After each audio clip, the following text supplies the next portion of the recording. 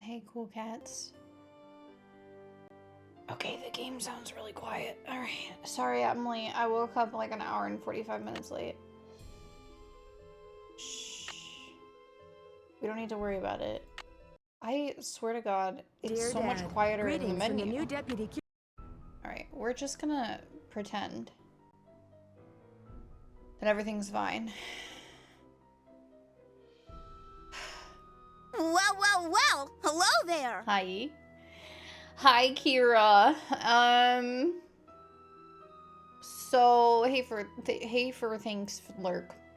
Fuck. It's like... Oi! There's like clouds in the sky, guys. What's going on with that? It's like, some of them are gray. That's... Hey there. Thank you. Hi. Hello. Well, I don't know why I said thank you. Hello. It is the end of times. It might be... autumn? It might be... like, I don't want to drag it. But yeah. The road was wet this morning. So I think it might have rained? I don't know. Last night was so weird too. We were in bed. That's not the weird part. We were in bed. And then Azuki came in. I was like, hi Azuki, because he's been coming in and like going into our closet for 5 minutes and sitting on a box that Bean has in the closet and then leaving. And but he just got up on our little love seat that we have in our bedroom and he sat on it and he started taking a bath and I was like, oh, that's weird. And then Kona came in and then he jumped up next to Azuki, but like on the windowsill because the love seat's right under the window. So they can look out of it, that's the point. And he looked out for a little bit, and then he looked like he was gonna start bothering Azuki, and then he just jumped down, and then he was like looking up on the bed. So I got out of bed, and I was like, come on, it's okay, you can get on the bed. And then he just jumped up on the bed and like started taking a bath, and I was like, this is very abnormal behavior. This is really weird. Because usually, Kona is okay with being on the bed for a short period of time, especially if we have, for instance, a popcorn bowl in bed. For some reason, I don't know. On the bed, and then, like, after he was done taking a bath, he walked up to me and put his little head on my ankle. It was like, okay, I lay here now. And I was like, who are you? And what did you do with my cat?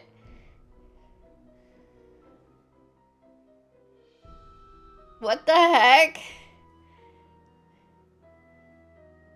He just snuggled right up against me.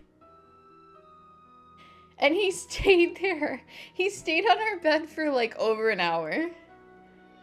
And Azuki was in our room. Well, Bean had like a nightmare about us dying or something, I don't know, and he woke up and was covered in sweat, and Azuki was still on the love seat. I was like, what is going on? Like, I turned to Bean and I was like, your parents are alive, right? They are. They're fine. I was like, who are they? I'm also more willing to go to bed if there's popcorn. Actually, I like bed. Bed is my friend. That was a very interesting turn of events. It's like they both all of a sudden decided that they trusted us. It was like a switch flipped.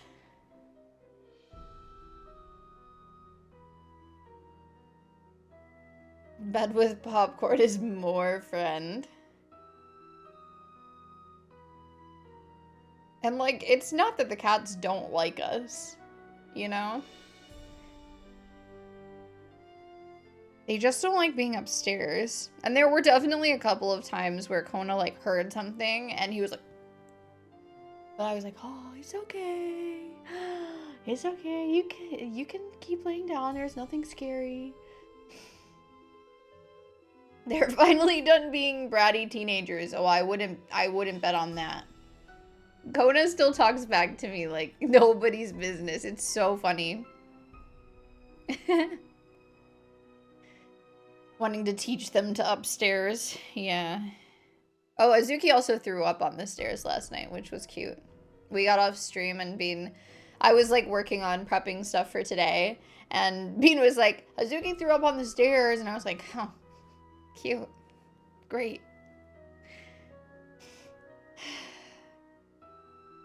Yeah. So do I really want them upstairs if they're going to be throwing up on my carpet? Not really, but hey. Mom, I threw up. That's so Azuki coded. He really does do that. Well, like, he does a really scary meow before he throws up. But I'm assuming we didn't hear him because we were streaming. And Bean's parents didn't hear him because they were probably in their bedroom. And, yeah, but he does, like, the saddest, like, and then he starts heaving. He hates throwing up. Like, you can tell he's so upset about it. Which, like, same, to be honest. But the poor guy. And then after he throws up, he runs away. He's like, ah, I threw up. That was scary. He's just a baby. Our girls throw up and tell no one. That's more like Kona. Like, Kona doesn't usually throw up anyway. Well, that's not true. Sometimes he gets upset tummy from his food, but bro is scared of vomit. He really is. Like, he'll throw up, he'll go, and then he'll throw up, and then he'll just run away and hide. Wasn't me, man. I think he might believe in demonic possessions or something. I don't know. You guys are all very color coordinated today. Well, Anya and Octo are very color coordinated. I like the September badge with the rock candy. That's nice. That's nice.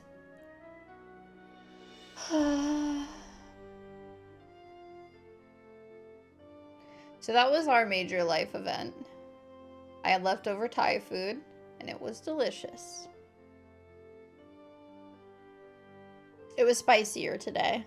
I got a 7 on the spiciness scale because I got a 5 from them last time, and it was really quite mild, and I was like, A 7 was like a good medium. So I'm wondering if I should kick it up to like an 8. I feel like once you get to 9 and 10, especially with a Thai place, it's like they're gonna try to kill you, you know?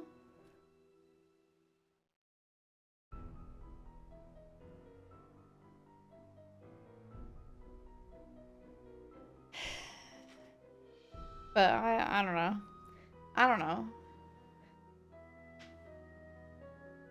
I also, when I was putting on this romper today, because it has little pom-poms on the legs.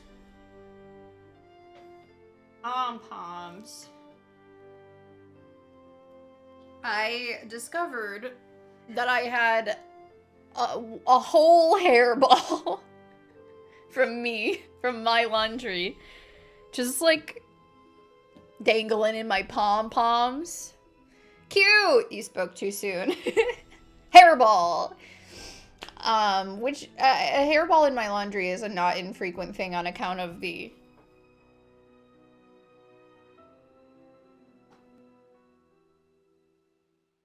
But I don't think I've ever gotten a hairball in my pom-poms before.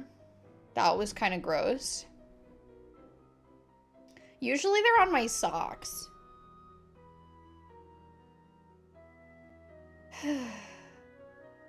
Anyway, I'm a very interesting girl.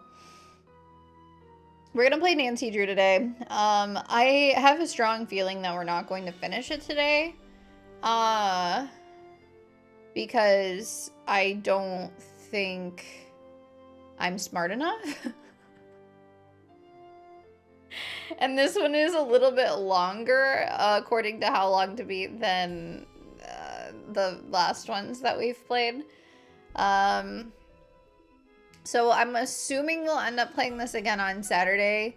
That's why it's to be decided on the schedule. We'll see how much gameplay I have left on Saturday, but it might be 2 full streams. I don't know, especially because I was so late. Like, I can't go too late because dinner happens, and that's out of my control, and I should probably be there. Pizza dinner happens. I get hairballs in my underwear all the time. Ooh, I don't think I've ever had an underwear hairball. I don't think that's ever happened to me. I have a lot of,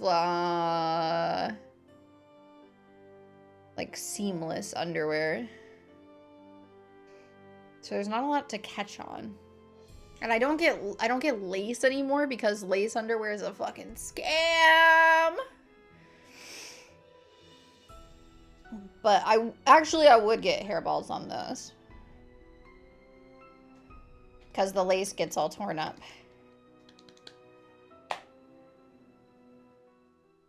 But we're not here to be sexy. We're here to play Nancy Drew.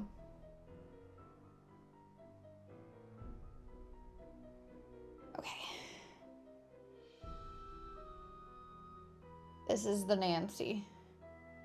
This is the Nancy.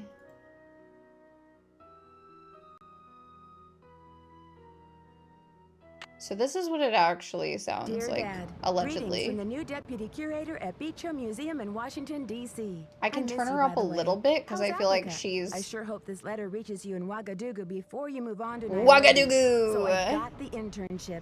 Your old friend Franklin Rose was awfully nice to submit my name to the rest of the members of the museum. I feel like she's maybe a little quiet. What an opportunity while I'm in between cases. As you probably know, the museum specializes in ancient Maya culture. My supervisor is going to be Joanna Riggs, a well-known archaeologist.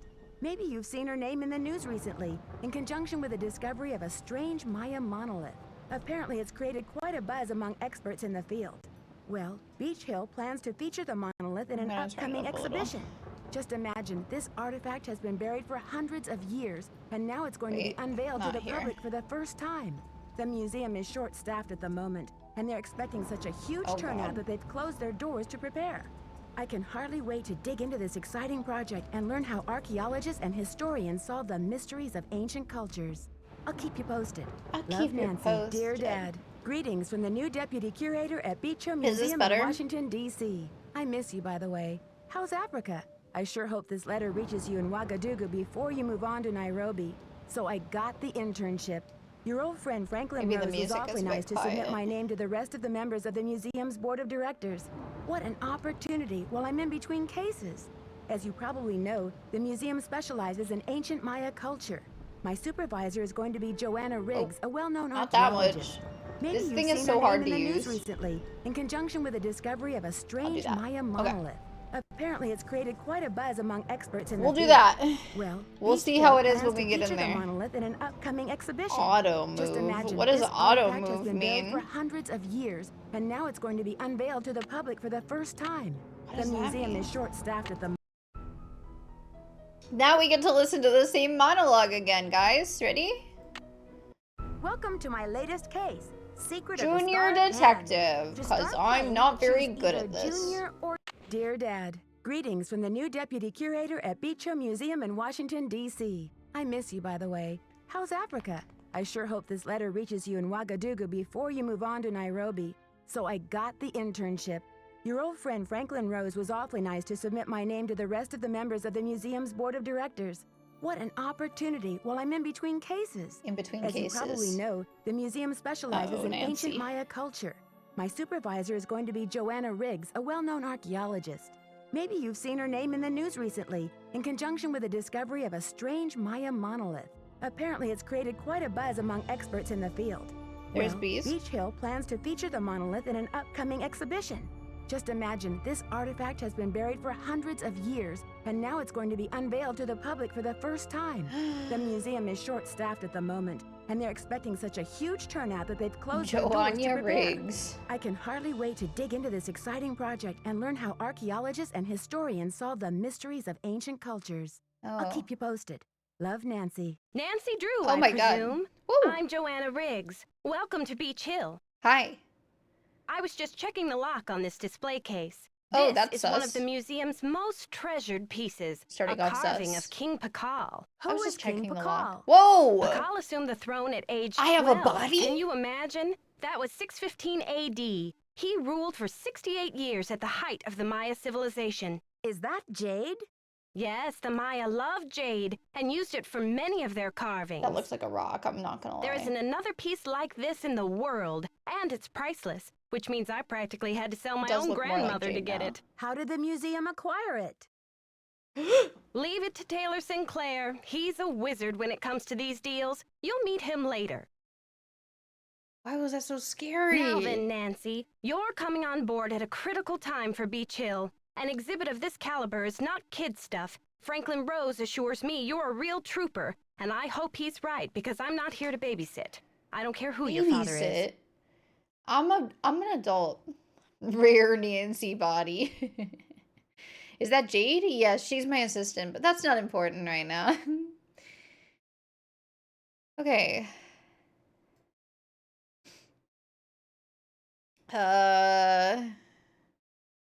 The value of hard work. Yeah, let's try to impress her. Let's blow If smoke there's up her one ass. thing I've learned from my father, it's the value of hard work. Just tell me where to start. There's a list of tasks for you in the lab. Once you've okay. knocked those off, we'll regroup. Okay. Oh, fuck. I gotta get my gay little notebook.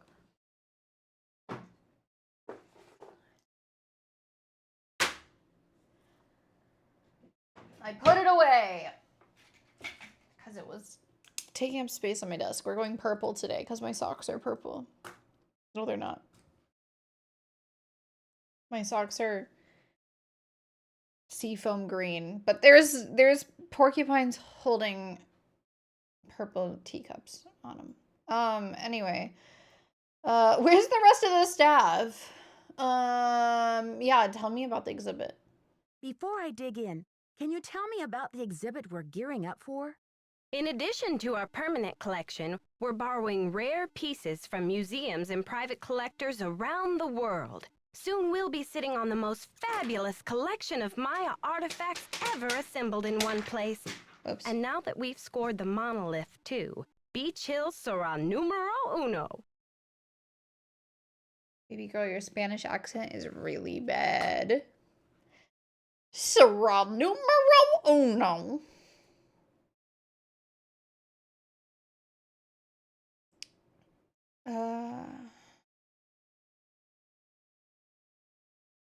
This monolith, it's an important discovery?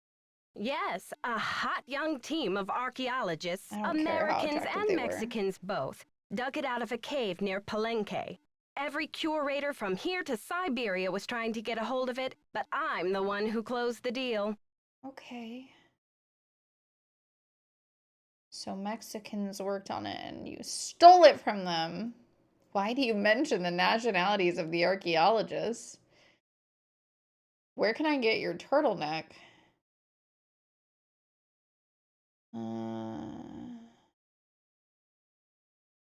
These are dumb questions. I don't like any of them. What does this monolith look like? It's a massive pillar of stone, nearly 1,500 years old, with Maya glyphs carved into it. We've installed it in the garden. Wait until you see it. I don't need her to explain what a glyph is. I've played Clue Finders 4th grade adventures.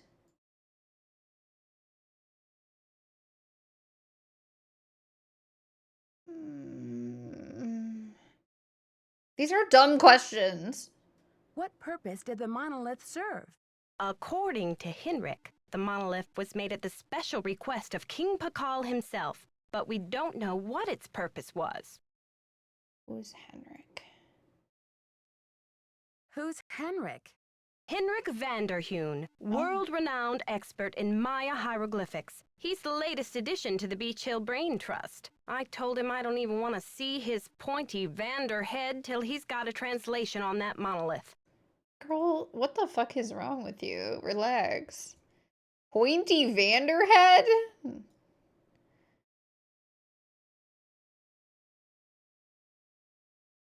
I'll hold my judgment. Okay. Any last advice? Any last advice before I get down to business? Semper ubi sabubi. Semper ubi sabooby. Okay, girl. Oh my god, that's terrifying. Okay. That's what they meant by auto movement, huh? Just like Link's crossbow training.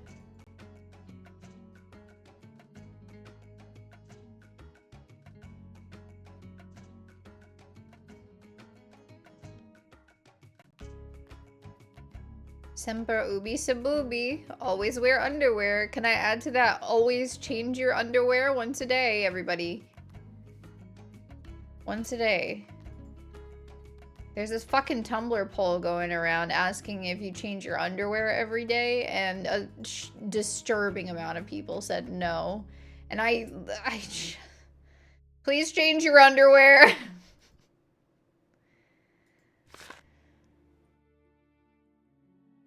It's still majority yes, okay?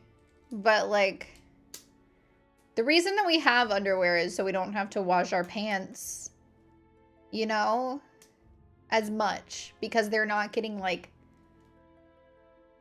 vaginal fluids and ball sweat on them. Art in the Americas, $6? Gunk. Shit stains.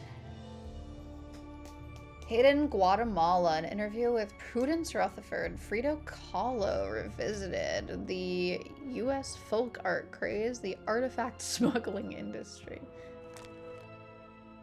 An interview with Prudence Rutherford by Daphne Wu.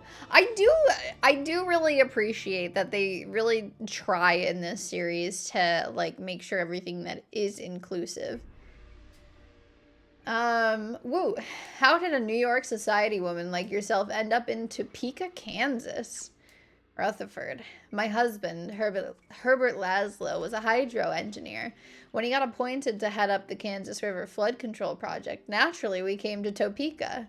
When Herbert drowned, everyone thought I would make a beeline back to New York, but after 36 years in Topeka, I just didn't have the heart to leave. The truth is, this is my home now. When Herbert drowned? What? Just as an aside, I find it interesting that you never took his name. That was almost unheard of at the time of your marriage, wasn't it? Yes, well, I was never one to worry about conventions. And where I come from, once a Rutherford, always a Rutherford. Rutherford behaves? Well, you certainly have been a trailblazer. Now, back to Topeka. What about your love for the arts? What in the world do you do for culture and entertainment here? Oh, my stars, don't underestimate Topeka, dear. The arts are alive and well here. This is propaganda. We have theater, symphony, and over 20 art galleries. I organize the St. Patrick's Day Parade, the Corn Growers Ball, and I sit on the board of the Topeka Commission for the Arts, too. This is the capital of Kansas, after all. Wow, you don't say. Ms. Rutherford, Art Appraiser is thrilled to be featuring your Fire Ruby necklace in this month's issue. Please tell us about this extraordinary piece of jewelry. The necklace originally belonged to Herbert's mother, Hester, rest her soul. Hester, rest her. We never got along. Oh, but those rubies really did blaze like a burning ring of fire around her neck. You had the necklace altered when you inherited it. Is that right? Yes. Well, Hester's spirit was just a bit too overpowering in the necklace. I felt like I was going to be strangled whenever I wore it. So I decided to add a piece from my own family to balance out the energies and, you know, make it my own. Okay. So she added the Maya jade? Topeka Commission for the Arts. How cultured.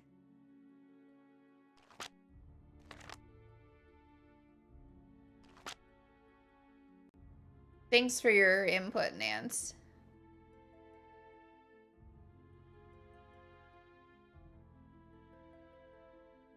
Okay, what do we got over here? We've got museum stuff. The Great Plaza of Tikal, Guatemala. Beautiful.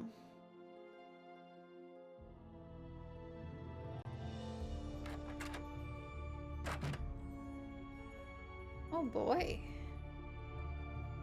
You got headphones for the audio tour. What do we have here? A Traveler's Guide to Beach Hill Museum. Ekahau, God of Travelers. Finding the Maya, a lost civilization speaks. Who lost them?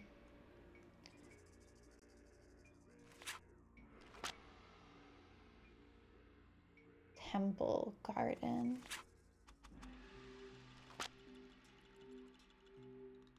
North. North is right. Okay, sure. Oh, we have the wind god here with us today. Oh, that's good. I was hoping to speak with them.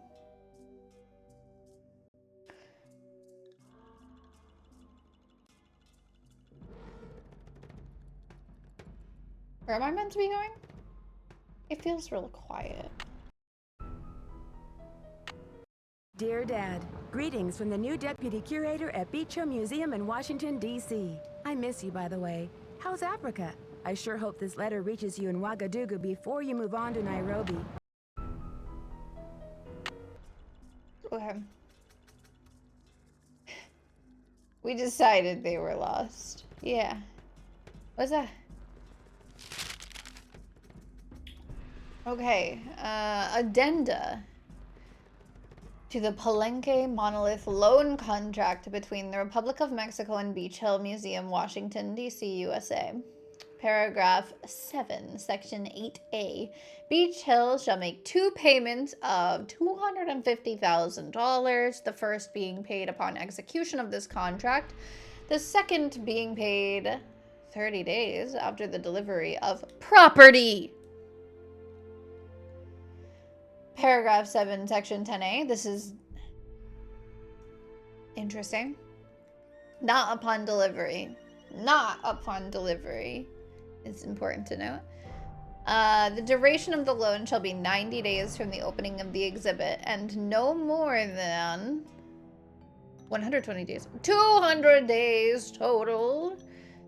Okay, paragraph 12, section 1C. During the period of the loan, Beach Hill shall have the exclusive rights to reproduce images of the property for the following derivative.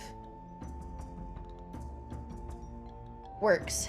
Postcards, posters, t-shirts, coffee mugs, keychains, and mouse pads.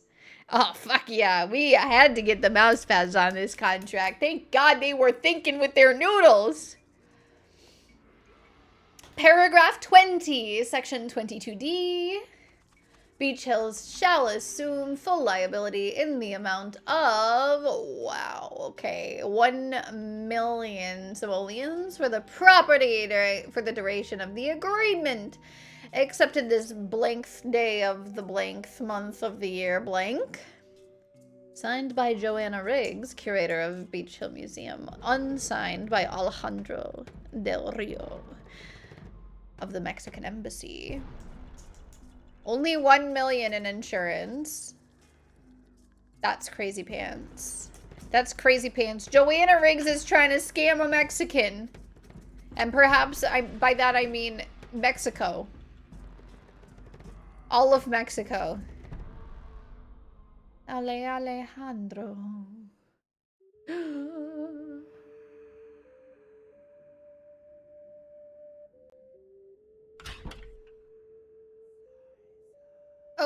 Oh. Well, hang on. I don't think I'm ready to go.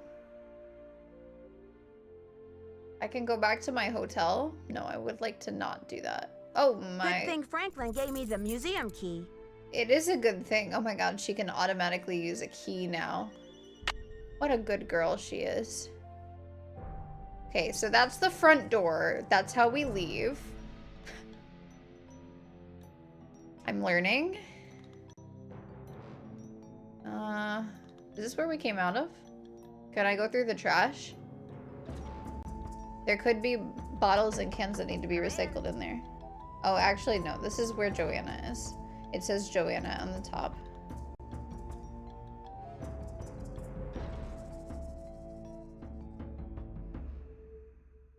Exhibition hall. Wait. Wait. Wait.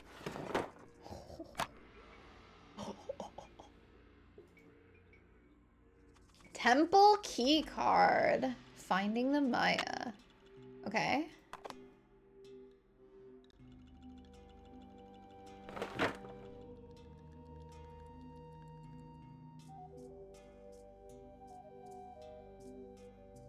The knob is missing. The knob is missing. Write that down, write that down. No, it's okay. I have one. It's okay. It's in my pockets. What does it have in its pockets is?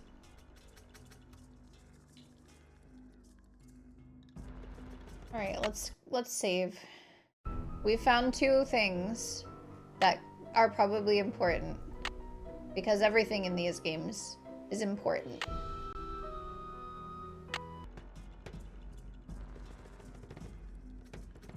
Can I go down to the exhibition hall, please? Woo! Look at that. That's beautiful.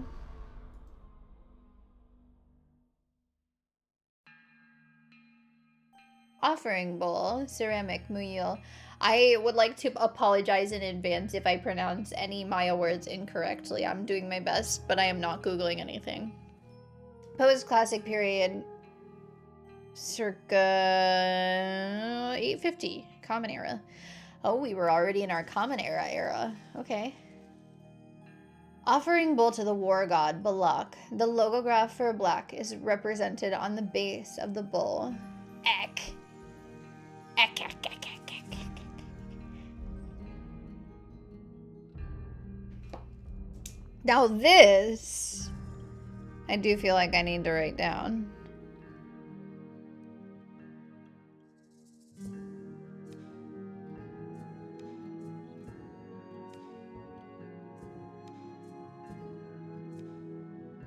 This is gonna be a glyphs game for sure. Ooh, the glyphs, baby.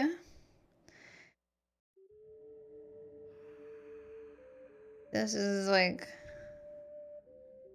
that, which means Ek, which is black.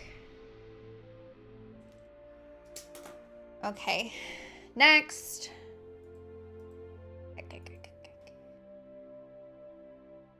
Out of all of these, let's see. I think I will go with this guy. Okay.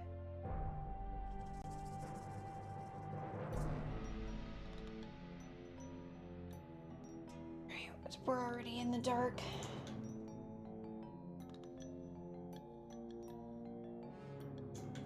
Okay.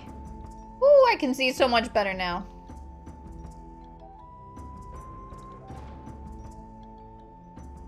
Okay. Wow, there's so much to look at, you guys. We're gonna learn so much in this museum. It's locked. I don't care that it's locked. I want to look with my eyes, Nance. Thanks so much. Tools of the trade. Ham radio used by the Cortazar Alvarez Palenque expedition circa... What do you mean circa 1955? Surely that was documented. What do you mean circa? Fucking it's weird. Locked. Oh, wood.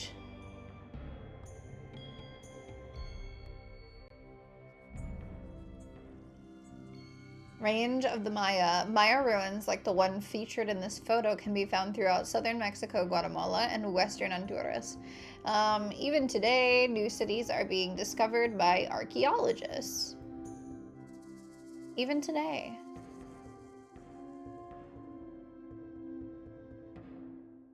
Oh, why do I get to look closer? I don't know.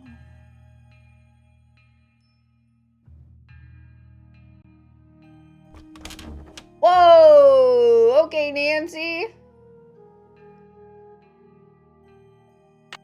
I took it? Nancy. Nancy, you're gonna get fired. That's crazy behavior.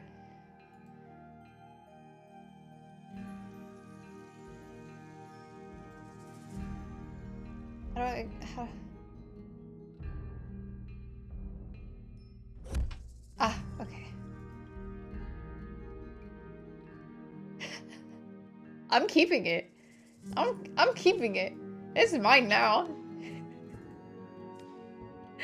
Maya gods. Religion played an important role in Maya society. All scientific progress was impelled by the priest's need to understand and manage the sacred forces of the Maya universe. Different gods represented aspects of Maya life, from basket weaving to calendar days.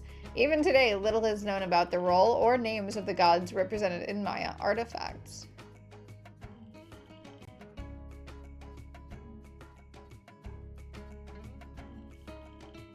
I just snatched it. I just snatched it right up. I just opened the case and took it. Maya gods. The deities depicted in this exhibit are the rain, moon, and sun gods. Moon, wood. Maya gods. The three masks depict the corn god, Yumcox.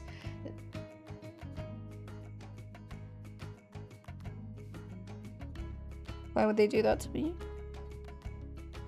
Yumcox! The jaguar god.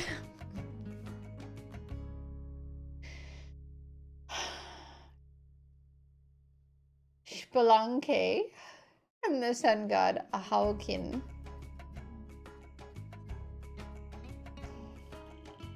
That's like something that somebody in a Twitch chat would do, trying to like prank me.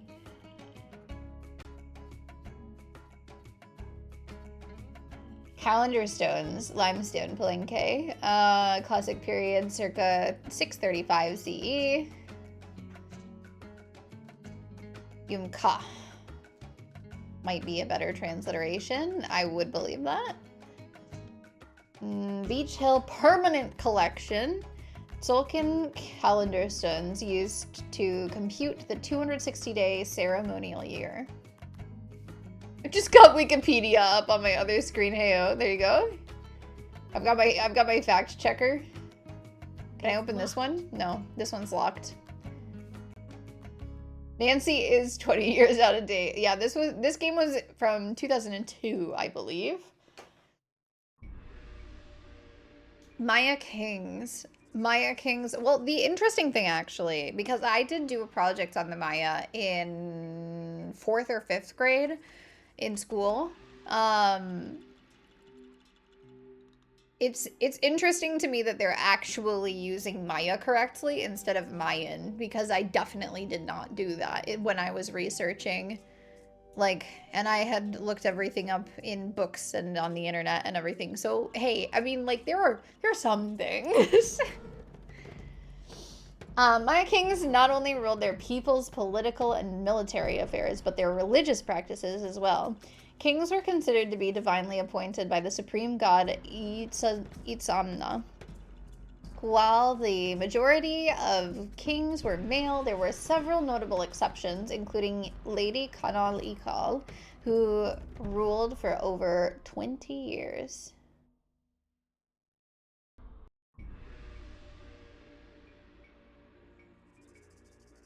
Woo! Okay, that's a lot of letters. They did good research. Better than me, age 10.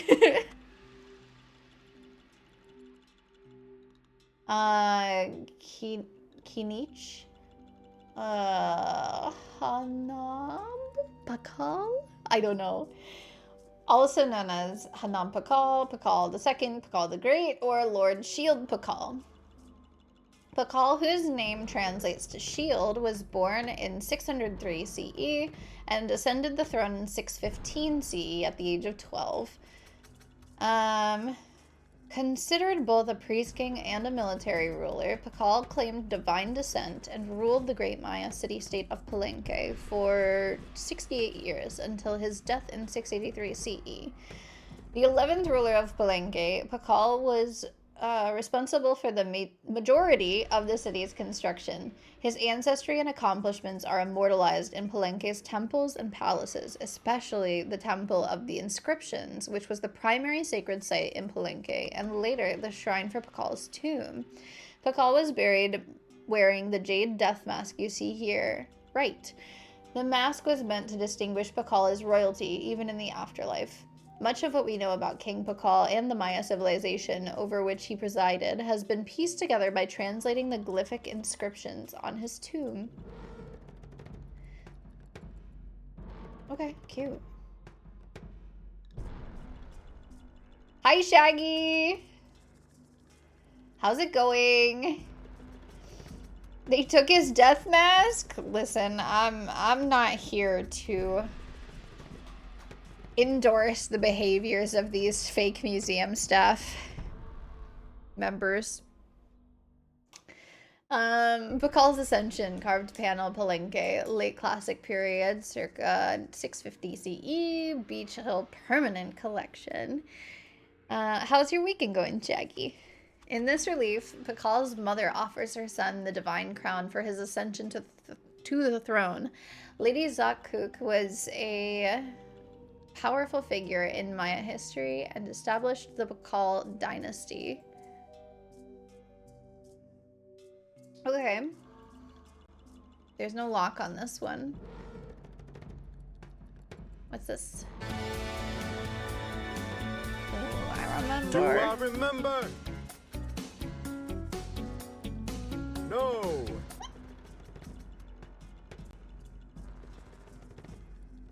Pakal artifact, carved panel, Palenque, late classic period, circa 650. Okay.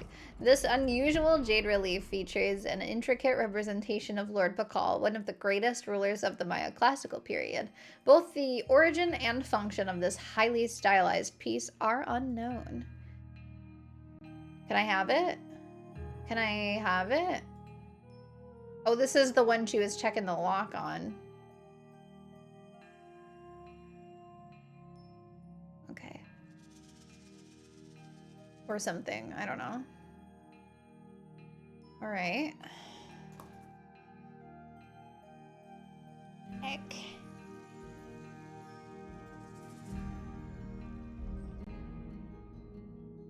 No. I want to read that. Fuck you! Fuck the Constitution! Thank you.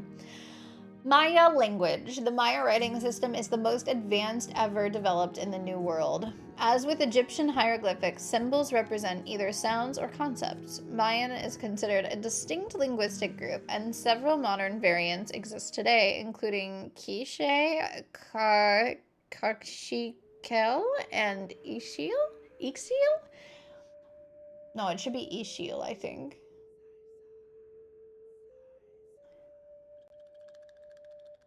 Maybe that's the Aztec pronunciation. Fuck, I don't know. I'm from New York.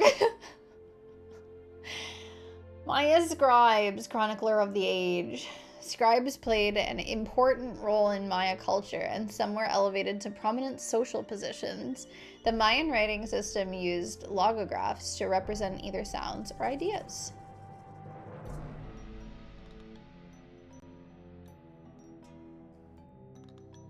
Maya number system. Maya numerical notation used both the bar and dot system and pictorial representations of gods. Oh, that's super unhelpful. How does it go?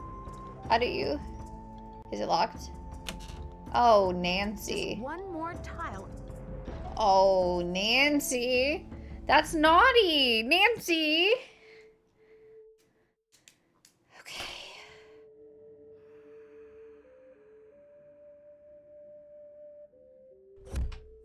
You were right with your pronunciation from what I can find with the sh. Ishal. Okay. I promise I'm trying. And I'm very self-conscious about it. Inkwell, ceramic plate, Izamal, Yucatan.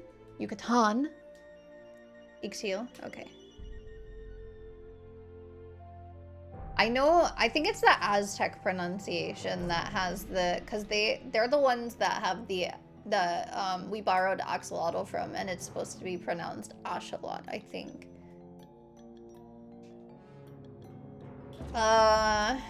Terminal post-classic period, Museo de Antropología.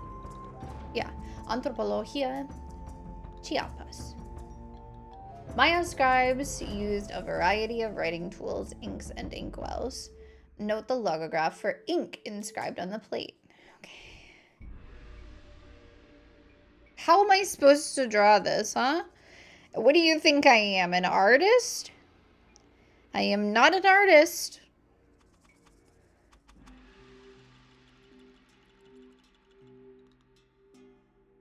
Alright, so there's these little titties up top. Perhaps testes, not sure.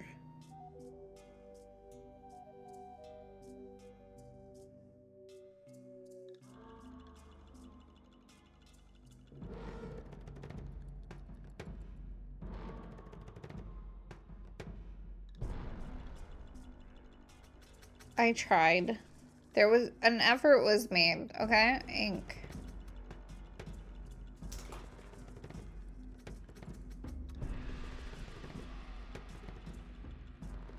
Cool.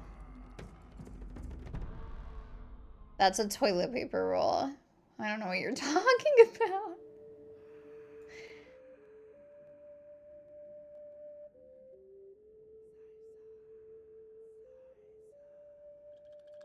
Okay, so we can go this way. We can also go straight up the stairs. Oh, and there's an employee room here.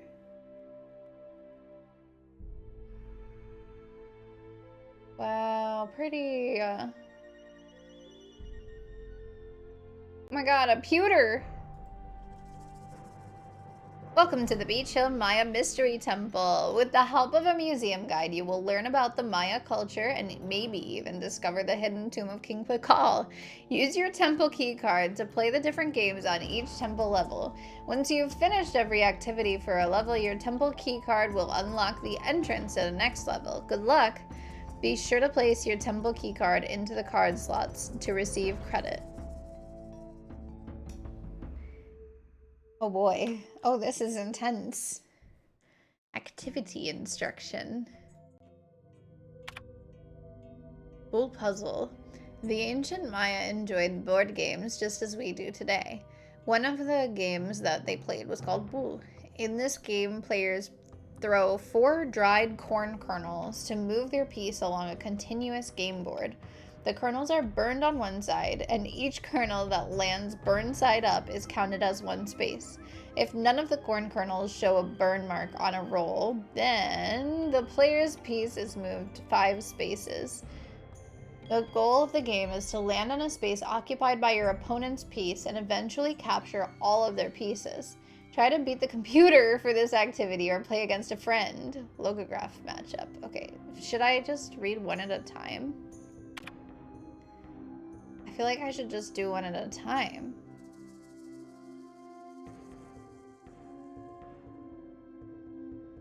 It's locked. Okay, girl. Okay, that's the door to the next area, I guess.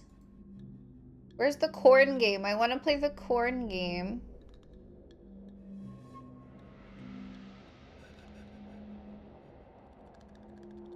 What's that? Oh yeah, just take it. Just take it. Just pick it up. Whatever. I'm sure nobody put that there for any sort of reason. Fucking... She is gonna lose this internship faster than she could say Pakal.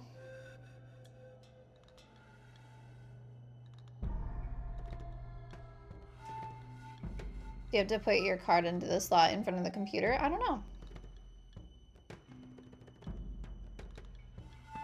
I'm just kind of looking around right now. I want to play the corn game. It did say against the computer. I have the card. Play against the computer.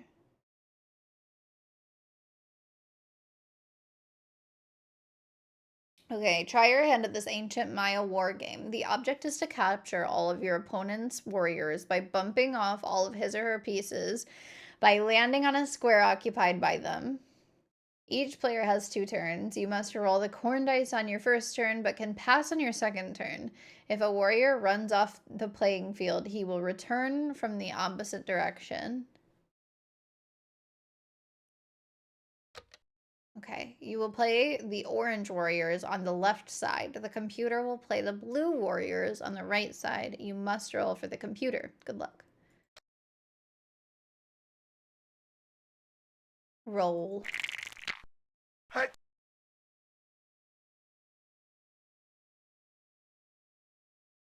Roll again. Hi. Roll. Hi. Roll again. Hi. Roll. I win! Hi. Oh, I still get 2 turns? Okay. Hi. There's a very small chance that he'll get me, right? Hi. Yeah, let's get him. Hi. Again. Hi. Oh, fuck. Hi. Roll again? Hi. Okay, and then I roll and go to the other side? Hi. Oh my gosh. Okay. Hi. Hi.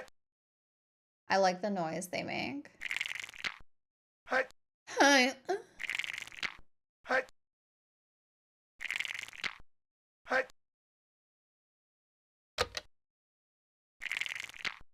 Strategy! Or something. Hi. Hi. Hi. Luck. Hi. Hi. Aw, man. Hi. Hi. Ooh, that's the first time that's happened. Hi. Hi. I would have played, right? I want to play this in bars. Like, I would have played this so much as a child. Why do we only have Venkala? Oh man, he's cheating. Hi. Hi. Okay, this is danger.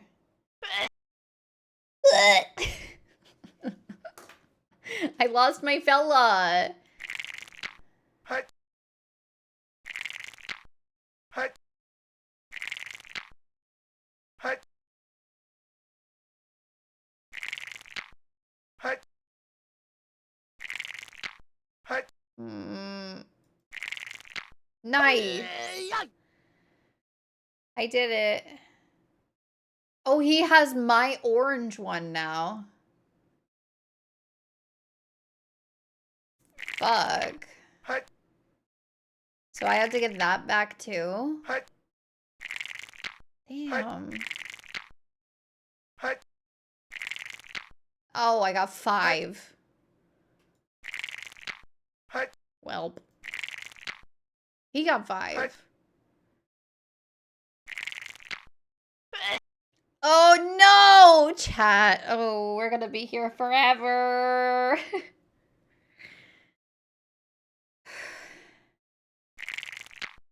Hut.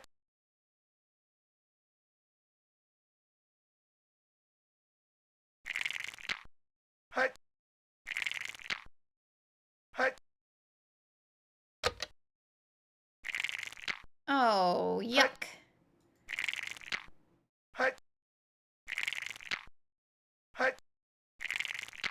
Hut. Hut. Hut. Hut.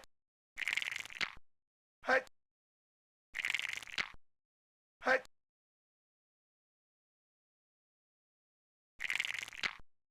Hut. That's so annoying. Hut. Hut. Hut. This is a speedrun killer. Hut.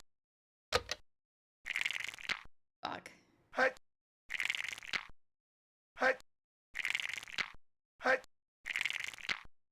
Hut. Hut. Hut. This is rough. Hut. Uh-oh. Okay, everything's fine. Hut. One. No, not 2. Hut. Hut. Hut.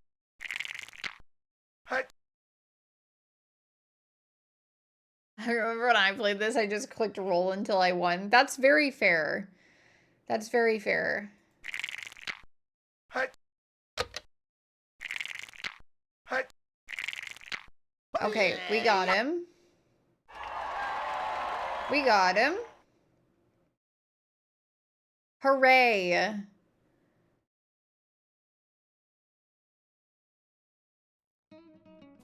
Give me my card back. I got it. Okay. I used my strategy. Wait. The other computer has the other corn game. Okay. I didn't read about that one.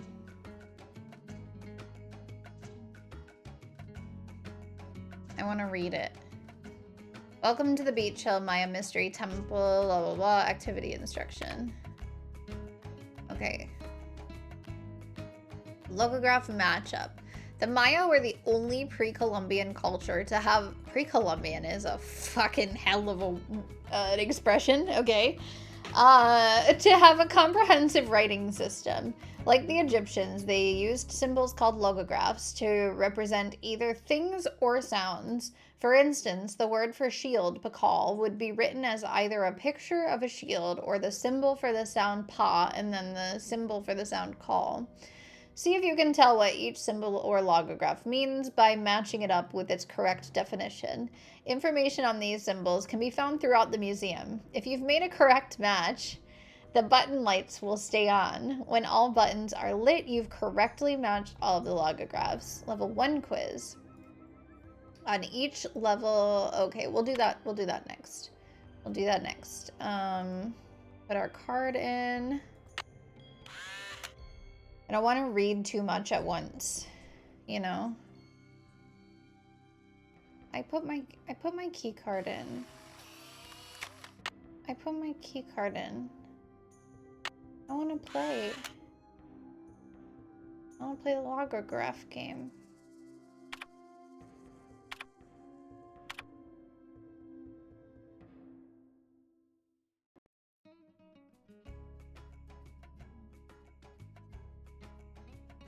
It's not there. Okay.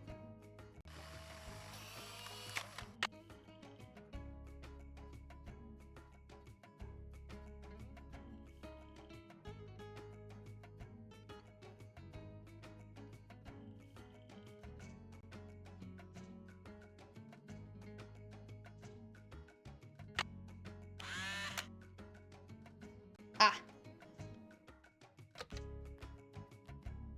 Oh, wait. No, not this. Not this. I don't want to play that. I don't want to play the corn game.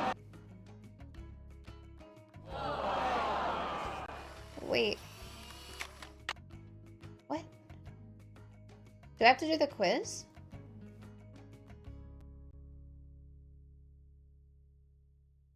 It's on the wall. Oh, this. I should put in my temple key card. You know what, Nancy? You should shut your fucking mouth. As if I wasn't gonna do it. Okay, we know the word for ink, or the logograph for ink, and we know the logograph for black.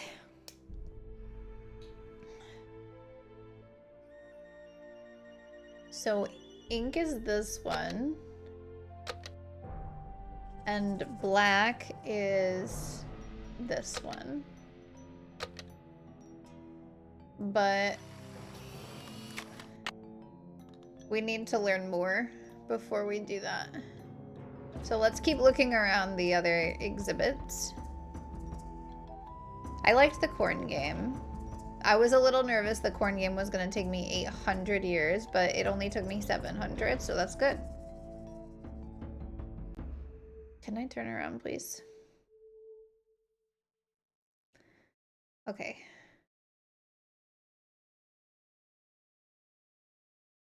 Ooh, pretty.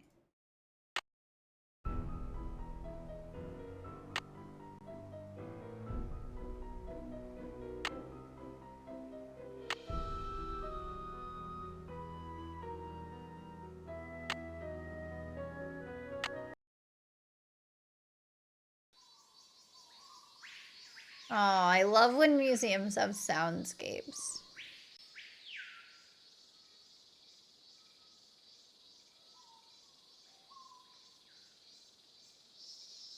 Okay, what do we got here? Carved panel, Usumacinta River Valley, late classic period, circa 785 CE. This limestone panel depicts the presentation of 3 captives to the throne of Shield Jaguar II, on loan from the Benson collection. Okay.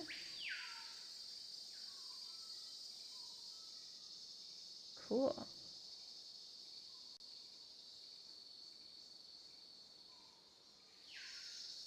I want to look. Bicephalic altar. Acropolis, Copan, Honduras. Circa 800 CE. This altar was dedicated during the reign of the 16th ruler of Copan, Yaxpasa. The focal point of this artifact is the large 2-headed crocodile. This creature is called the bicephalic monster, and it represents the continuous cycle of life and death. Honestly, me too. What's this? Okay. Okay.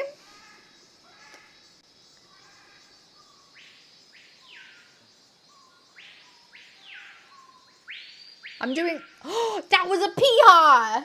That was a screaming peahaw! They're so loud. The one that went... Like that! They're so loud. They're incredibly loud. They have one at our zoo. Anyway, Stella of Noble, Calakmul, Campeche, Mexico. Campeche? Campeche? Late Classic period. Little is known about this relief. It depicts a nobleman standing on a captive. Note the elaborate headdress and cape containing references to Tlaloc, the rain god. HL Permanent Collection. Tlaloc.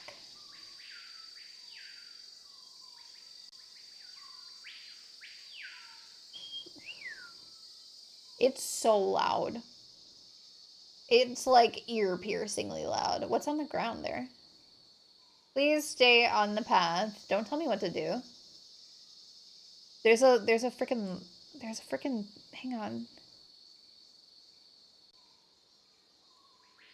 No, I want to look on the, there's something on the sign.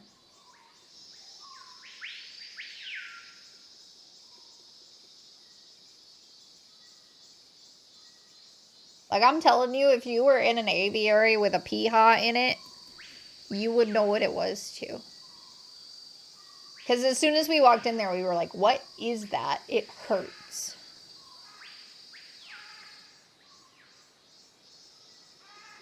Oh, okay. Sculpture. Thrown back. Usumacinta Valley, Mexico. The seated figures are a royal couple whose detail is unusual for this area. The function of the artifact is unknown, but may have been part of a throne.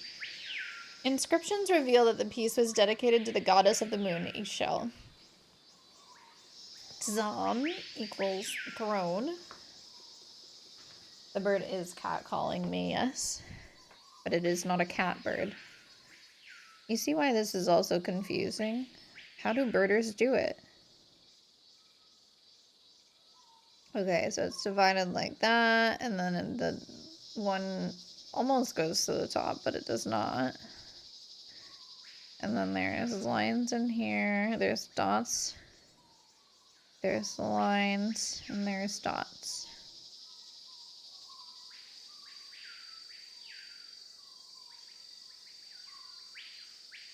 This is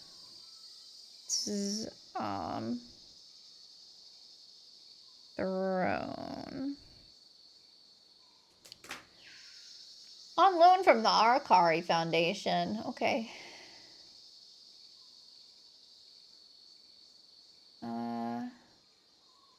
Okay.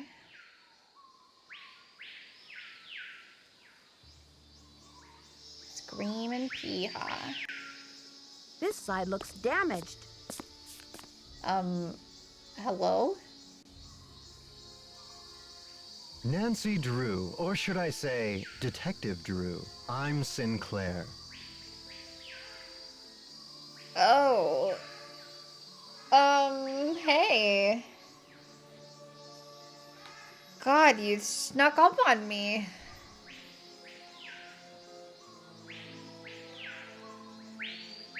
Hi there.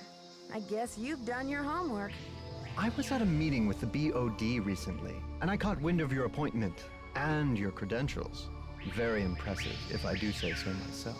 The bod?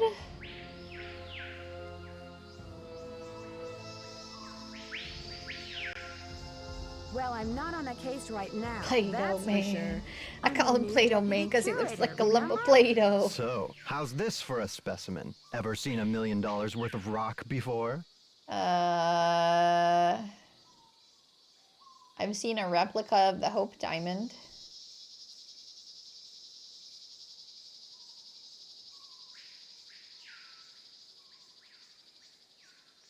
But Beach Hill didn't buy this piece, did they?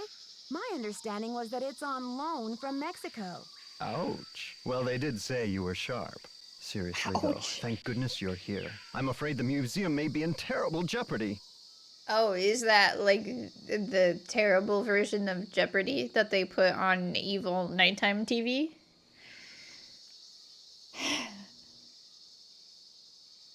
Is there something don't volunteer yourself. What kind I know of it's your jeopardy? job, but... Joanna told me to butt out, but I'm so fond of Beach Hill, I just hate to see it fall prey to scoundrels. Scoundrels? Who is this guy? What is his job? Joanna didn't tell me about him. What scoundrels? It's a sensitive subject. Meet me in my office later and I'll explain everything then. Who are you? Where's your office? Where's your office? 707 Bing Cherry Boulevard. I've got to go. Enjoy your first day at Beach Hill.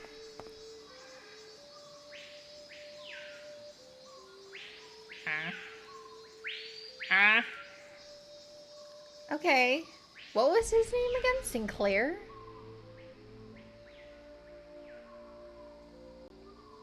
Looks like this side is missing a part. What are you talking about? Where? You mean the chunk taken out of the corner? Girl, it's an ancient artifact. Are you new?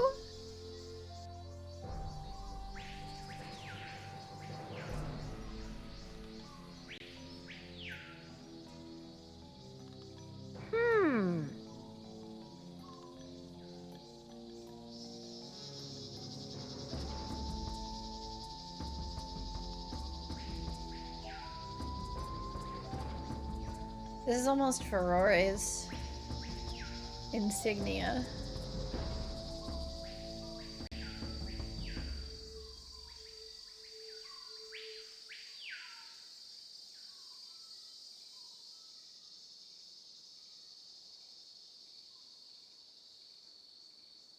Okay, Lady Sock, Vision, Lintel, M.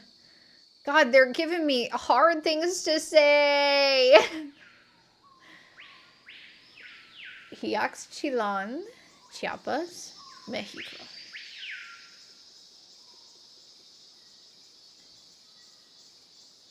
This Colintel Pro shows Lady Sock, Shield Jaguar's wife, celebrating her husband's accession. 9.12.9.8.1.5.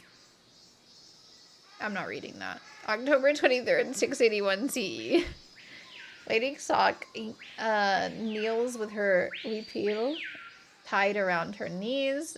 The repeal is a traditional woven Maya blouse that holds both symbolic and ceremonial significance.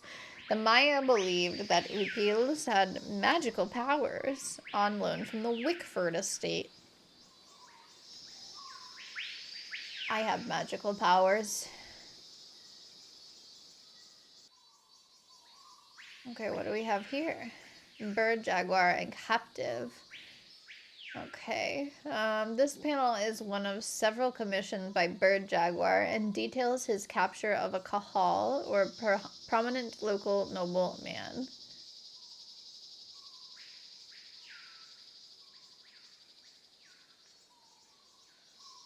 Guess what number I'm thinking between 1 and 2?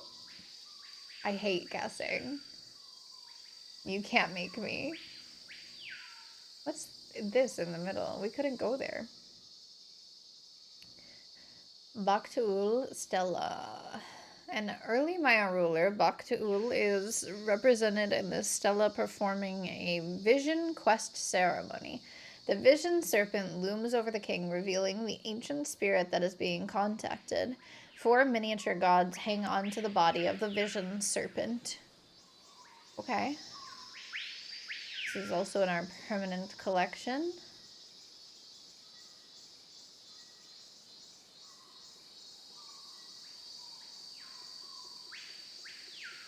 Rutherford slab.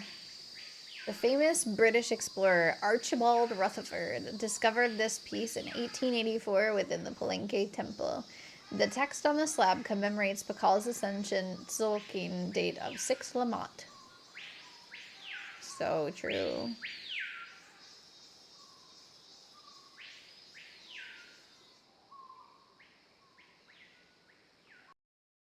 The number was 1. I didn't guess it. I'm employees. Ha. Water. Water. That is so compleximated. I drew these way too teeny tiny. That is basically a circle. I fucked up so bad. I have no room. No balls. Ha.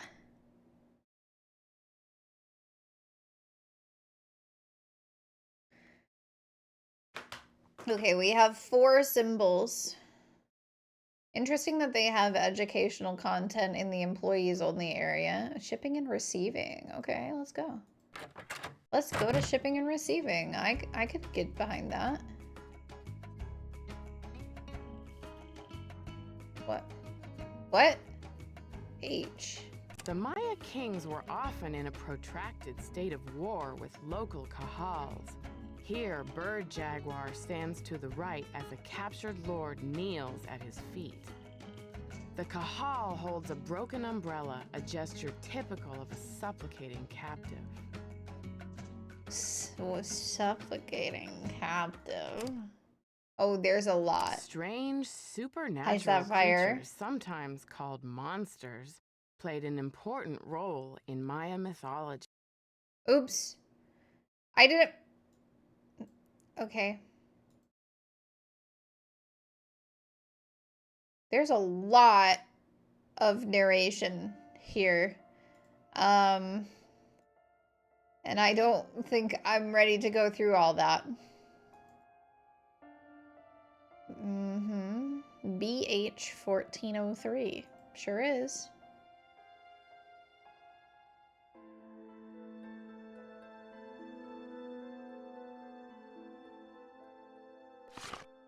BH 1113 as a code.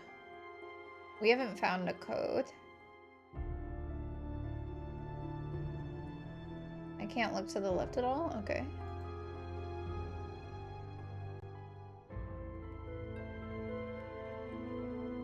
Oh boy, that is... Okay. Covered bowl ceramic. Okay, this is a list of our loans. Diego de Londa, ornamental carving. Chamul figure, or Chumul, I don't know, I can't read that. Figurine with bird head, mano, and something. Grinding tools. Okay.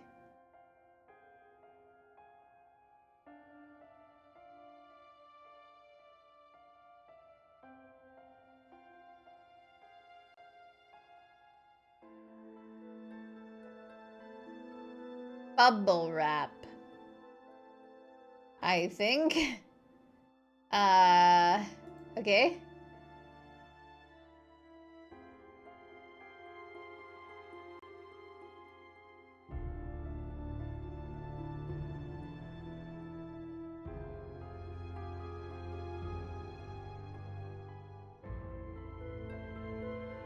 Sunny's stuff?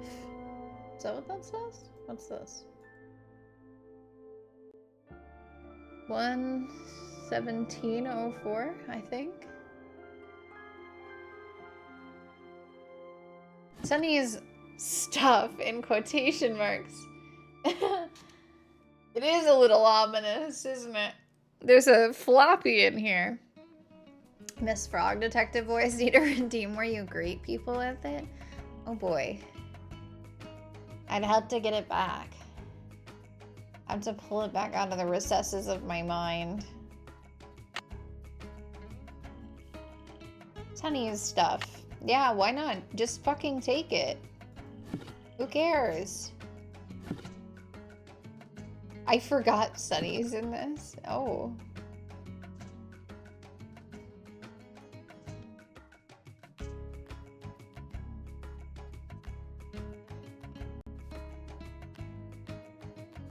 Okay, well that was fun. I want to look at the bulletin board. Come on now. What's this say? Do not remove lab equipment from premises without prior consent of management. I'm sure that won't come up. Laboratory.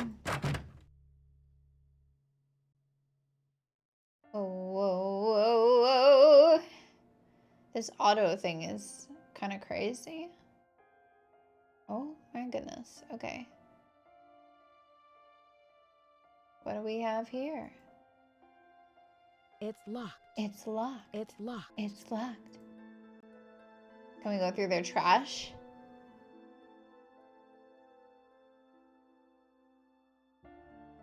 More reading?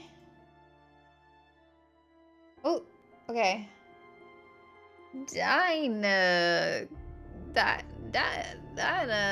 don't know. Instruction manual, 2000 model series. Dinah Ham. Okay. Okay, understood. Congratulations on your purchase of the state-of-the-art Dinah Ham Model 2000. We at Kremercom know that you will enjoy your new communication device for years and years. Below are some helpful pieces of information for both your safety and convenience. And remember, if it isn't a Kremercom, it's asymptotic.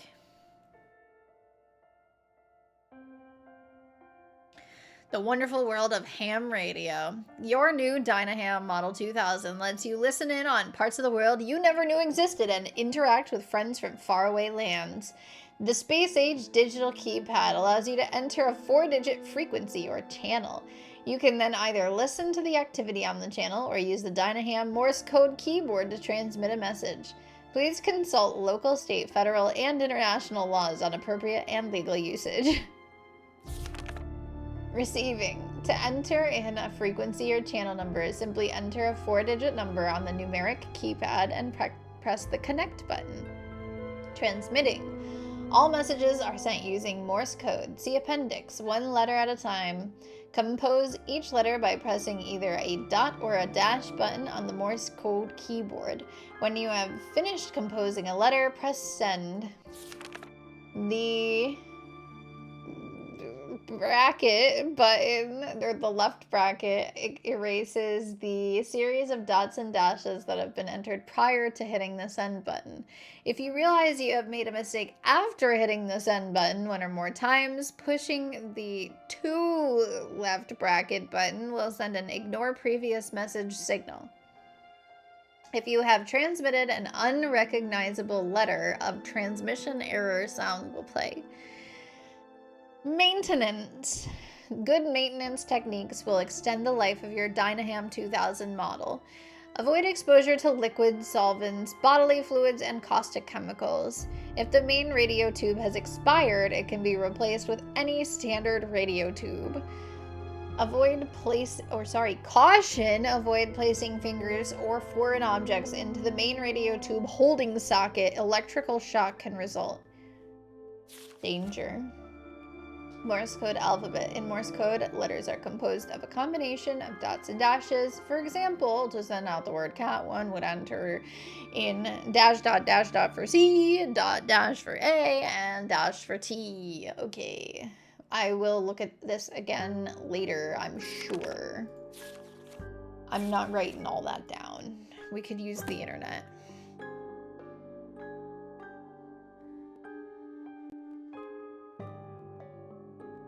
What's this?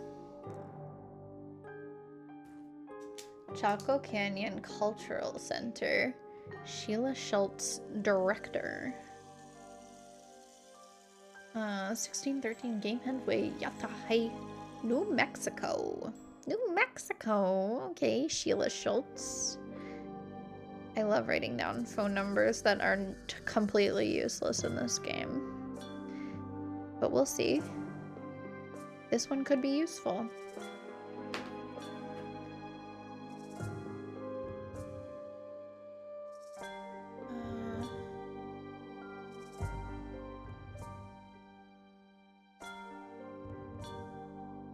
No. Okay. There's a little box tucked back there, and I would really love to look at it.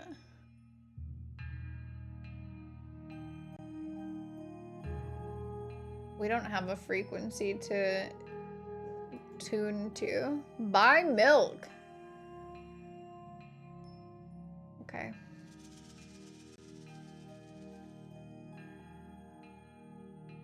There, now I can start putting this together. Oh, I'm so sorry. I didn't realize that's what you were trying to do, Nancy. She's just like inventing her own tasks at her brand new internship after talking to one person who actually works for the museum. Okay, what are you doing? What are we doing here? We're doing a puzzle? Okay. I don't like that noise.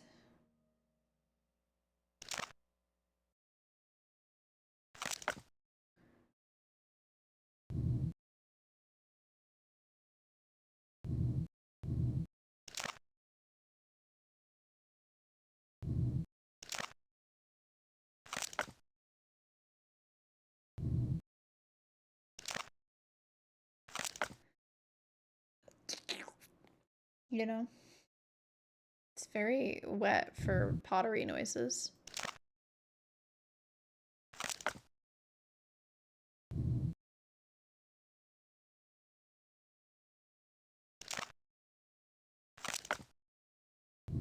Oops.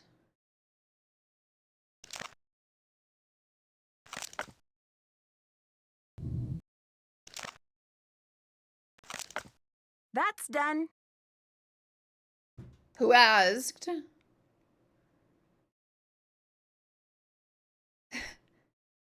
1-800, did I ask?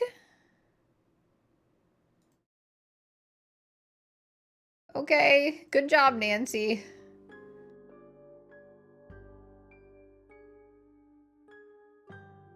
At least she feels satisfied with her work.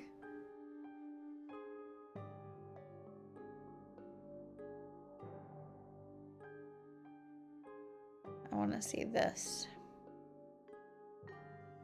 Do not operate without permission.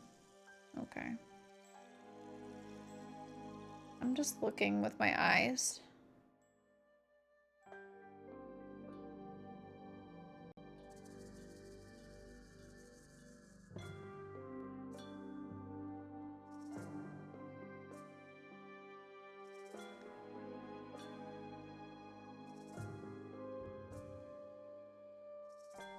Another piece of equipment. I love the periodic table. Why are you here? What are we gonna do?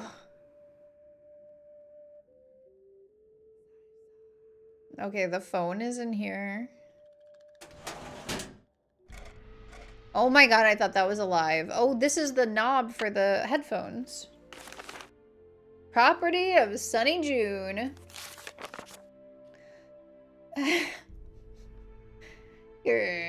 No Cocoa Kringle for you, buddy.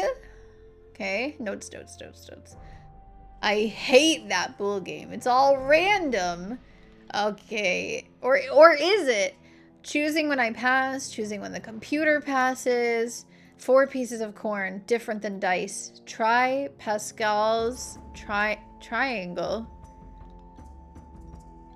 1 and 3, frequency of 4, 2. Dude, bro's a fucking conspiracy theorist. Look, aliens did it. To Mexico. Artifacts. Alejandro rocks. Yay, says the alien. The Beach Hill Gang. Blah, blah, blah. Blah, blah, blah. Stop breaking my stuff. Stop losing my things. Quit daydreaming me. Get to work, Sonny. Look at her money stuffed cardigan. I mean, turtleneck. Oh my god. What did she got up her sleeve? Hurricane Sunny. Yeah. Help. Saw Sinclair the other day. Warning, never look directly at Sinclair's tie. Ooh, that audio narration thingy is gonna be so much work. Luckily, old Hurricane Sunny managed to borrow Joanna's notes for this project. Note to self, must distract Joanna only after her coffee break.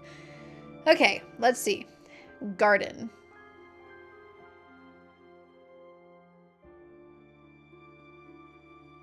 Oh, okay. This is where the audio stuff is. We might have to reference this again later. But I am not writing all of that down. Must serve web. Sure wish the lab had a computer. I just have to check out the latest alien adventure games. www.justadventure.com. Don't go there. If only someone would make a game about the Maya and toss in some aliens and UFOs, of course. Temple in the Sky. Yay! Sunny's latest adventure game is #1. This museum gig is such a boring job. Uh-oh, Joanna found out about the stinky cheese incident. Big trouble now. I wonder who ratted out on me. Must have been that Coco bandit. Whoops, I hear Storm and Joanna coming over. Better hide this. I think I might be in love with Sunny.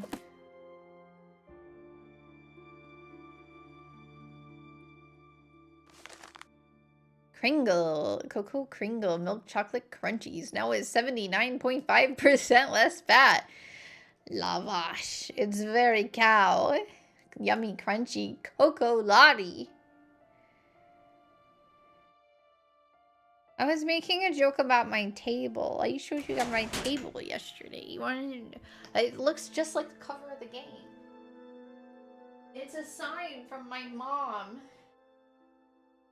See? Hey, Kate, and the secret of the green hand. I don't know what the secret is yet. I haven't come up with it.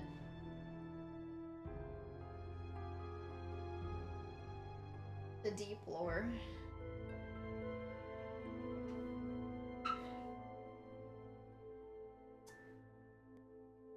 Okay. What else is on Sunny's desk? Vendors. Super Archiver.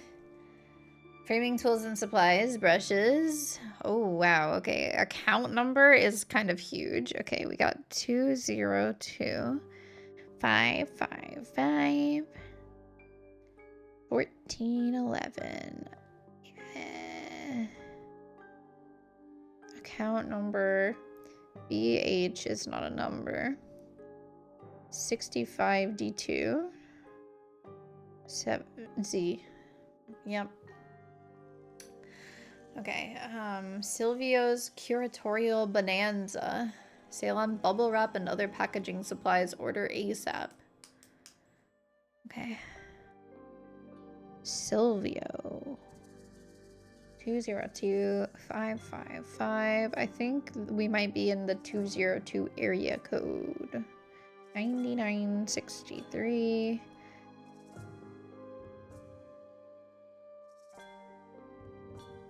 BH 119K.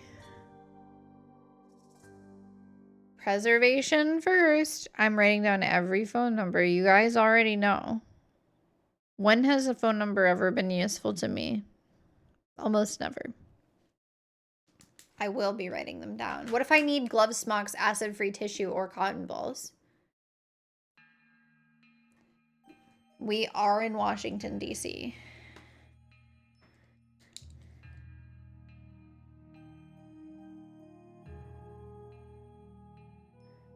Account number BH323W. Keep it real restoration. I mean, I gotta be looking for some reason. 6766. Sus. BH008P. The microscope doctor. 555 3303. Dr. Bob. There's a lot of numbers. And it's probably not important. I see phone numbers that go in my gay notebook. I read Socks as Socks and thought it was a strange inclusion. That's fair. Check voicemail often. I can't use the phone? Oh, I have to pick up the phone first. Okay, well, we won't do that yet. Okay. Oh, this is me!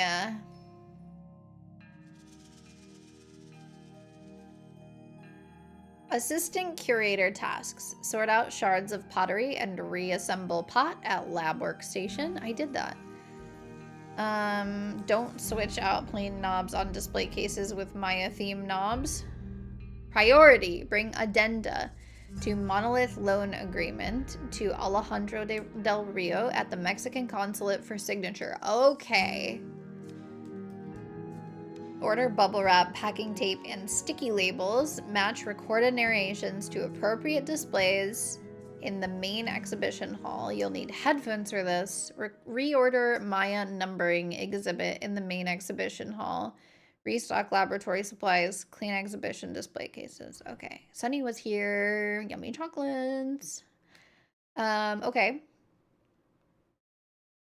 So I was actually doing my job. I just didn't realize I did this.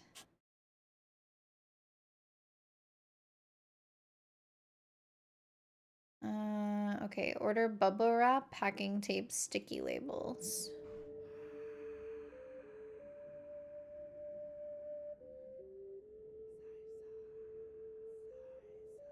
Okay.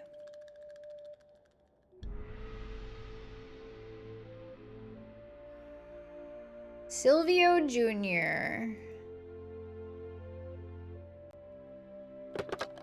You have no voicemail. Press 9 for an outside line.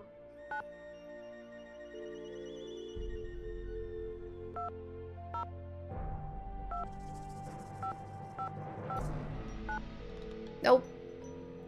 Okay, I have to dial without the area code. Ah!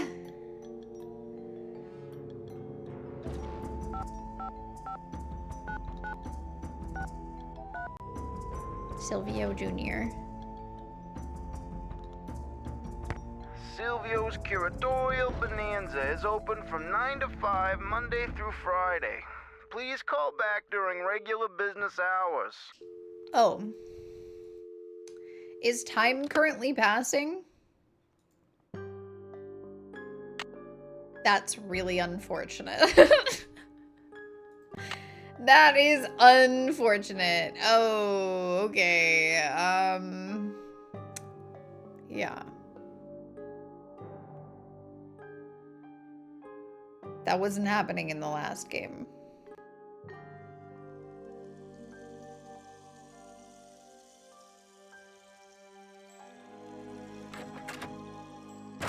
Right.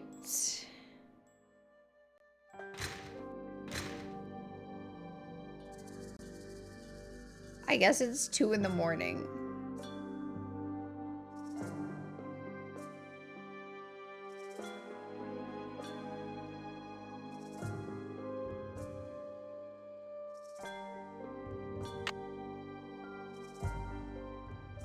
I need something to get this open. This is a knob, baby girl. This is one of the you can sleep games. Got it.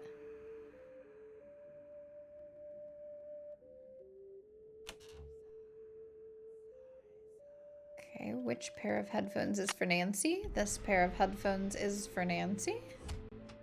Got it.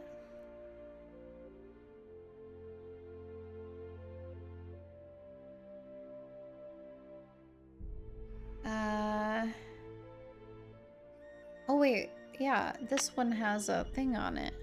This one...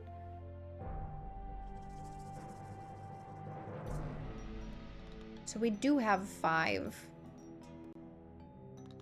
I want to play the game.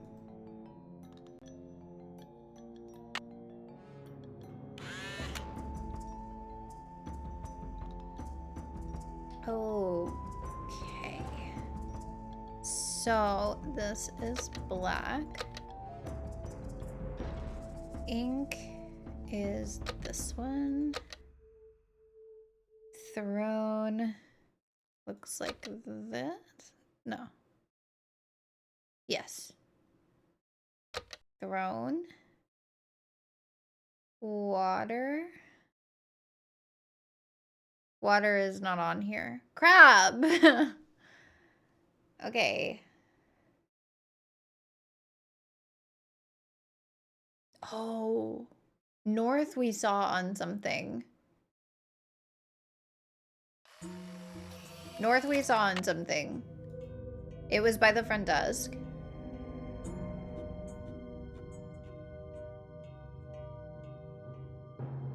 Or perhaps on the front desk.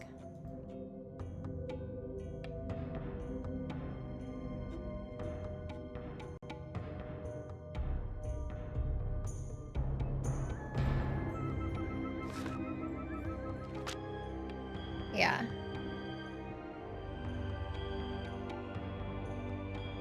Okay. So North is the guy with the 3 thingies. And he's like got a C next to him. I'm not writing that. I can't draw that. That's beyond my current abilities. Especially at the size that everything else is drawn.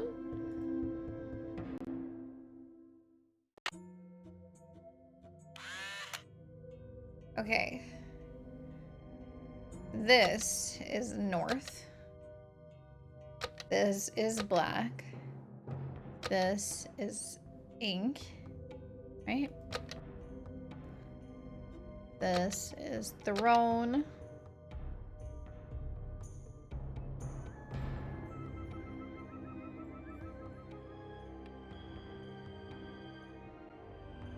I have this. Is this 19?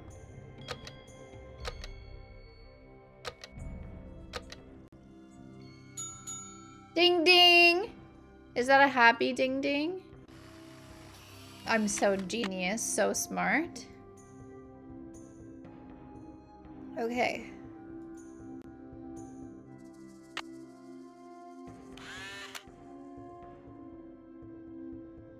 Okay, quiz.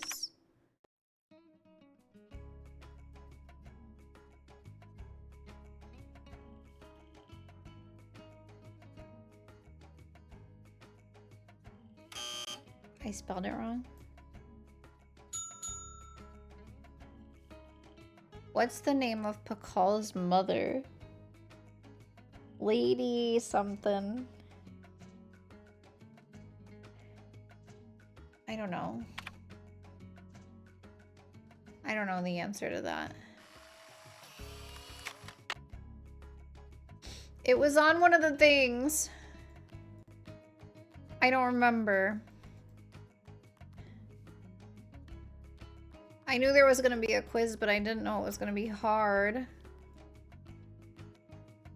right, let's go to the Maya number. Ooh.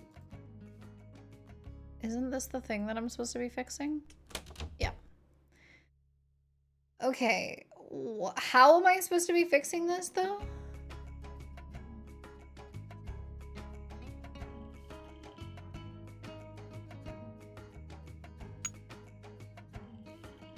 Oh boy, I'm supposed to know all this shit?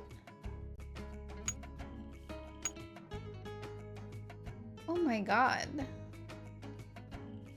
I do not have the knowledge for this. There's gotta be like a book or something that we haven't found or something. Like everything's fixed, sure, but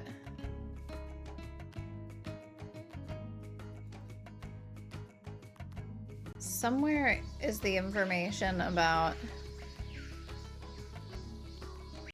his ascension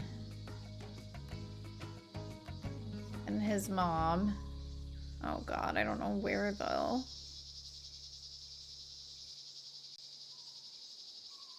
Oh man, I also gotta be doing the headphone thing.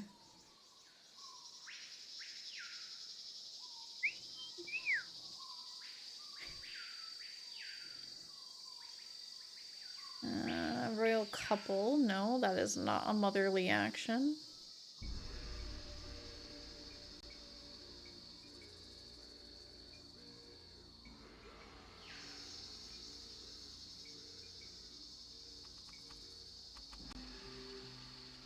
I'm gonna go this way.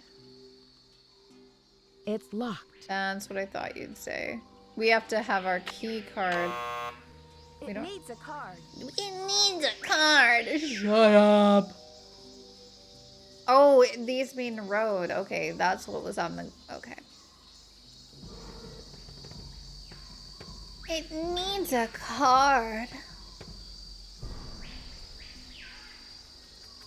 Husband and wife? No, this is not motherly. We did read something. Nobleman.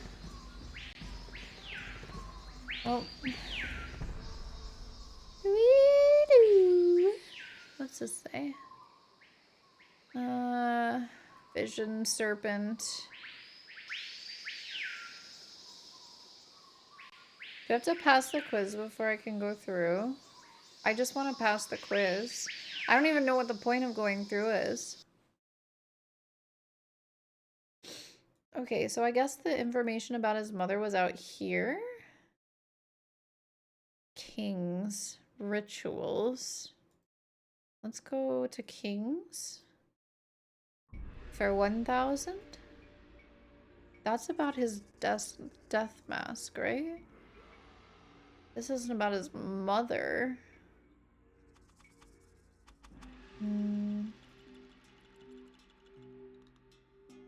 Lady Zak Kook. There we go.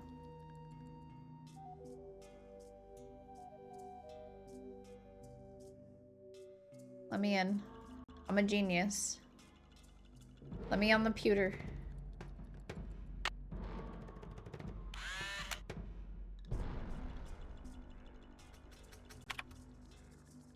I have to do it. Okay. Lady Zak Kook. What is the name of the calendar used to compute the 260-day Okay.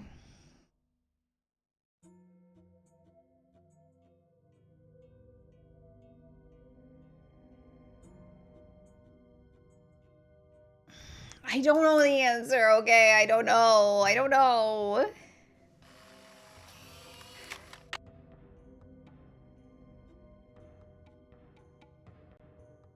The calendar. I remember reading about it. Language, gods, rituals. What do the other signs say?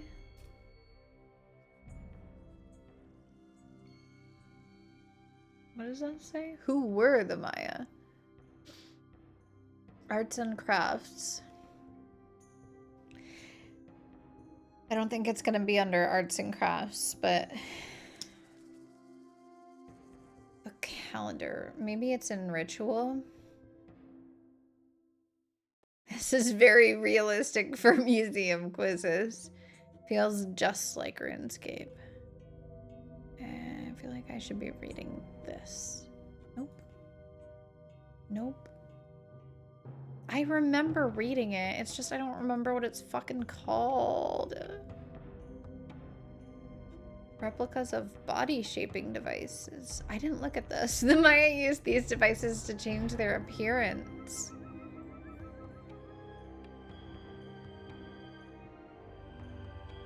You mean the fucking nose rings? Maya ball game artifacts.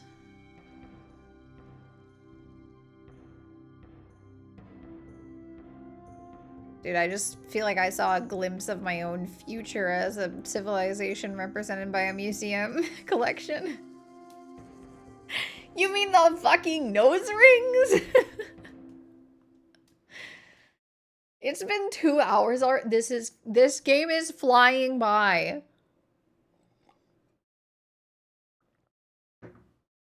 Okay. Where did I see this? Detailing the calendar. This is the inkwell.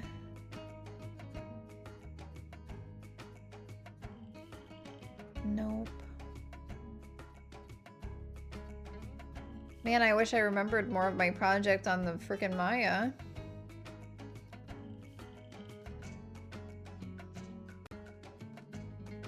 Gods.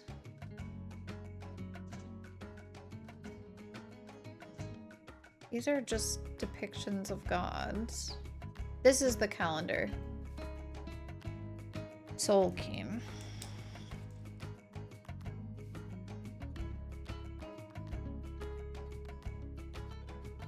Like the guy that wrote The Hobbit. Now I remember.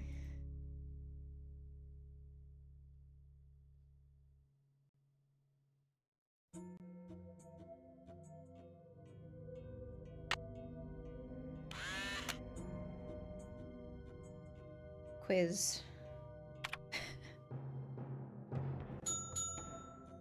Lady Zach Kook.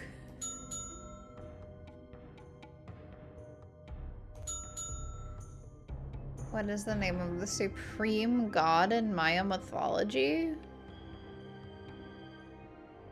Did we learn who's the top of the pecking order here? I mean, let's go back to the gods section.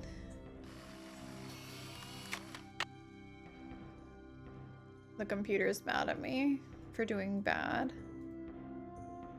Okay.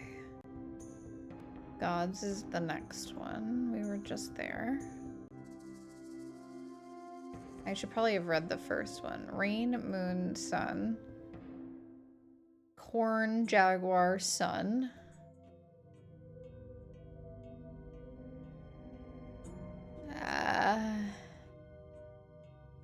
Different gods represented aspects of Maya life. It doesn't tell me who the most important god is.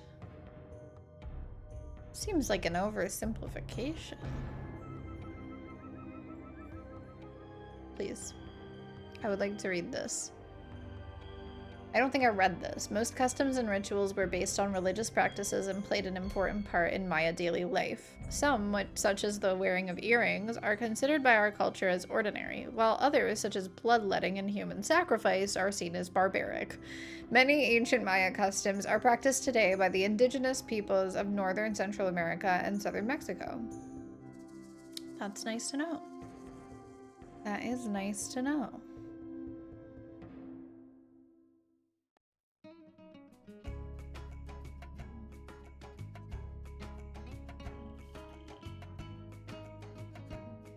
Oh.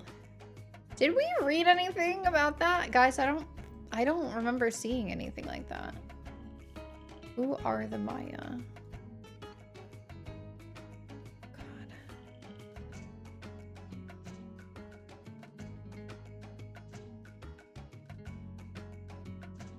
Range. Am. Wait, is this tuned to something?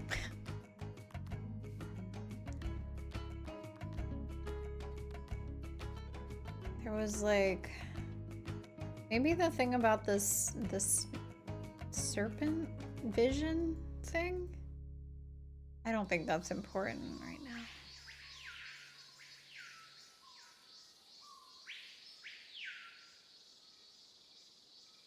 Shield and a jaguar helmet to her betrothed.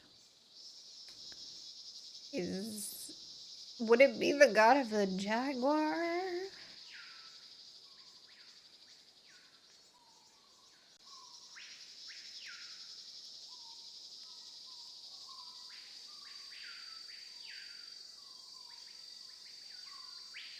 Wait, there's one behind me that I want to look at. Vision quest, vision serpent. Okay, this is not relevant. We could just write down all of the gods and just type them in.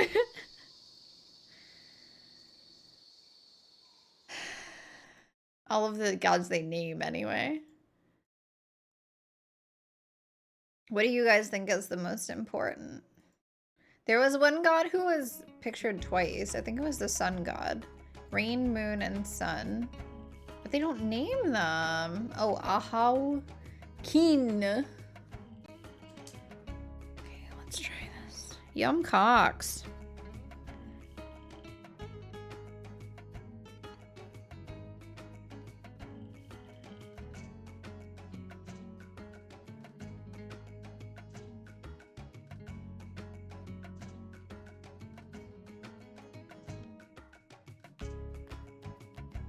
All right, I'm gonna try a how first. A how.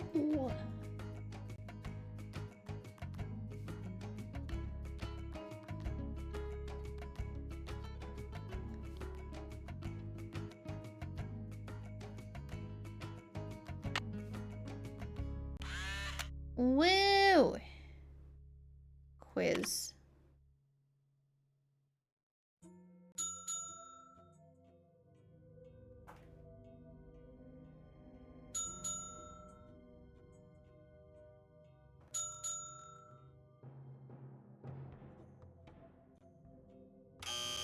Supreme. Yum cocks? Oh, none of those are the right answer. Supreme.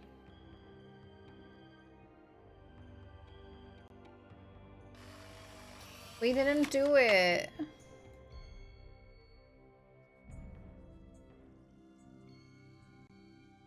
What time is it? 6 o'clock in the morning? Maybe?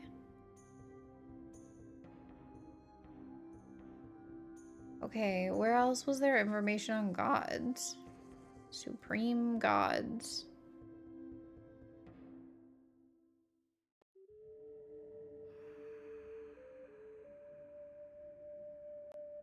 There was the god of the wind that was also named, but I don't think that he was the supreme god. That one's on the note in the front. Kings?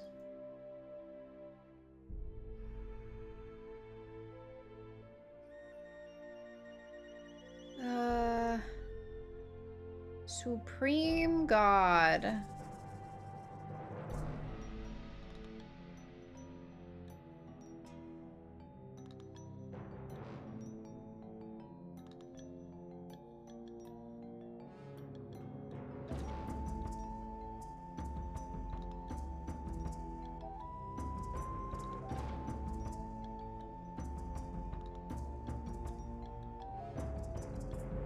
You would think it would be in the gods section. Maybe it's in arts and crafts. I don't know. Arts and crafts seems a little reductive.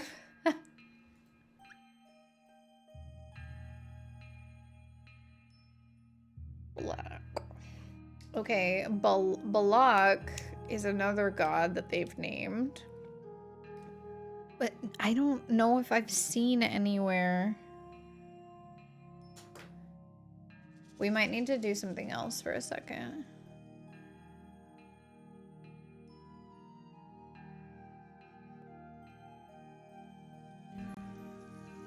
I'll go right down the wind god. If only you had the audio tour. Yeah, that's what I was thinking I would do, was the audio tour.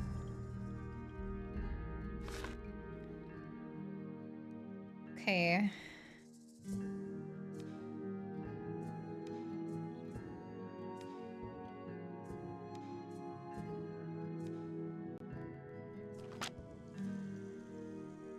Kukulkan.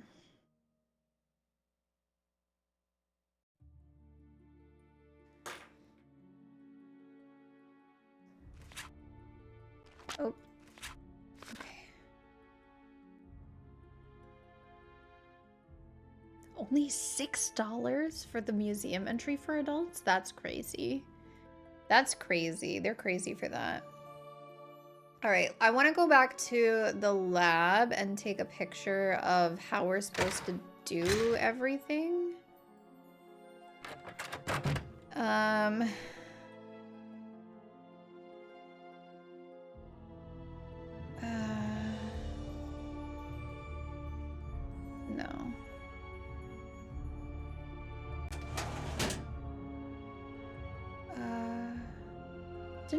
have the list of things?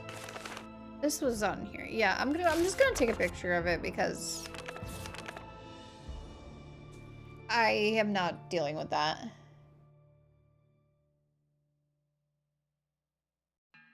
Say cheese, chat.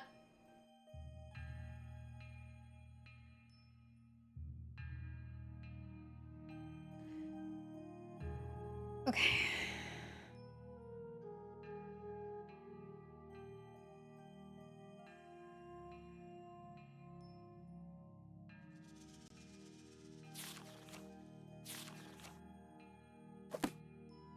$6 in 2002 is roughly 10, which is still cheap AF, right? I feel like every museum I go to, they're like, yeah, that'll be $40, please. That'll be your last paycheck, please. And I'm like, but I just wanted to learn something. I know you're trying to stay alive despite the lack of funding, but Jesus Christ, you guys. Okay.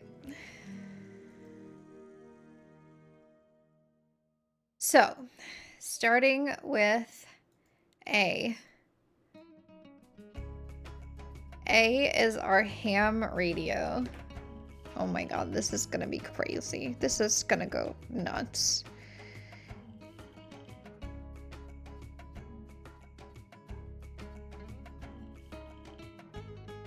Okay, God. Please stay open. Oh, I should share with you guys the photo of the little fuzzball on my lap last night.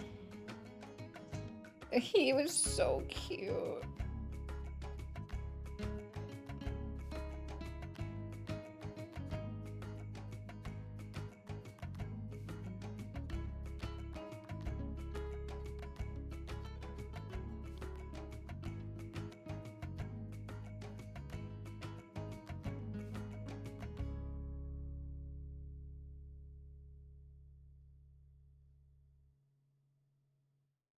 Okay. All right, I'm paying attention.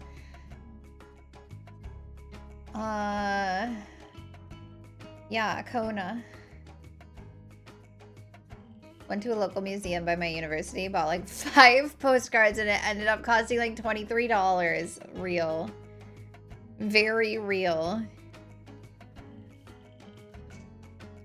Okay, next is F.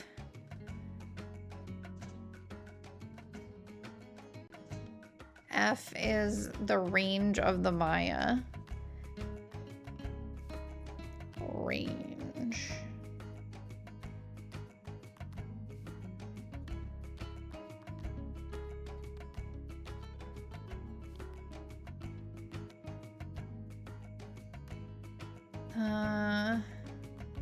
This is L, which is offering bowl. Block bowl. This is a lot of work. Why are they making me do work today? What the hell? I'm like actually working at a museum right now. That is not just Norway things. That would absolutely happen in the grand old US of A. Okay. I.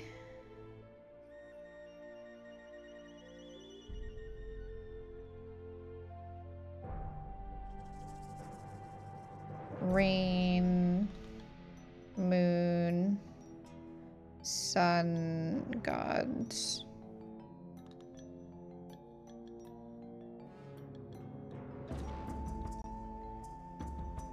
Okay, over here we have M and E. M looks like it's actually like this one, so maybe M is the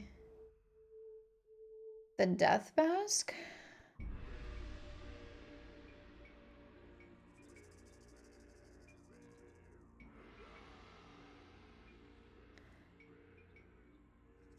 Rain, moon, sun gods? That's the name of my druid.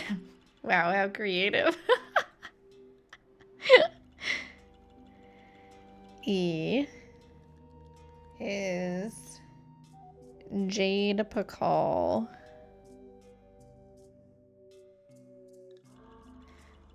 Okay.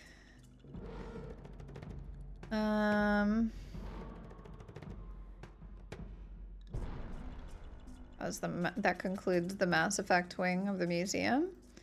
And language, we have Maya Scribes. So this is D. Scribes? Scribes. Oh wait, no, this is B. B as in Boba.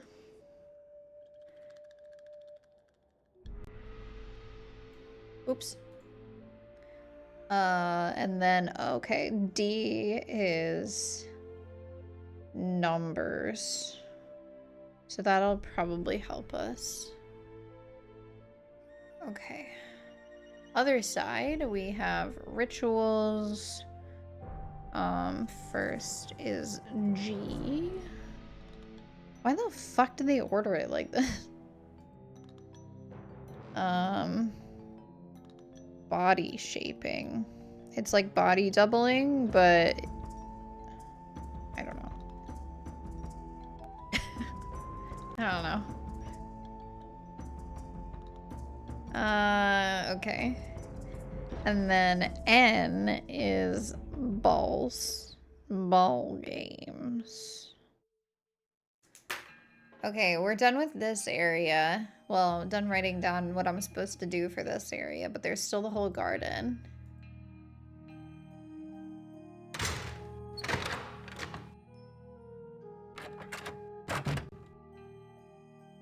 Okay. So, we have A. The Maya used different methods to represent... Nope. Maya scribes Nope. In addition to adorning Nope. themselves... You know, I should be writing these down. Maybe not a good place to use you people, but I'm gonna blame Giraffe Noise Bot. Poor Giraffe Noise Bot, accidentally racist.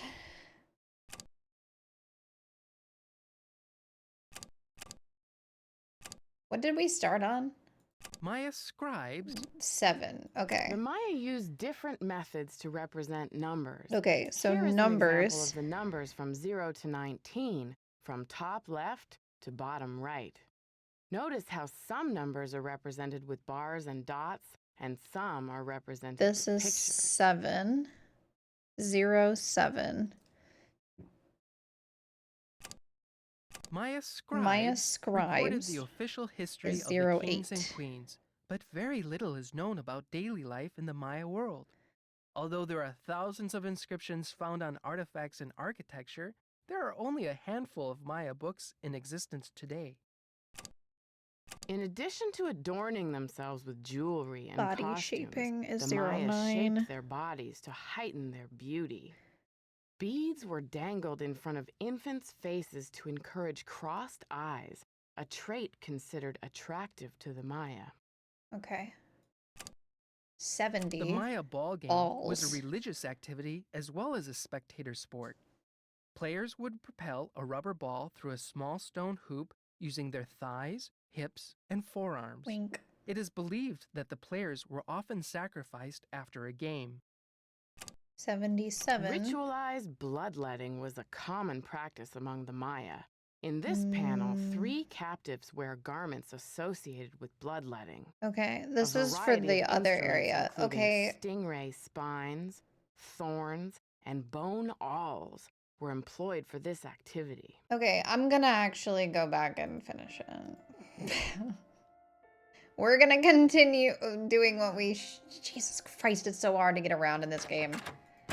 When do they fix it?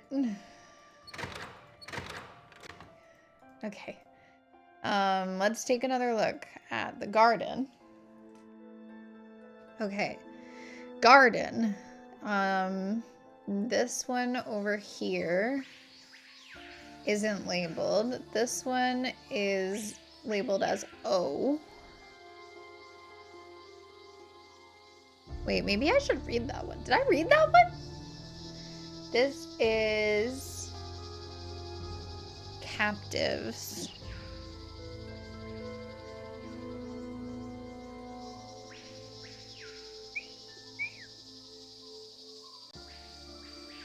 Did I read this? Engaging in a ritually induced hallucination, an ancestor appears in the mouth of the vision servant. I did not read that. Well, that's cool. Sorry. C is this one here. This is the bicephalic. C. Bicephalic.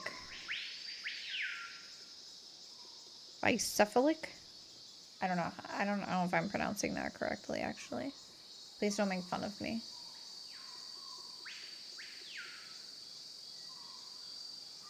I'll cry. I will cry.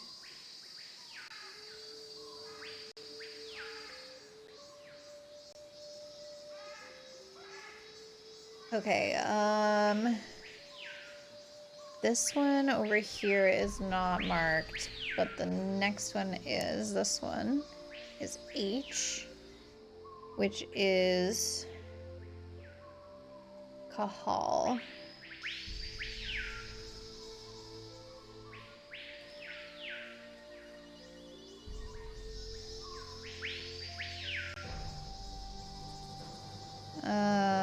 This one is marked.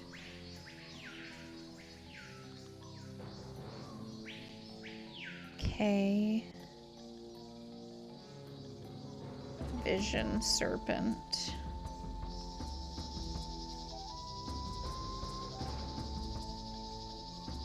Maybe.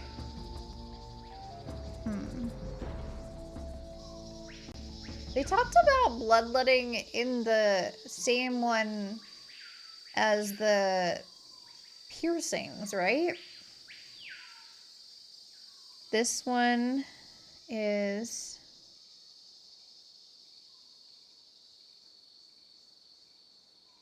Call's Ascension. It's J.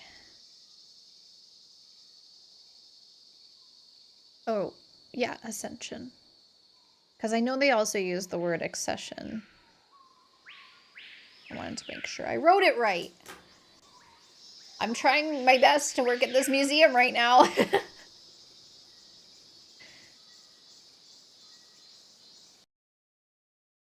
Okay.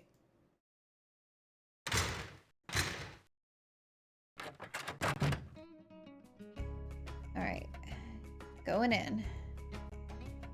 72. The four miniature gods clinging to the vision serpent are the headband twins, Hun Ahau and Balaam, and the twins of sacrificial dance, Chak, Shibs, Chak, and the baby jaguar. The Maya were particularly fascinated with twins, and many of the Maya gods were paired together. Okay. 73. The date on this slab uses the Tzolk'in, or divine calendar, made up of 20 weeks each with a named day and 13 weeks each with a numerical day. The two types of weeks progress independently of each other. Okay. I don't know if that's relevant. Strange supernatural creatures, sometimes called monsters, played an important role in Maya mythology. These monsters were often associated with the earth, caves, or mountains. The bicephalic monster, sometimes called the celestial or cosmic monster, may have represented the sunrise or a long journey. The Maya kings were often in a protracted state of war with local kahals. Here, bird jaguar stands to the right as a captured lord kneels at his feet. The kahal holds a broken umbrella, a gesture typical of a supplicating captive. 7. I am Lord Pakal, ruler of the mighty kingdom of Palenque. Okay. All those who come before me witness my power. Lord Pakal is considered the most influential ruler of the Maya civilization, Cultural, scientific, and military achievement flourished under his reign. As with all Maya kings, very little is known about his personal life, since all written inscriptions dealt solely with public achievements such as wars, battles, coronations, births, marriages, and deaths. This one's 07 too? Wait, what? This is a different 07 than the other 07 that I wrote down. Lady Zach Cook ruled Palenque before her son ascended the throne in 615 CE. Maya tradition required that the kingship be handed down from father to son, but Lady Zach Cook broke this custom by establishing herself as a deity. Okay. This gave her the power to justify the new royal lineage. Because his mother had been deified, Pakal often referred to himself as the first true king. I don't know where to put that. The Maya were pantheistic, believing in many gods who ruled over different aspects of Maya life. Chak was the god of rain. Ishel, goddess of the moon, presided over childbirth and basket weaving. Ahau Kin represented the sun. Okay. Ceramic bowls, such as the one featured in this exhibit, may have been used as vessels for burnt offerings of incense or corn. This bowl was either dedicated to or used to supplicate the god of war, Balak. Archaeologists work in some of the most remote areas of the world. Ham radios are often the only means of contacting the outside world.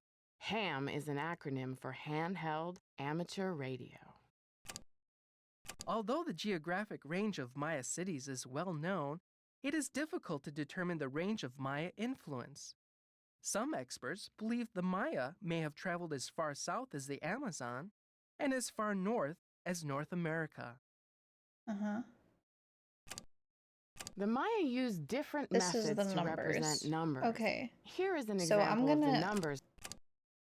Leave that one at 5.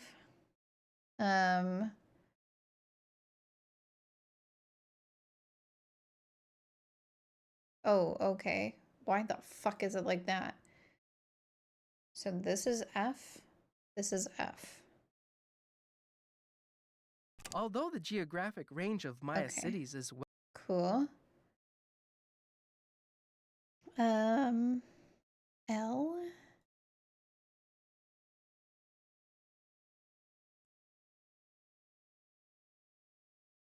I have as 4, which is ceramic correct. bowls, such as the one featured in this.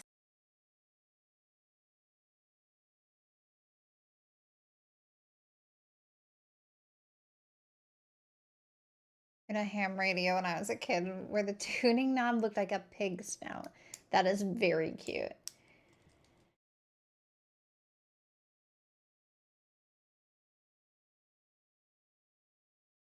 Maybe it was the volume knob. Some kind of knob.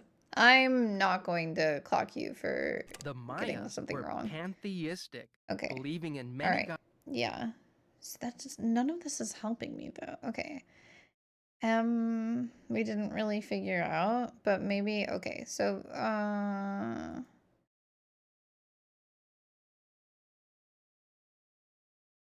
is this M? Lady Zach Cook I feel like ruled that's Palenque correct. before her son ascended the throne. Because this is by the death 615 mask where it does talk about Maya her helping him ascend. And then E. I am Lord Pakal. Yeah, that should be ruler. correct. Wait, so what am I supposed to be? I feel like these are all right. But I guess Maya scribes. Yeah, this is recorded about the the official history scribes. of the king. And then D is, oh, that's not right. Strange supernatural. I probably fucked with that one though. This is supposed to be 7, but it's also the first I am Lord 7. Pakal. There's 2 7s. The Maya used different methods to represent numbers. Yeah. Okay. D. G should have 9. In addition to adorning themselves with jewelry and costumes. Okay. come on. Let me out. N should have 70. Yep, that's correct. Balls. O. Ritualized bloodletting was a common practice among the Maya. I'm gonna assume that's correct, because I didn't assign that to anything else. C should be 74. What is this numbering system? Strange supernatural creatures. Okay. H is this one, should be 75. The Maya kings were often in a ritualized bloodletting. K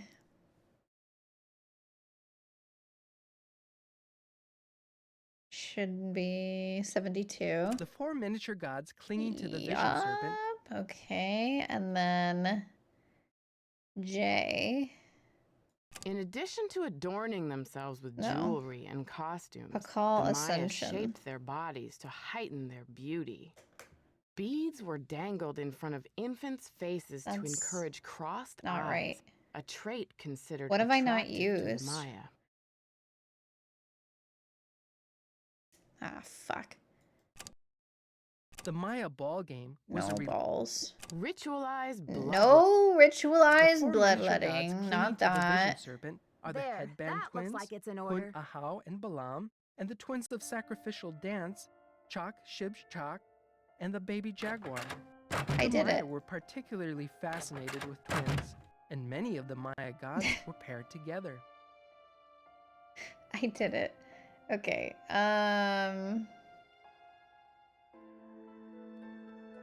This I did. Reorder Maya numbering exhibit. We're gonna have to figure that out. What time is it? It's 11 o'clock. Okay. Let's pick up the phone. No voicemail. Press 9 No for an outside line. voicemail. Okay, we're going to... Oh, wait, hang on. Sorry, hang up the phone. Hang up the phone, Nancy! Not 202. 9. Okay. 555-9963. Our contact is Silvio Jr. Bonanza. May I speak to Silvio Jr., please? This is Silvio Jr. What can I do for you? I'd like to place an order, please. Have you ordered from us before? Yes, I think so. We have an account number. Okay, good.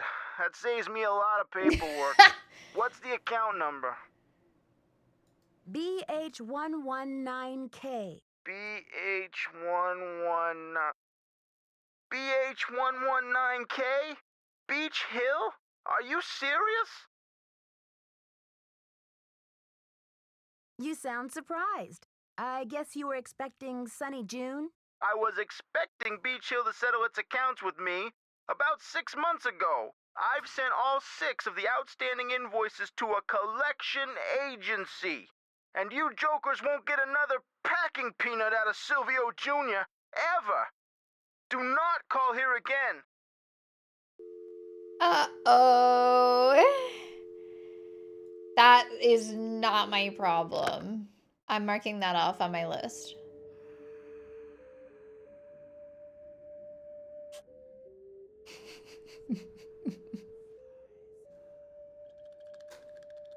I did it.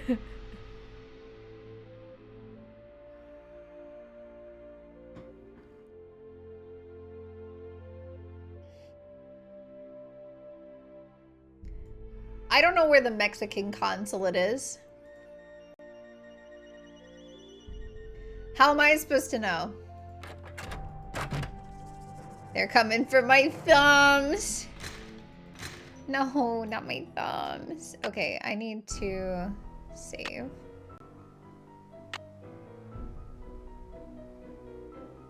Okay. Well, that was rough.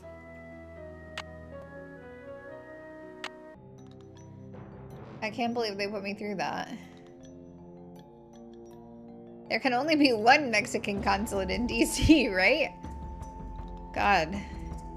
If only somebody had put the address somewhere, I could double check. Oh, okay, never mind. He is here. He is here. Taylor? His name is Taylor? Okay, we're gonna go to the consulate first. Because I have the addendum. 2 line transfers for our girl here. That's rough.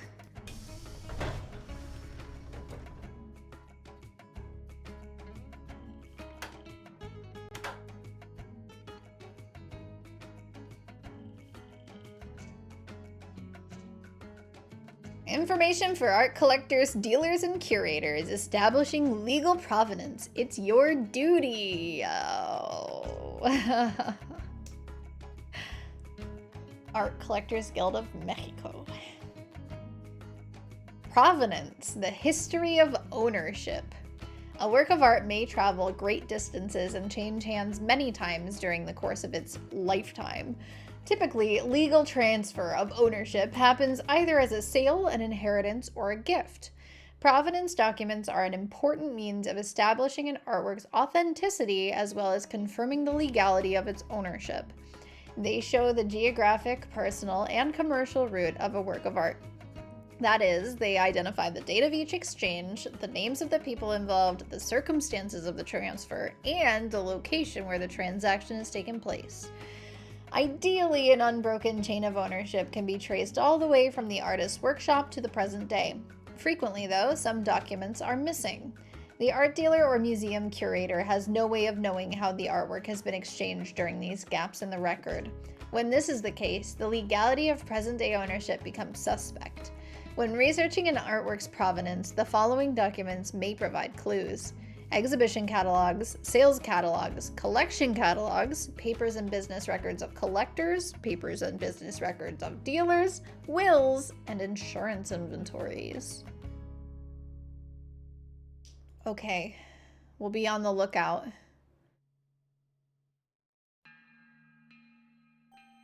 Very cute. I love the flags. Very nice. Wow. Can I, like, look around at all? This is... I went in through the double doors. Oh, a person! Hey! How may I help you? Hi. Wow, your shirt is extraordinarily red. Oh, I am not speaking Spanish to you. That's embarrassing. Hi, I'm Nancy Drew, the new deputy curator over at Beach Hill. So, you're Joanna Riggs' newest pirate in training. How does it feel to join the ranks with the modern-day conquistadors?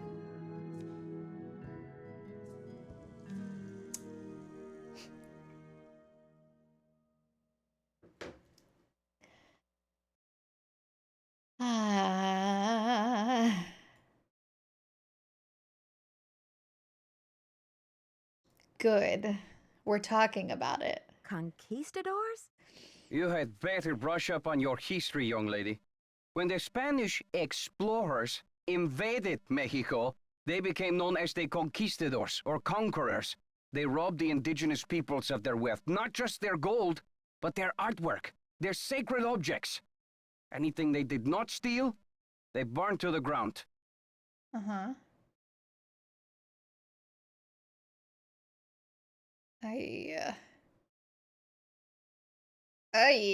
These are ugly. Nancy Drew.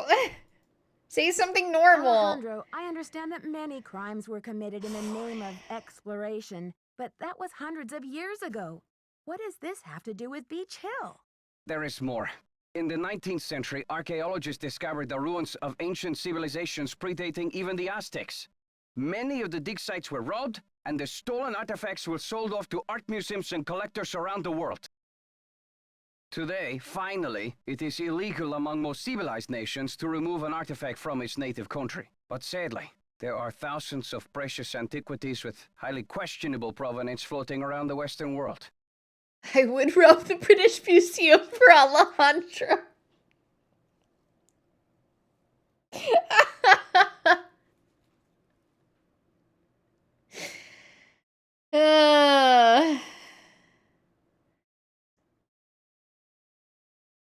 That's a very good meme. I like it, Anya. That's very nice.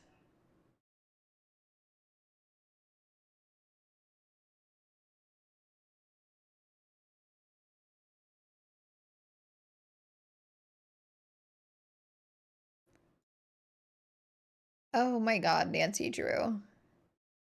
Okay. What do you mean by questionable provenance? An artifact's provenance is the story of its origin and ownership. For example, how it made its way from a temple at Chichen Itza to a museum in Washington, D.C. If the artifact's provenance reveals that it has been stolen, then that artifact must be returned to the country of its origin. Mm-hmm.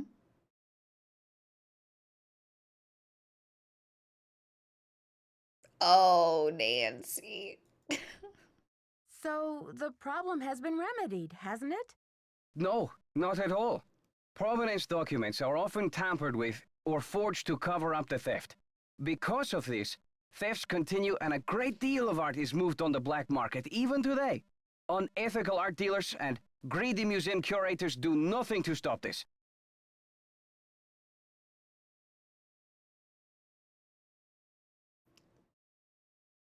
Oh my god, she's so aggressive. Are Girl, you relax. suggesting Beach Hill is involved in these kinds of misdealings? Yes. If Joanna Riggs or that overstuffed pillowhead Sinclair had any decency, they would take measures to see that all Maya artifacts were returned to Mexico at once where they belong. Mm-hmm.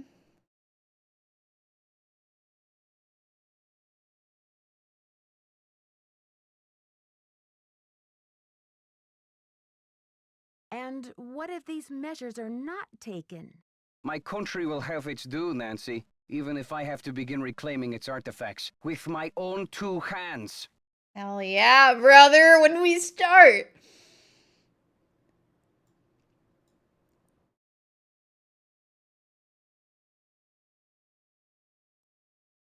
I admire your conviction, Alejandro.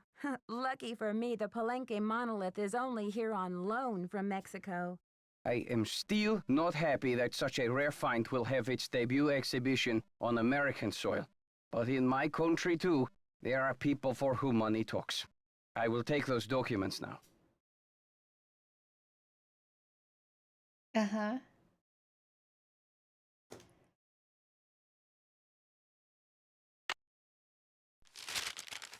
Thank you. I have some business with Joanna at the museum later, so I will return the contract to her then, after I have looked it over. Are you sure? I don't mind waiting. That's a flirting answer. Are you sure? I don't mind waiting. You may consider your mission accomplished. Well, okay then. Goodbye. Goodbye! Dude, 2 really attractive men. 2 games in a row. Nicholas Falcone. And now this. This is why TTRPGs are superior, because we could just side with Alejandro and the DM would just have to go with it.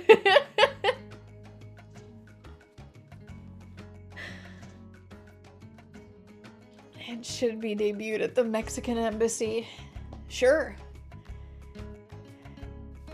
We should do a TTRPG of the Nancy Drew plotlines. That would be so funny. Both of them are in my top 3. Let's go. Oh my gosh. Okay. I guess let's go see Plato Sinclair.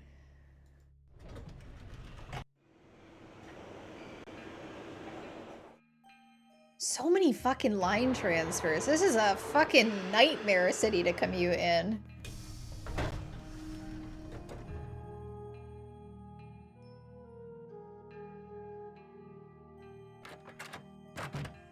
Hello there. It's about time. Oh, my fears are like maggots infesting my poor old carcass.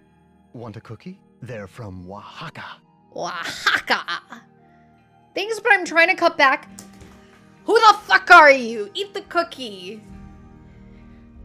Why can't I just have a cookie from a...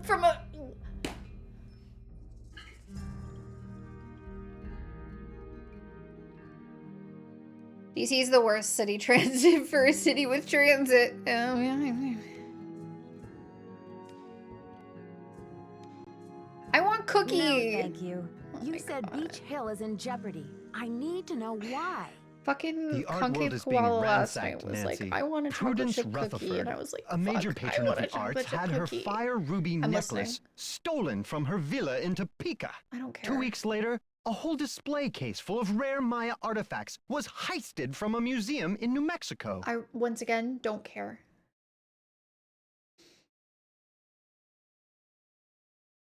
Didn't read Maggot as my name. Nope, not me. All right, Maggot. That's so mean. I'm sorry for calling you Maggot. Okay, do you think there's a connection? Do you think there's a connection between the two thefts? Who knows? I'm just telling you, this community, our friends and colleagues, my people are being systematically trounced by thugs. Who's to say Beach Hill won't be next? You've got to do something. I didn't know you were a drill sergeant. Ew. Never in my life. Dum Dum is a common character archetype. Yeah, you'll be okay. That's fine.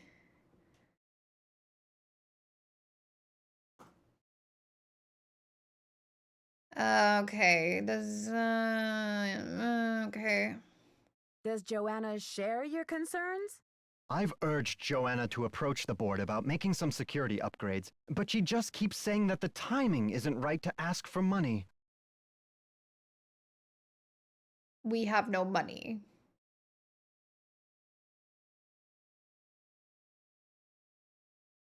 With so much writing on this exhibit? How can that be? Who knows?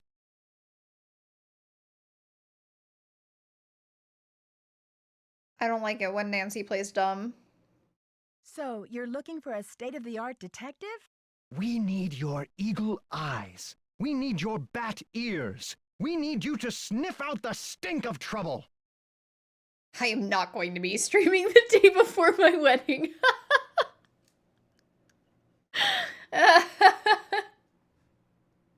There's no way in hell. I'm probably gonna take at least a week off. No. No, I will not be streaming the wedding. Maybe it's the $6 museum entry. Doesn't say it has to happen during stream, as if I will be at my computer. You're more than welcome to do an offline hype train for me for my wedding. If you don't take a week off, I will make you all fucking be there. I know. I know you will be. Yeah, I'll probably take a week off. Because we have like a couple of weeks in between the wedding and the honeymoon. So like it's not going to be like a month. Okay, anyway, I'm sniffing out the stink of trouble. Oh my god.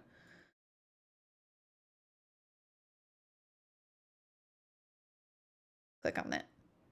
I'll do my best, but it sounds like what you really need is a new breed of police dog. Don't play modest mouse with me. Okay, but it's a good band, Taylor. The day after the wedding, it's right back to the grind again. Probably not. No, I'm thinking not.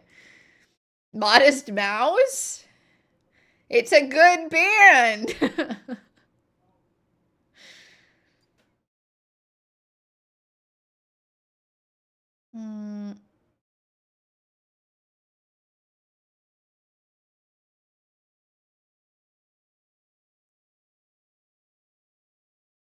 Okay, no more flattery. Hey, that's an interesting piece, there by your desk. Something tells me it's not a Maya artifact. How about that rubber shark? The artist's name is Poppy Dada. She's a teenager in South Dakota. Poppy The art world is going bananas over her stuff. I'll unload that one for some serious dinero. Puppy Dada. No, the wedding is in April. What kind of question is that? Who cares? Joanna. The call carving. Unethical. Okay, we're not gonna tell him what Alejandro thinks of him right now. Let's say this. Joanna says you performed an act of wizardry in helping Beach Hill acquire the Pakal carving. Getting those provenance docs together was a pig and a half. Oh, Was they're it? on the up and up, I assure you. But to have been at the height of my career back before the crackdown, those were the days. Oh, you are a scummy, scummy scumbag. What crackdown? Maybe sometime I'll tell you a sad story I call How Mexico Lost Its Sense of Humor. Not today, though, Nancy.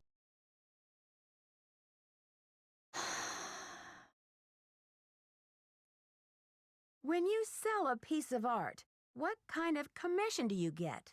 Standard, 10%.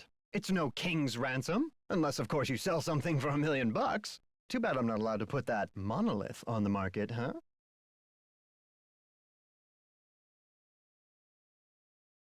Okay, now I'm gonna tell you what Alejandro thinks of you. Alejandro says you're unethical, a modern-day conquistador, that you're robbing Mexico of its cultural history. And I say Alejandro is the real bully of the playground. A lunch money extortionist who loves nothing more than to see the other boys and girls go hungry. It doesn't sound like him at all. But it's a funny metaphor. I'd better get going. Bye now.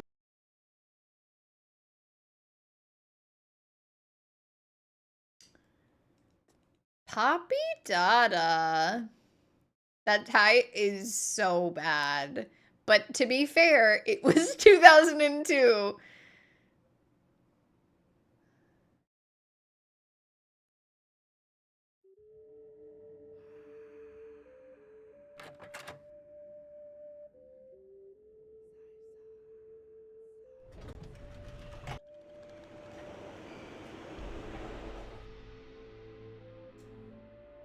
Why didn't she just take the green to the red line? Why did she go on the yellow line?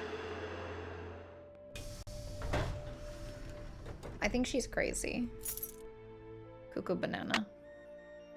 Okay, I have a floppy that I don't have a computer for. I still don't know the answer to who is the most godliest god of all gods. Do I have to do the quiz before I can get into the next room, or did I just have to do the games?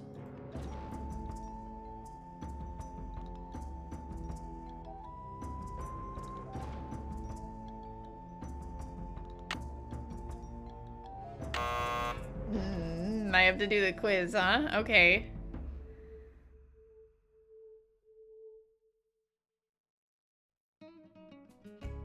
Turn your little gay ass around, Nancy.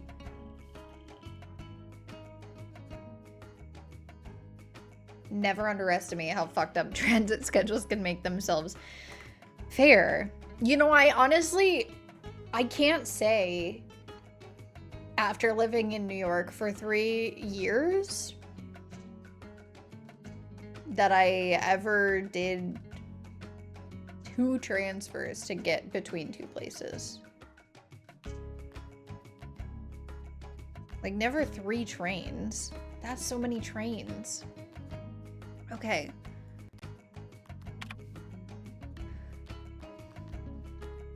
Not to say that it couldn't happen, but...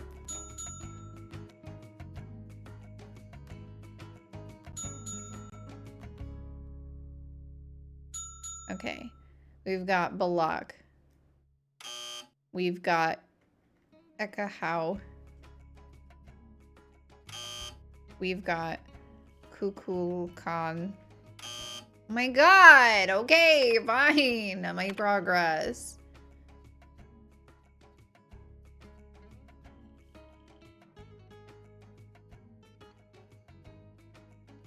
What? Okay. I feel like it's not showing my progress, but I'm confused. Okay, what other fucking gods are there? What am I missing?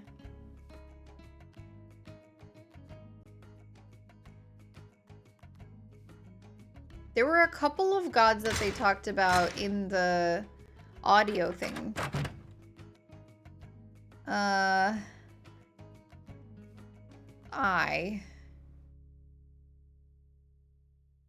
I can't look anymore. Oh my god. Okay.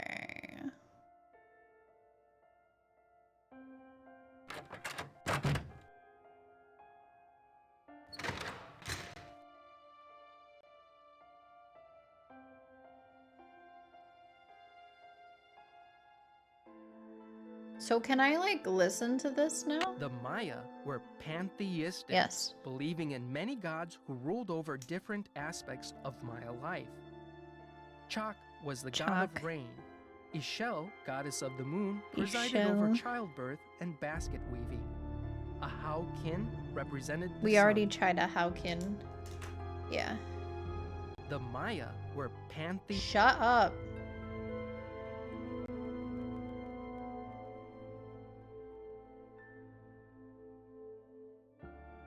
Not this one. Not that one.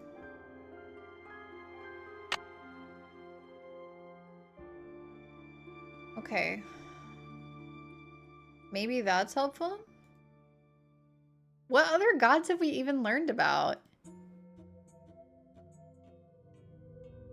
I feel like I'm missing something. Palinque.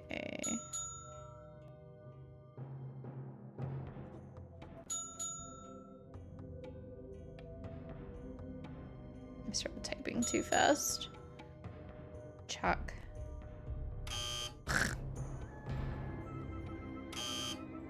None of them? I've written down 1, 2, 3, 4, 5, 6, 7, 8 gods. I tried Balak.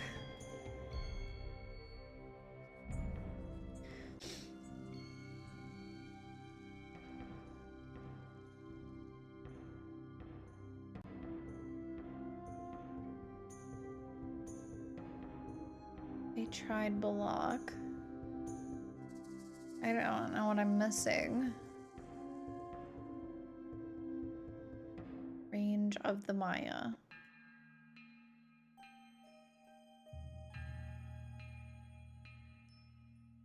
It's locked. Fair enough.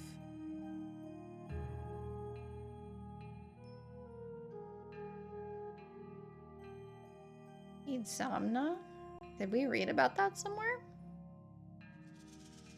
Or are you using the gods of Wikipedia against me?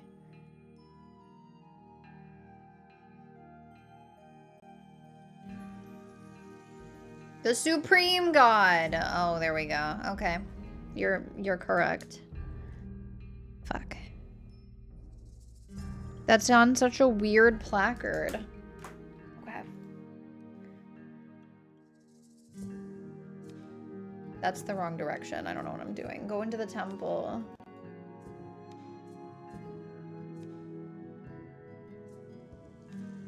I was placing stuff in the community center bundles and I heard the buzzer noise from your game. Uh-oh. Uh-oh, yeah, wrong item. Okay. How many questions do you think on this quiz? Certainly just 4, right?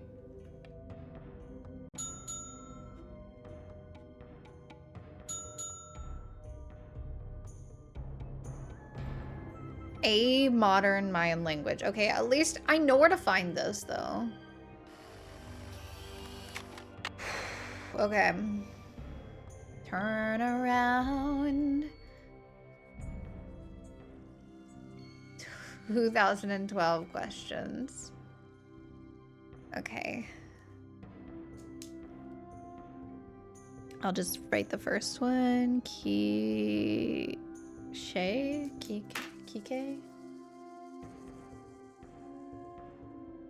Kiche?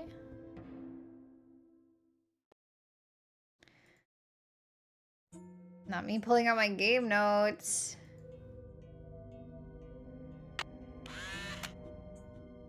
We're gonna win this quiz.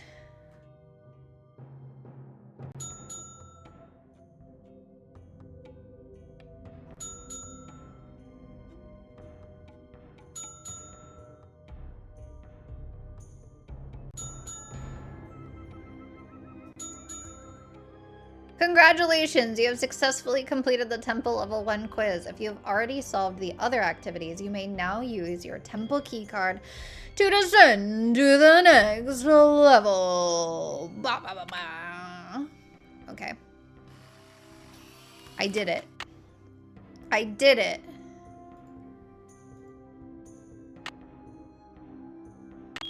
Yay! I was nervous it wasn't gonna work.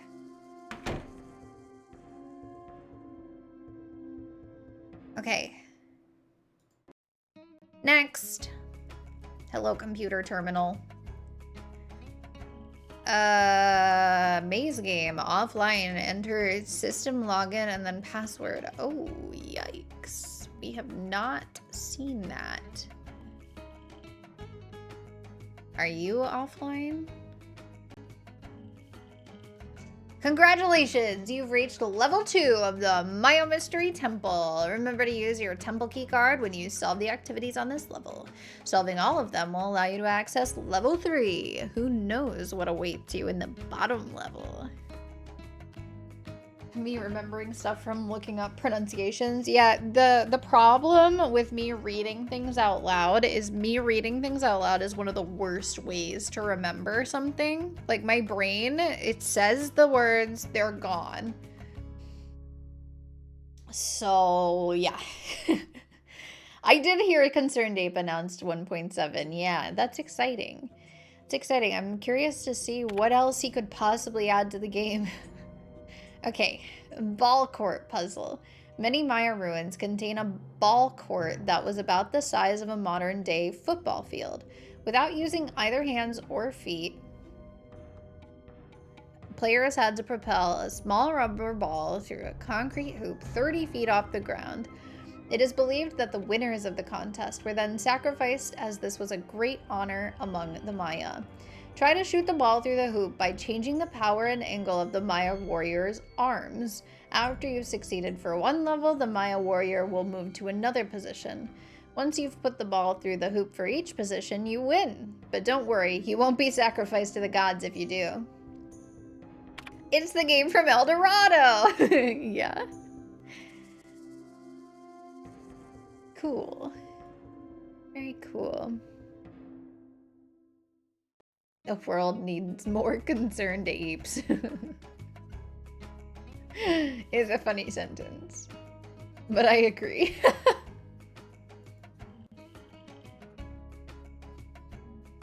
Okay.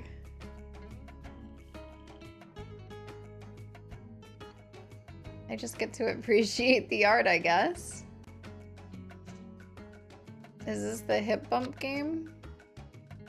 Getting to know— whoa, whoa, whoa, whoa, whoa, whoa, whoa, whoa. I can't read that fast.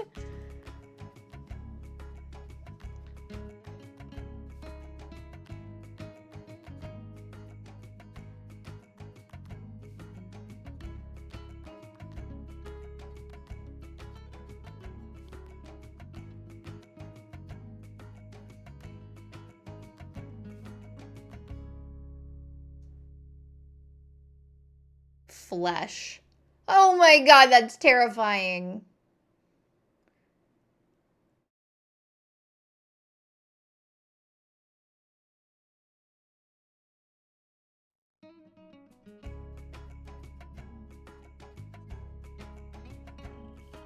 Is the processor overspec'd for this game? No, because I'm emulating the processor.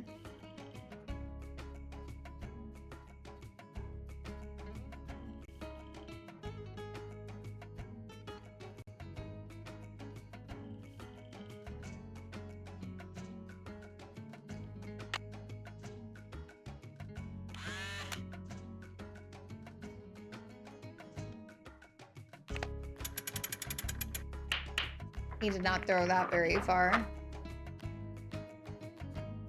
Yeah, they wanted me at a Pentium.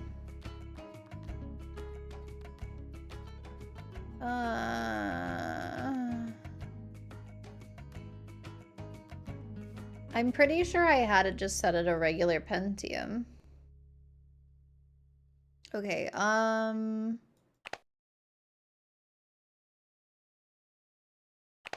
this is the power. Okay, I can read. More power. Angle. Angle. Okay. Oh, that says high, mid, low. Okay, okay. He didn't throw it hard enough anyway. Okay. Power.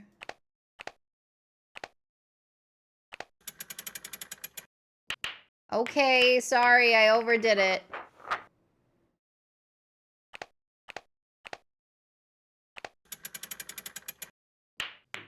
Huh?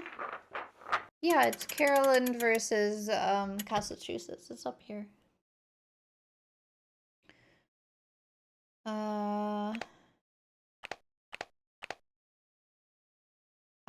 You scared me for a second. Oh my god, I threw it too hard again? Or maybe not too hard. Oh wait, what? He reset. Oh, okay, I have to do all of them sequentially. Got it. That's annoying. I can't believe how cloudy it is today. Is it raining again?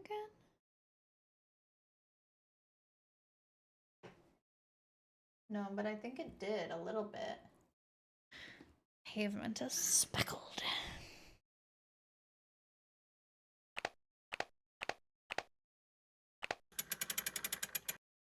Wait.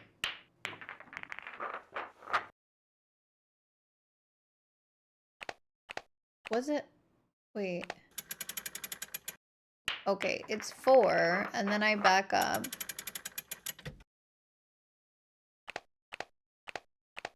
My bad.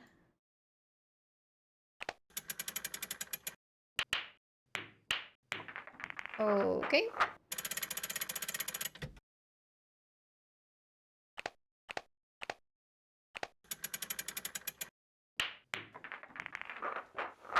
What if I just do the same thing again?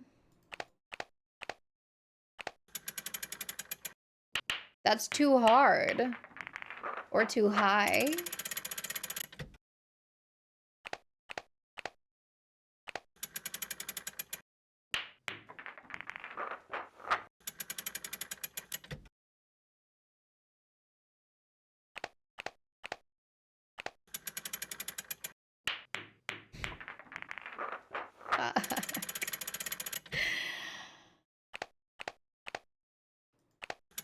This game feels like it should have some music.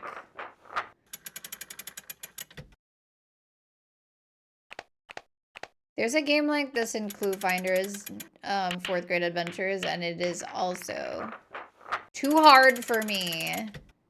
My music is the chain clinking. Oh boy. How fun. Hi, Ems. Okay, so what are we doing here? Like on 3 mid?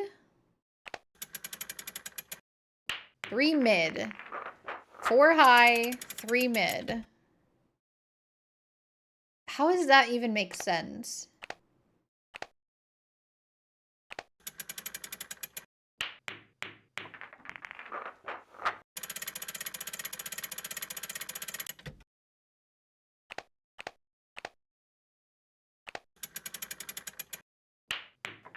None of this makes sense.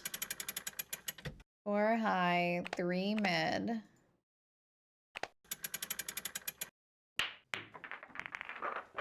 He has to definitely throw it harder. That's too high.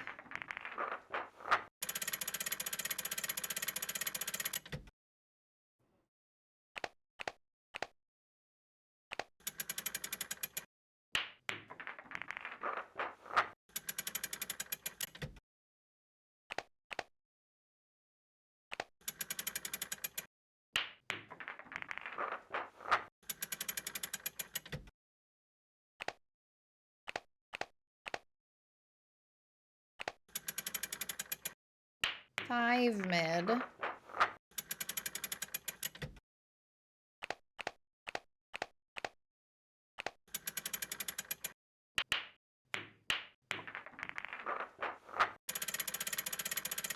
Should I have tried 5 again? Okay. God.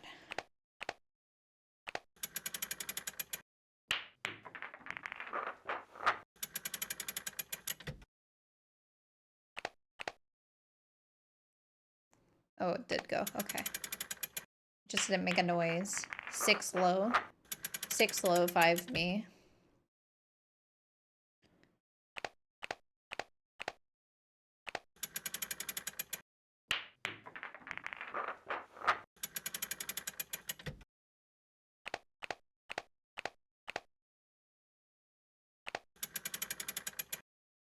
It is 6 low. I did it.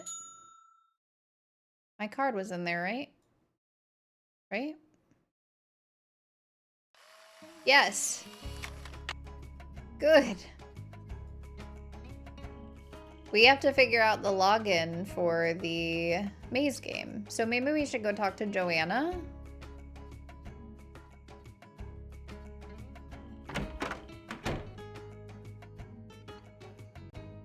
Because I didn't see that lying around anywhere. Like people usually leave their login information in this game.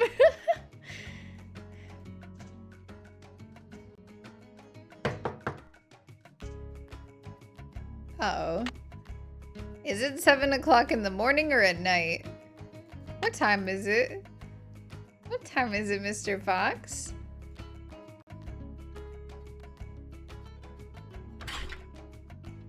I wish I could tell, but I'm in the goddamn subway.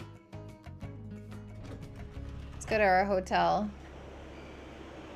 I always make sure to leave my username and password on a sticky note under my desk. See, there you go. That's a man with technical know-how. Oh, it is nighttime. It's nighttime. Sunny's stuff? I don't think it was in Sunny's stuff. But we can sleep regardless. Maybe there's something to look at in my house. Oh, I have a disk drive. Oh, yeah. I need a disk. What are you talking about? You need a disc. I'm holding a disc, baby girl. That's not a CD drive. I need a disc. Is it? I guess it is. That is a really weird looking CD drive. Oh my god. It's so cute. Look at him. Oh my god. What's on the disc? Please enter your password. Togo. I don't have a password for Sunny's shit. Okay. Dad's friend, Franklin Rose. Is this the... Okay, this is my notes. Okay. Information on the disc may help me with my tasks. Chaco Canyon Cultural Center? Okay. I did bring the papers about the monolith.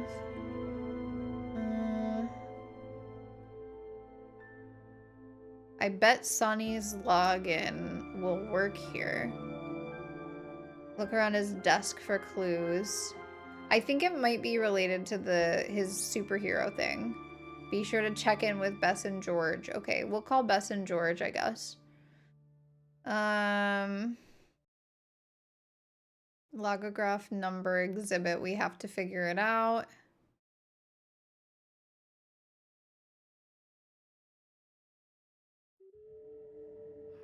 Okay. Interesting. So there's notes. I guess I've just stolen that floppy because it is in my computer.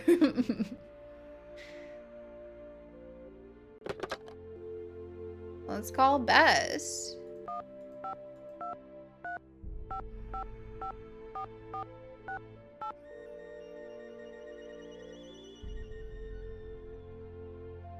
Hello? Hey, Beth, it's me, Nancy. What's new? It's pouring rain.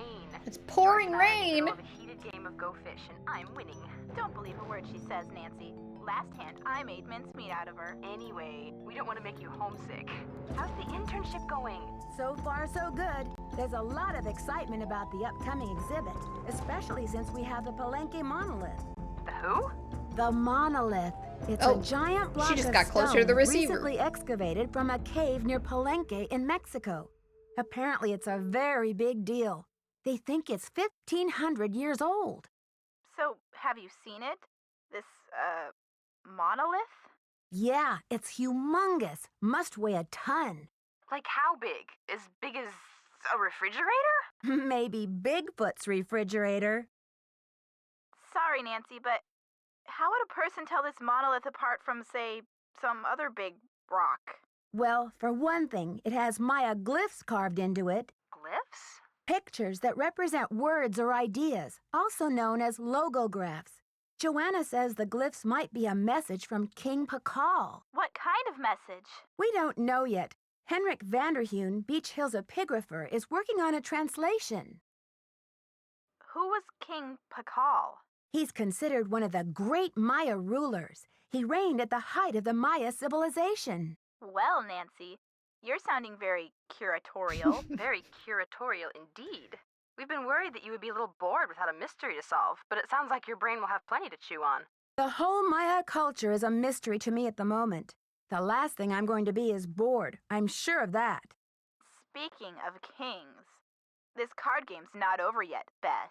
Yes, well, I hope you've got plenty of bait for your fishing pole, dear cousin. Okay, you two. I'll call back later. Call back soon. Yeah, and good luck.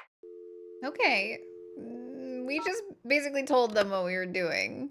They didn't have any advice for us. Oh, plastic water bottle, Nancy? Really? I didn't think you were that kind of a girl. Oh, well. Okay. When do we think she's gonna come back into work? Like 9? I could probably sleep for 13 hours. Deputy curator is her internship. Yes, it is. Yes, in fact. That's what I'm doing, apparently, although it doesn't really seem like it.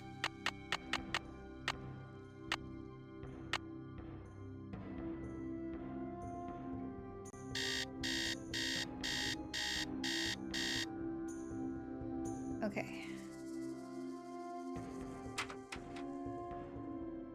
Back to the museum.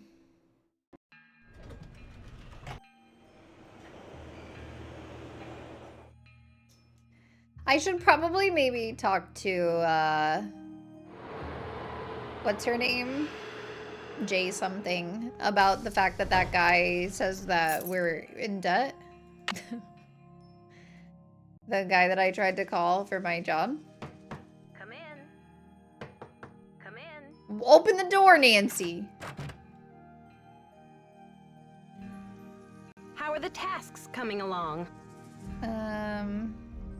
Oh, okay, that's interesting. Yeah, can you explain how you want me to reorder that Maya numbering exhibit?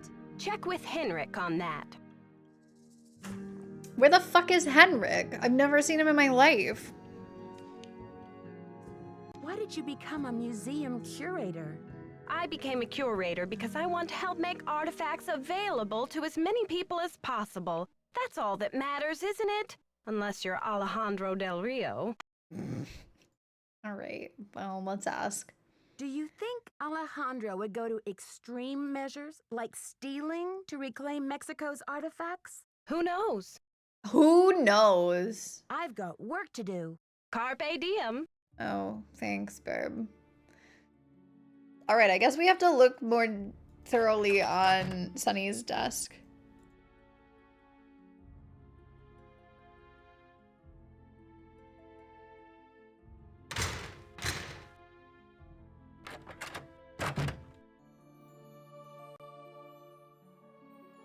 Yes, he would, because me and Octo would be helping him.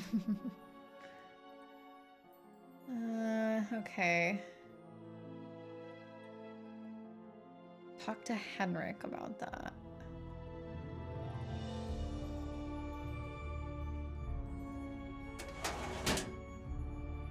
So are we just guessing here?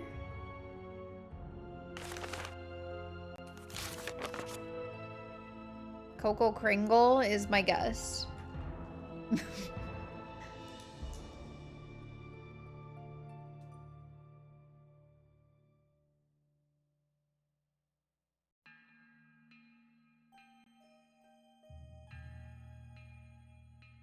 Or pieces of corn. Alejandro rocks. Okay, so this is Henrik.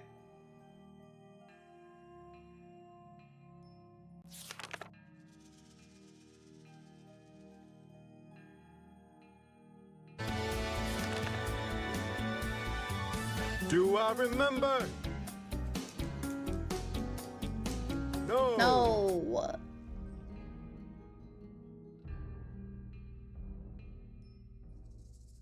Check out the latest alien adventure games.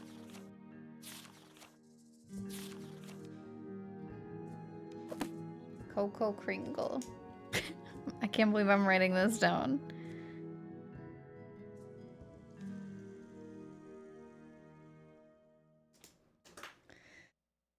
Okay. Right? Like, I feel like that's gotta be it. That's his obsession.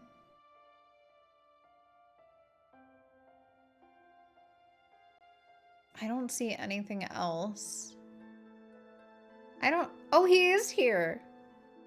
You must be Nancy, the new deputy curator. He's not as old as I thought he would be. I did do the vase thing, yes.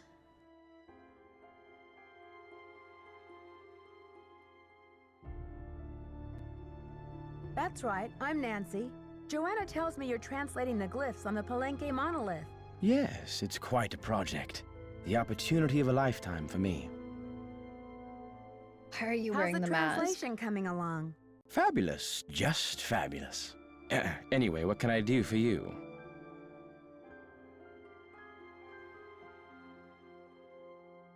Did you know the deputy curator who was here before me? Hurricane Sunny? I'm afraid I did. If he wasn't losing paperwork or setting off the fire alarm, he was cornering our visitors with his theory that the Maya were abducted by aliens. I'm afraid you'll be cleaning up his messes for a while. Nah, he's based, actually. I don't care. I'm supposed to order more packing supplies, but the company says they won't do business with us anymore. Does Beach Hill have bills it can't pay? No comment. No comment! But Henrik, how am I supposed to get this order taken care of? I hereby absolve you of that task.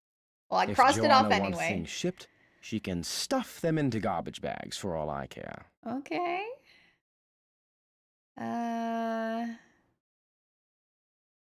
I'm curious about your We have work. a lot to talk How to do him you go about. about translating a glyph anyway? It can be a complicated process, involving research, piecing lots of different elements together, and a healthy dose of guesswork. Okay.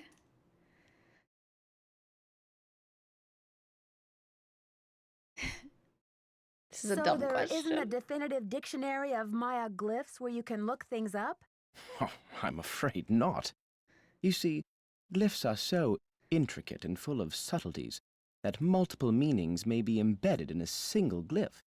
So 3 distinct-looking glyphs may all translate to mean sunshine, roughly, but with different nuances. There is so much we still don't know. Lucky for me, I guess, or I'd be out of a job. I like him. He seems just like he cares about his job and he wants to, like, learn things.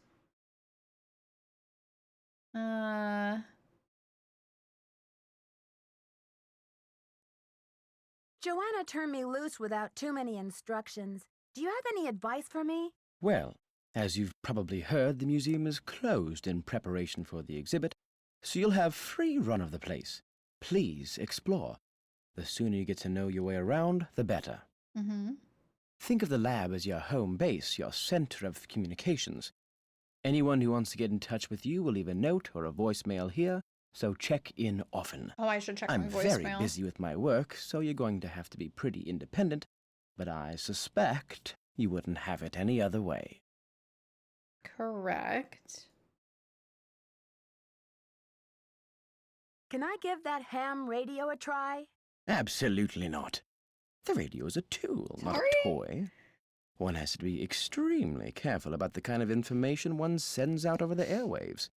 And I do not have time to monitor you. And besides, the vacuum tubes have been terribly fussy lately. If another one blows, I think I'll go mental.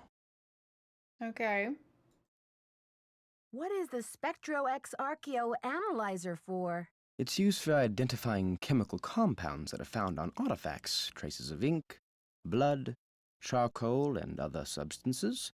The beauty of the machine is that it can collect these traces without damaging the artifact in any way. But it cost us a fortune, so don't fiddle with it unless you get Joanna's permission. Okie dokie. See you around. See you around, Henrik. Bye. Bye. That was unhelpful, but maybe there's a message for me. You have no voicemail. Never Press mind. 9 for an outside line. Never mind. Actually, wait, hang on. We wanted to call the...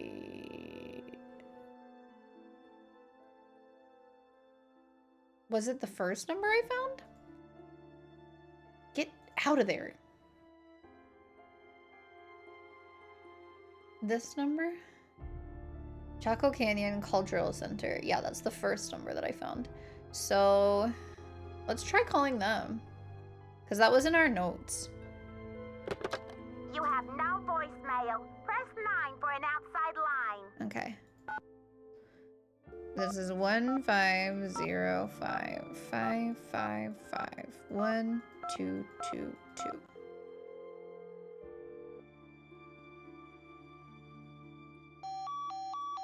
What? What?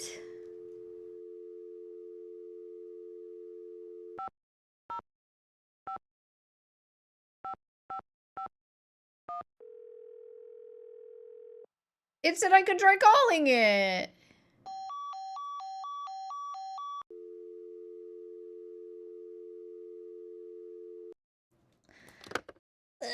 The number you have dialed. So, okay,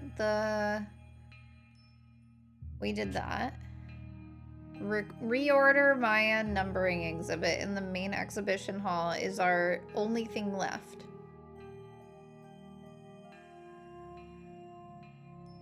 Oh, wait a second.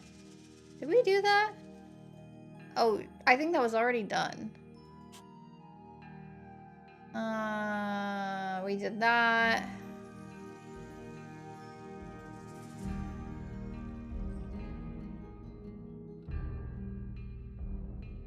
Reorder Maya numbering exhibit in the main exhibition hall. Do you think we can ask him about it? Because she said to ask him about it. Maybe I have to look at it again? I have no idea how to number things. It just says that. Like, how am I supposed to know? This could be 1. And this could be 2. And this could be... None of them look like 3. What fucking base do they con in?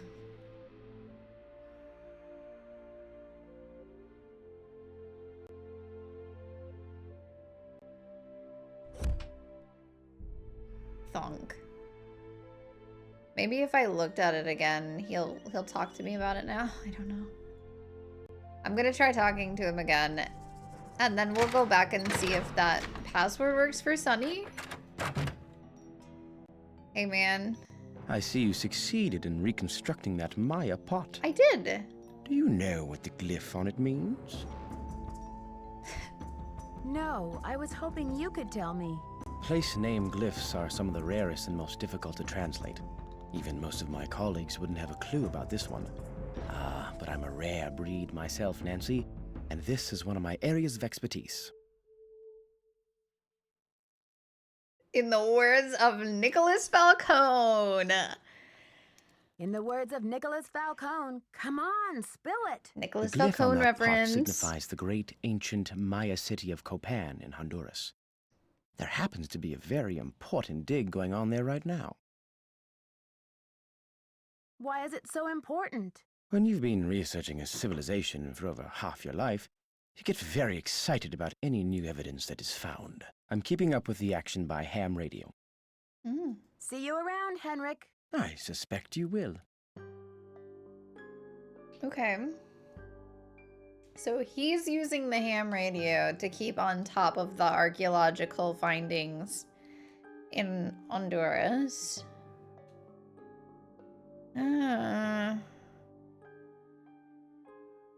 But we don't know what frequency he's tuned to. We just know that you have to be tuned to a frequency, which is not really helpful information as somebody who's used a fucking radio before.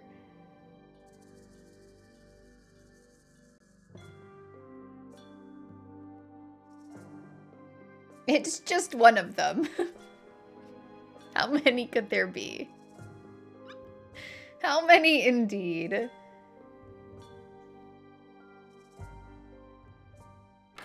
Alright, I'm going home. I'm clocking out. Bye!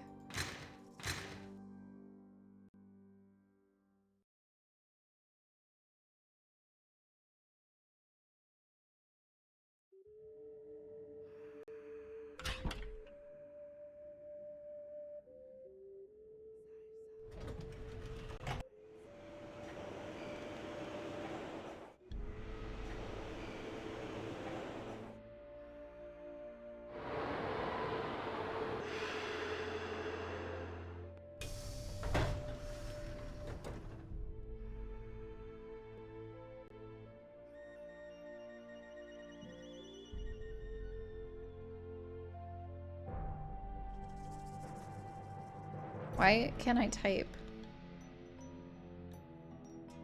Why can't I type in it?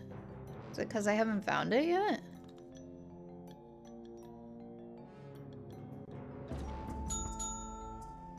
Oh, I got it right. Okay. It just wasn't showing that I was typing. Stuff to do, stuff to remember, stuff to forget. This is what I should make my folders on my desktop. Okay, stuff to do. Convomatic narrations. JR is hounding me to get this done, but I can't keep all of them straight. The headphones will help me figure out what is playing in the display, and the convomatic machine in the storage room will let me change what plays in the exhibit. So where am I going wrong? I definitely know the following match. Okay, well that's unhelpful. We knew that. We did that already. Stuff to remember. Dots, bars, and gods. Sonny's I'd rather be counting sheep guide to the Maya number system. 0 looks like a turtle shell, but no turtle. 1 dot is 1, 2 dots is 2, etc. 1 bar is 5. So 2 bars equals 2 times 5, or 10. Okay, so I have it wrong. Picture this. Each dot is an individual fingerprint. Greasy from spicy wontons, and the bar represents the whole hand, like a set of 5 fingers. A bar with a dot next to it equals 5 plus 1 equals 6. So 3 bars and a dot equals 16, yes? Bars are usually vertical, up and down. Dots should be to the left of the bars. Here's the catch. If it doesn't look exactly like a dot or bar, it doesn't count. Squigglies, ovals, incomplete dots, crooked bars, chocolate bars, mini stars, horseshoes, shamrocks, diamonds, half moons, scribbles, dribbles, none of these count. Also, the Maya often put decorative marks next to their numbers, so just ignore anything that's not a bar and or dot. I repeat, Anything that doesn't look like a plain old dot or bar is out. Easy as sleeping on the job, right? Not quite. Some gods also represent numbers. They're pretty tough to pick out at first, but they'll grow on you, just like mold on cheese. Some good rules of thumb. 1, Hun, has fish lips, a really big nose, and a set of good teeth. 2, Ka, has a big hat with 5 fingers and a semi-oval in it. 3, Ox looks like a doctor. 4, Khan has his or her tongue sticking out. 5, Ho has wrinkles and a fancy hat. 6, Walk wears an eye patch with an X in it. 7, Wuk wears rectangular glasses and a small oval on the forehead. 8, Waksak has a curly forehead ornament and a peace symbol on cheek. 9, Bolon has a beard or acne. 10, Lahoon looks like death, no nose, and removable jaw. 11, Baluk is frothing at the mouth and has 3 curly ovals on the head. 12, Laka, question mark, question mark, question mark. Cool, that's very helpful. 13, Oxlahum has a T on the cheek. 14, Kanlahun. 15, Hulahun. 16, Waklahun. 17, Wuklahun. 18, Waksaklahun. And 19, Bolonlahun all look like the original numbers put with the removable jaw of Lahun. Okay. Got it. That is a lot of information that I have to write down.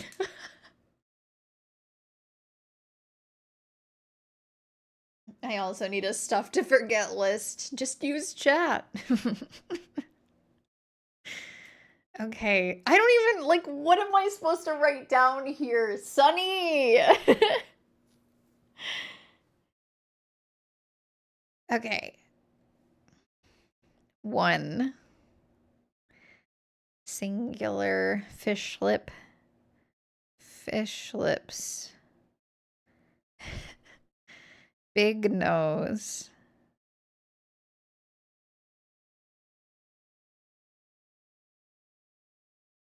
Good teeth. I can't believe what I'm writing right now. 2.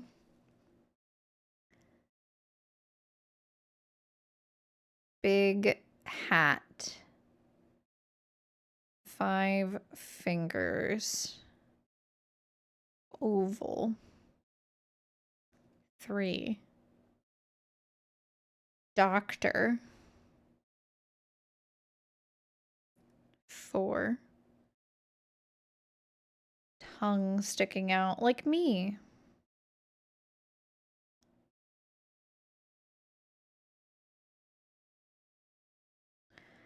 5.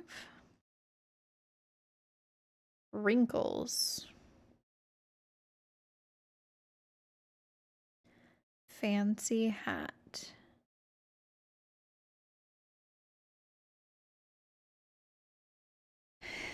6.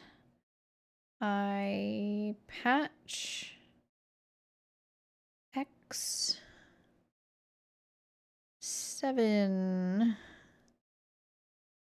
Rectangular glasses.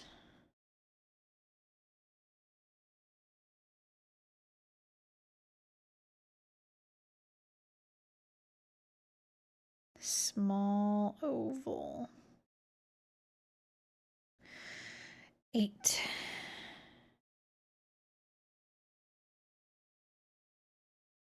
Curly forehead monument. Ornament. Why did I say monument?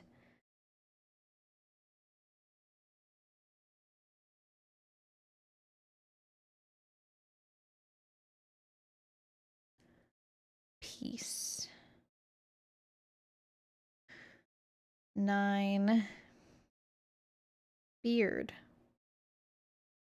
Or acne. It's too difficult to be sure. 10.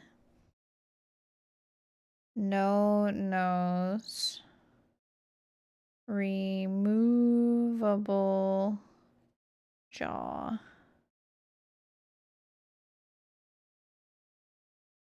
This is so much. Okay, 11.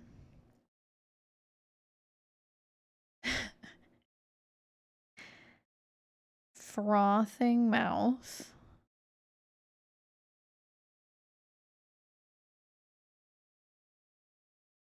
3 curly ovals. What does that mean? 3 curly ovals? This guy's insane. I respect him, though. I respect him. 12. Question mark.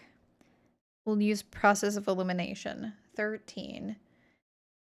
T on cheek.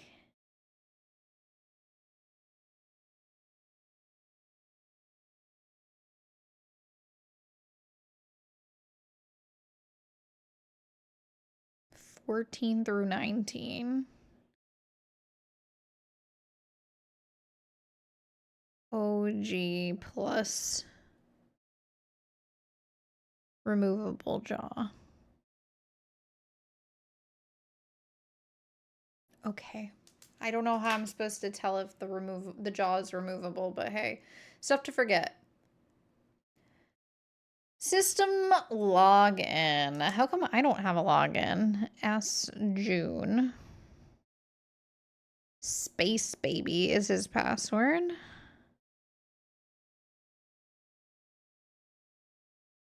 Temple quizzes. I can't figure out the answer to the level 2 quiz question about the matchmaker, and Henrik isn't speaking to me right now. He's way too touchy about that old ham radio.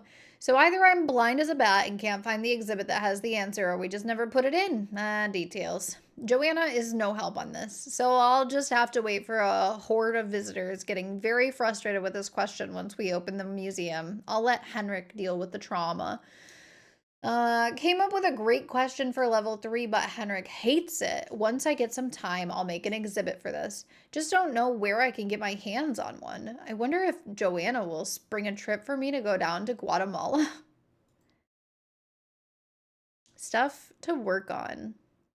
Dissertation topic: the demise of the ancient Maya. Drought, plague, or a UFO? Why and how did Maya civilization disappear so quickly? Maya were sophisticated astronomers. Were they trying to achieve space travel? Great Amerindian civilizations like the Maya and Inca believed to have contact with extraterrestrials. Were the temples actually control towers? Research: 20th century artist Manuel Mendoza and spaceship motif. Research claims that Maya disappearance on Earth was due to departure for other worlds. Research claims that many flying saucers sighted today are being piloted by Maya elders. You think? How would you back that up? How would that be substantiated? Hi, Bowen. What? Claims that many flying saucers sighted today are being piloted by Maya elders. What? Okay, sure. Why not? Okay, what? How did I click that? All right, well, that's all very useful information, except for the information that was totally useless. We know how to count in the Maya number system now, and we also know the password for the maze game. I might start with the maze game. Why don't I have a login and password? I know I'm just like a temporary intern, but like, come on.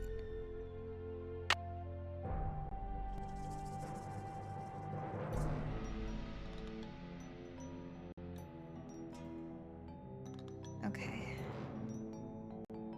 Over here, please.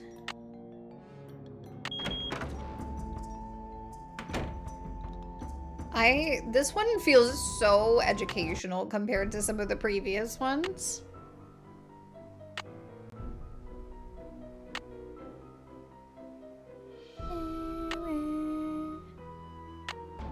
Okay.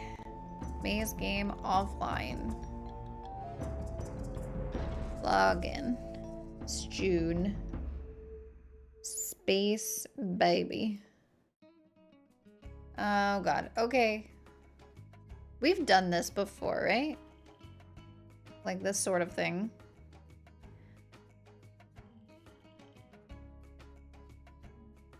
In Nancy Drew, there was one in one of the other games. I don't remember which game though.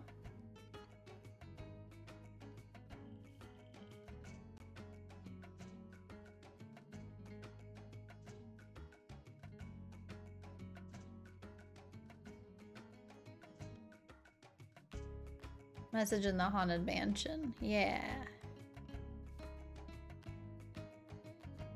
Can you go through that? No, it's just decoration.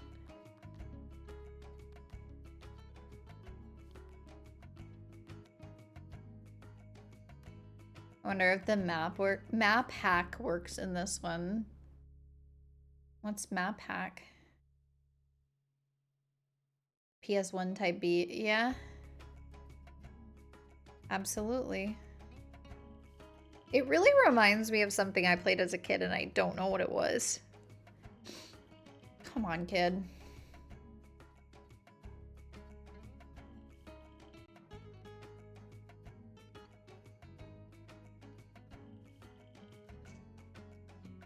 In Haunted Mansion, if you pressed 1, you would get a mini map? What? Is this where I'm going?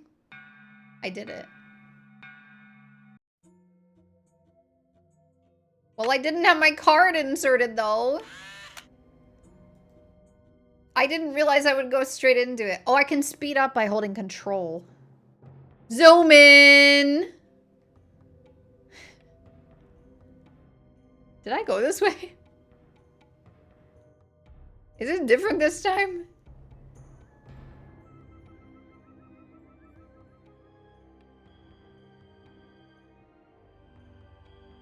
I knew the card thing was gonna fuck me at some point.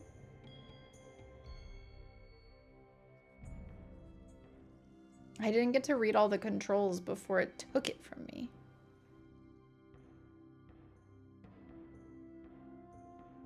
Well, that was pretty easy.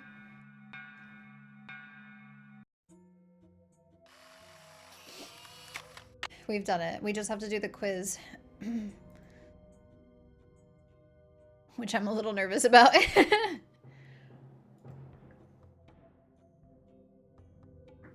Okay. Because he said one of the questions was like hard. Okay.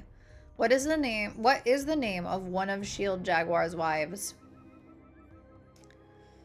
Don't know how the fuck I'm supposed to remember all of this random trivia.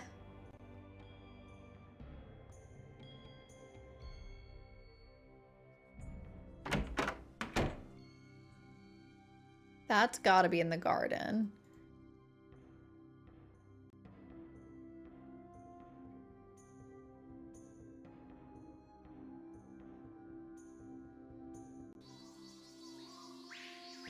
Early wives. I feel like the wife stuff was on the other side.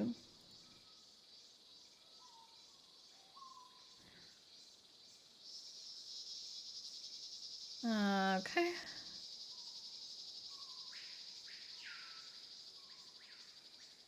Jaguar, which one? That one's definitely about a monster. Okay, Ring God. This is about a wife.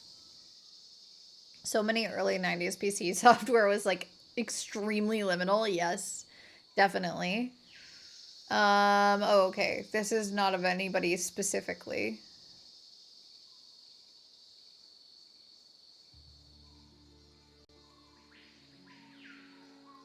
Yeah, I remember it wasn't my game. It was my best friend's game. I played it at her house. Lady... Okay. I'm like out of room on my gay little notebook page already. It's all filled in.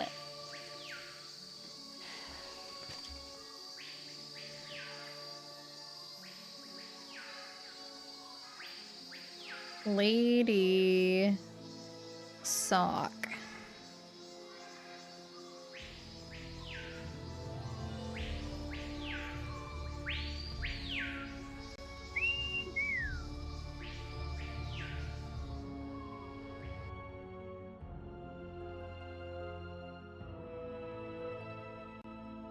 Come on.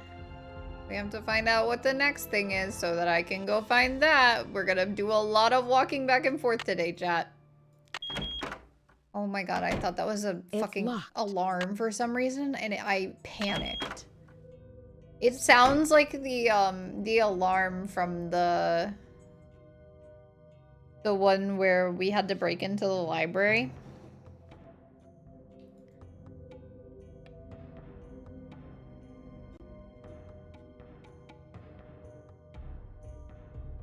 Come on.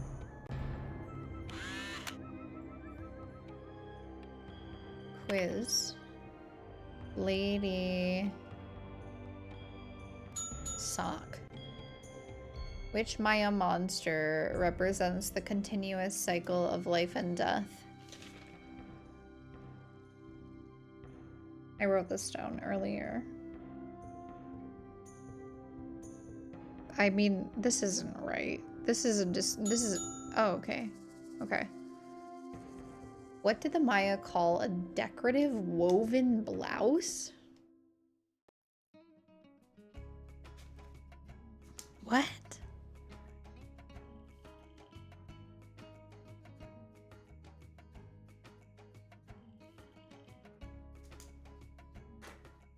This might be the one that we have to ask Henrik about. What time is it? 3:30. He should still be here.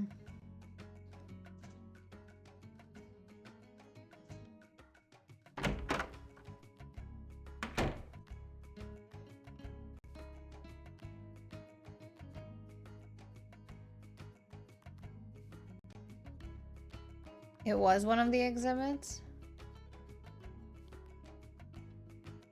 Goddamn. We peel. You're so rememberful. Not me. Where would a... I just want to find where the information is. This is about body modifications. This is about balls.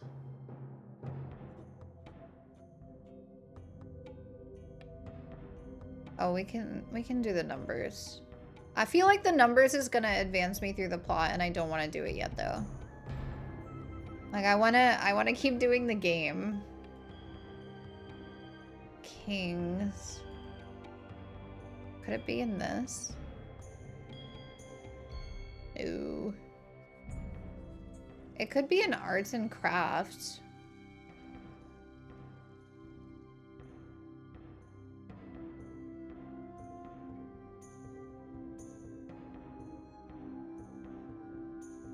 Or perhaps not.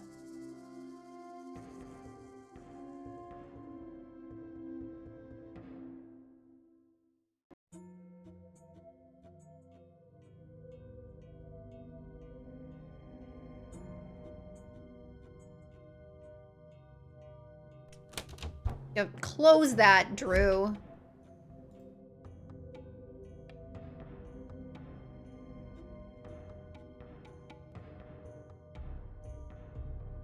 Maybe it was one of the garden ones?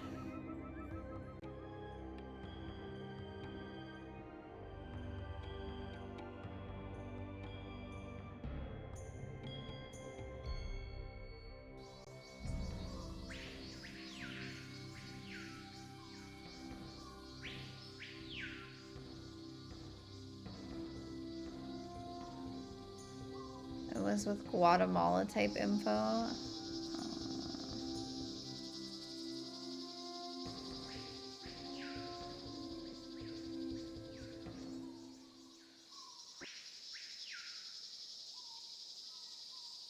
That does not clear it up for me. There we go. It's here. Okay.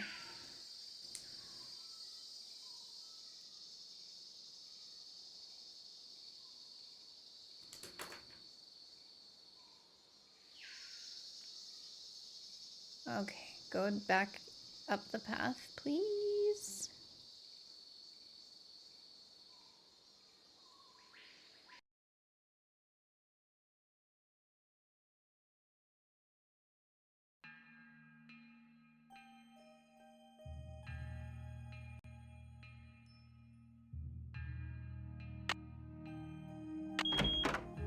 It scared me again. It scared me again. I have trauma.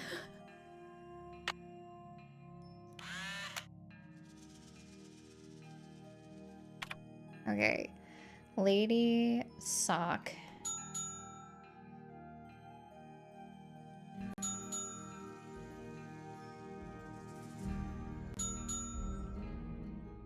Cahal is a noble.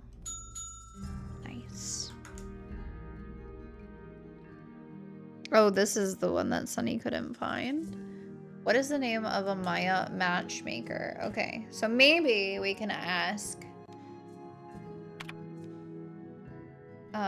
fucking archaeology translating boyo, because he just said oh, Henrik, that's what his name is.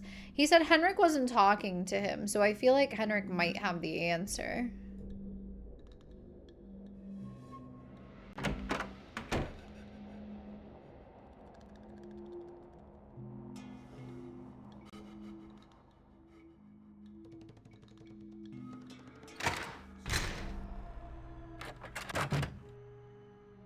Brother, where the fuck are you? No, why is he gone? It's only 4:30. Aww.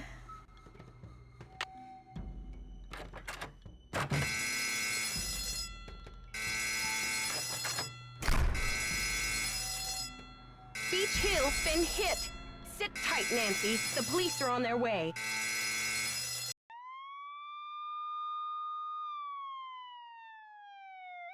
I didn't do it. It wasn't me.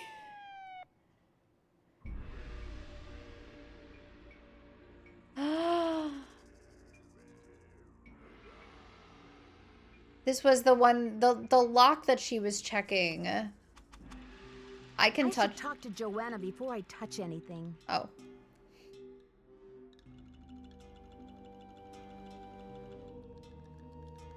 I didn't get arrested. I'm not doing anything wrong. I'm just doing my job. Come in. Joanna. Someone has cooked up my worst nightmare and served it to me on a plate. I'm sorry about the theft, Joanna. It must be a terrible loss for the museum. That's the understatement of the year. Okay. I don't know if Franklin Rose mentioned this, but I do have some experience with detective work. Do you mind if I check out the crime scene? The police took some samples for the crime lab, but they couldn't promise any overnight results. So if you want to put your little magnifying glass up to the scene, it's fine with me. What were their initial findings? Who knows? Right now, my priority is to get a move on this insurance claim. Huh? When did Henrik come on board? I got an email from him one day saying he heard the news about Beach Hill getting the monolith. He said he'd drop everything to come here and translate those glyphs. He was even willing to take a pay cut. What could I say except giddy up? You're hired. Where was he working before? At the Chaco Canyon Cultural Center in New Mexico. I've got work to do. See you around. But I wasn't able to call that number for some reason. The 5 million insurance was for the monolith exclusively, I think. This artifact was acquired in a different deal.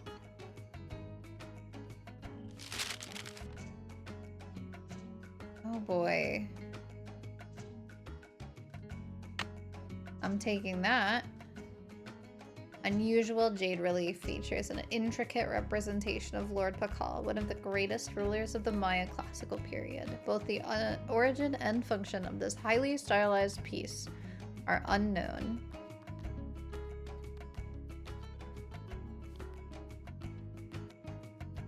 Is that all I can look at? I can just take the piece of paper that the cops left behind?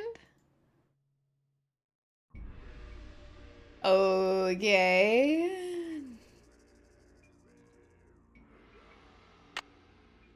It is now 9:30. AM or PM?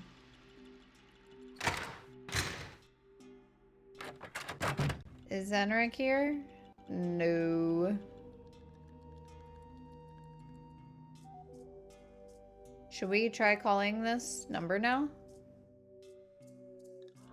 Did I get the number correct? 505-555-1222. I did. Well, let me try calling that number again. See if it works this time. Maybe I have a voicemail. You have voicemail. I do. Press 0 to retrieve messages. Nancy, hi. It's Franklin Rose. I'm calling because it's just... This theft is very bad news for the museum. You can't imagine the limb we went out on to acquire that Pakal carving. It's been one of the museum's main attractions. I don't want to take you away from your internship, but if you can do a little investigating, well, I think I speak for the whole board when I say we'd be very grateful. Give me a call when you have a chance. And Nancy, thanks. Some numbers don't work on the lab phone. Okay. Messages, press 0. Press 9 for an outside line. Okay. Let's call him.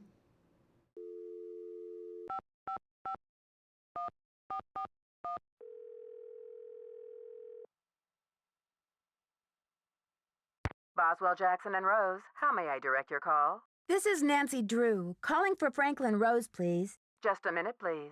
Nancy, hello. Do you have any news? Not really, but something tells me this case is going to get complicated. Oh, Nancy, you zero in on a case like a heat-seeking missile, don't you? I thought he wanted me to call him. I feel so much better knowing you're going to follow up on every lead. I'll help in any way I can. Thanks, Mr. Rose. That's what I'm here for.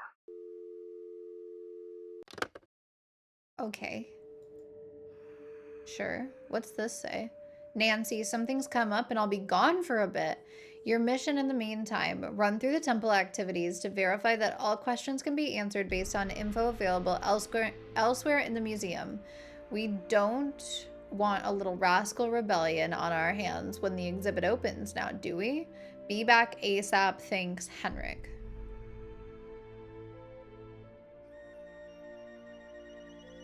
Okay, so I guess maybe I should just do the numbering, because obviously that was not preventing me from progressing in the plot, and maybe it'll help.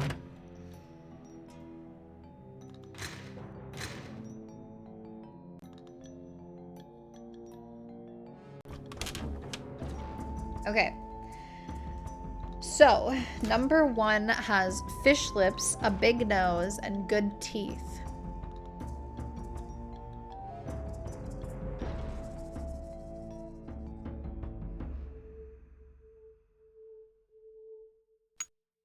It starts with 0.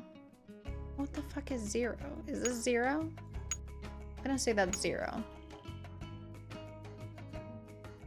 Fiction has Nancy Drew and Sherlock Holmes. What does the real world have? Each bomber guy.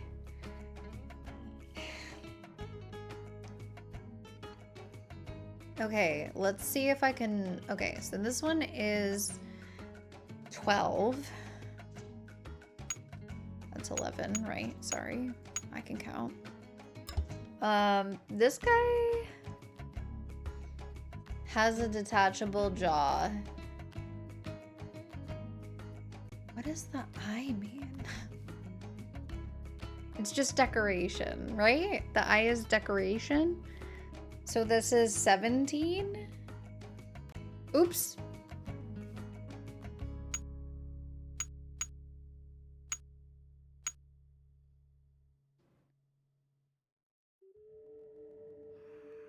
This is 16.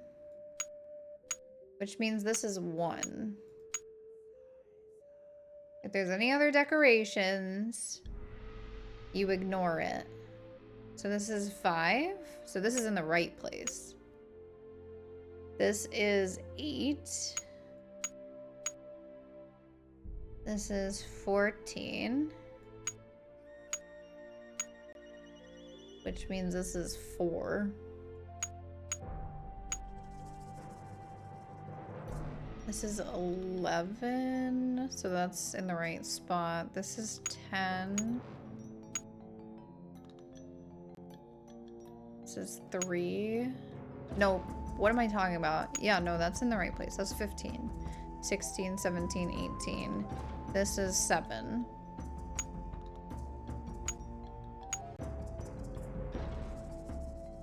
Okay.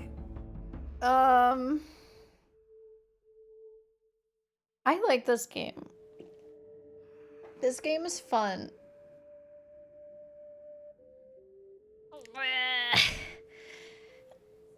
Stretching.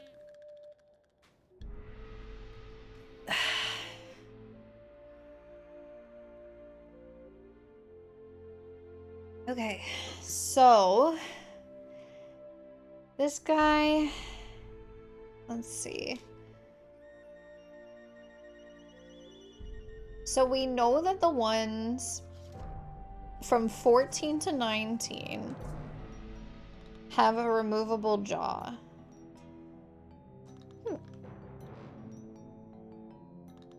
But we only have one thing. Okay, so what's T with the removable jaw?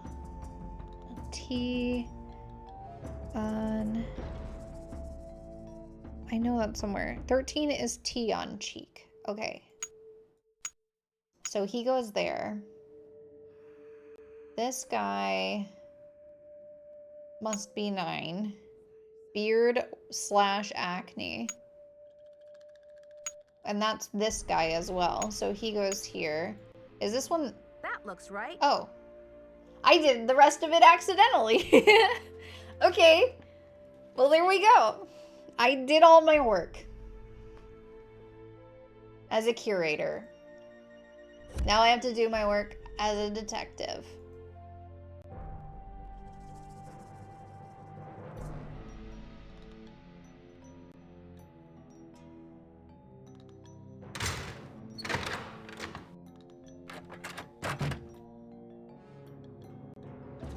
I will hydrate.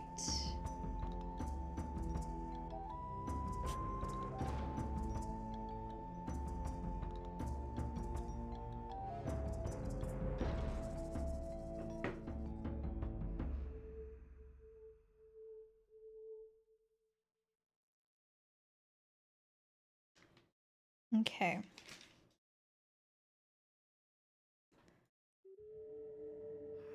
So let's call that number. If it's... It could definitely be 11 p.m. right now. I'm not really sure. That feels like an important follow-up to make.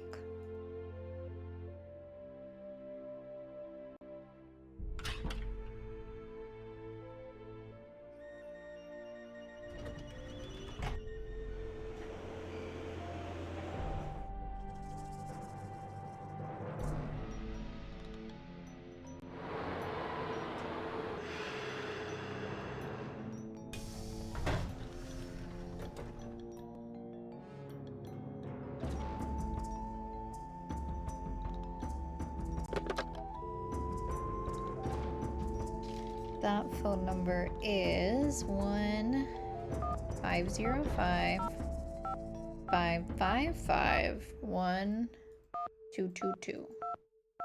I didn't check the fucking time on my alarm clock.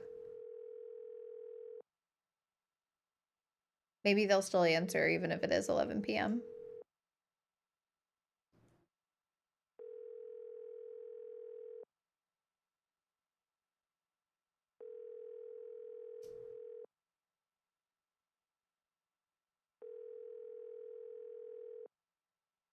Hello? Is anyone there? Hello? Guys, I don't think they're gonna pick up.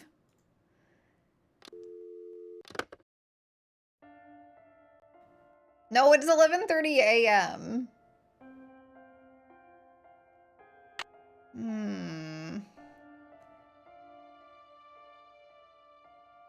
Maybe I can call Bess.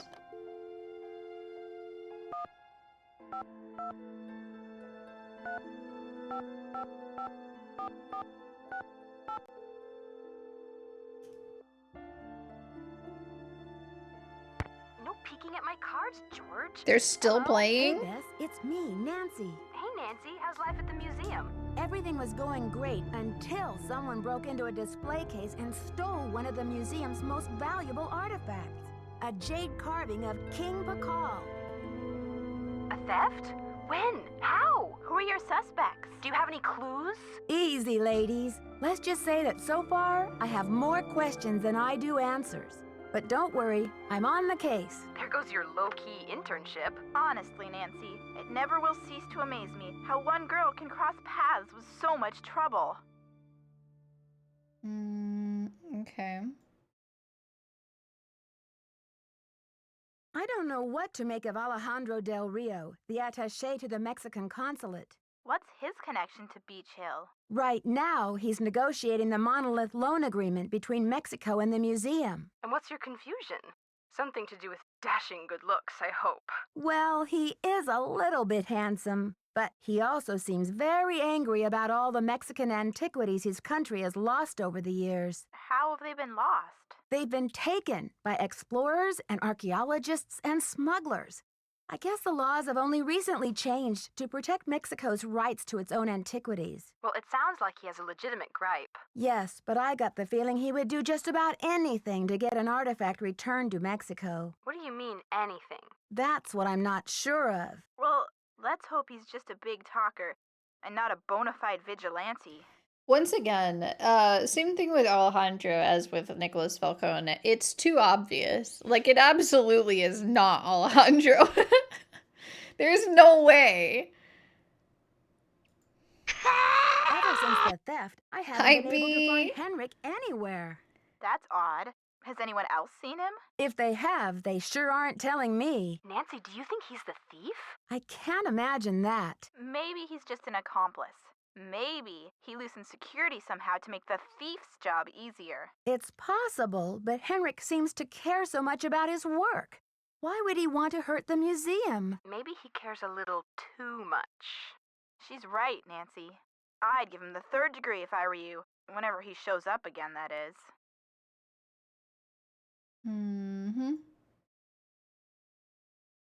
Somehow, Joanna has gotten the museum into some financial hot water. How'd she do that? Yeah, and how hot's the water? It's all very vague. I want to give her the benefit of the doubt. I mean, maybe she just overextended the budget a little in her effort to acquire the best artifacts for the museum, but even if her intentions were good... She may be feeling a little desperate to make some money back quickly. Desperate enough to steal the Pakal carving, sell it on the black market, and collect the insurance on it too? I know she loves the museum. Who knows what she'd do if she were afraid of losing her job? She's a suspect. Definitely a suspect. Love that thought. Okay. I'm not gonna ask her a hint. Not right now. I'll talk to you later, ladies. Bye. See ya. I'm doing good. How was your D&D session? That's so fun. I'm having a good time with this game so far. This game is doing me right, I feel like. What does my helpful notepad say? What are my other things? Finished all my tasks. Time to explore. Perhaps analysis of the handprint will Wait. I'm supposed to do chemical analysis of the handprint? Because Henrik's not there. We have to talk to Taylor and Alejandro. Okay. Alright. Cool. We have lots to do.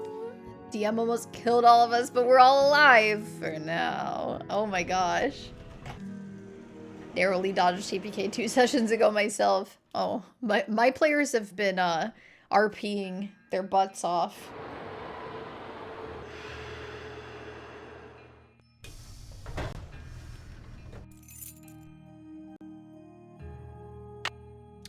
Okay.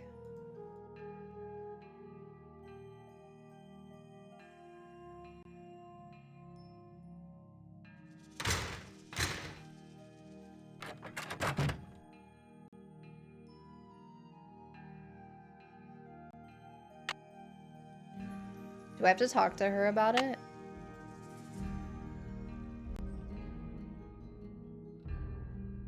Do not operate without permission, I guess. I guess I have to talk to her about it.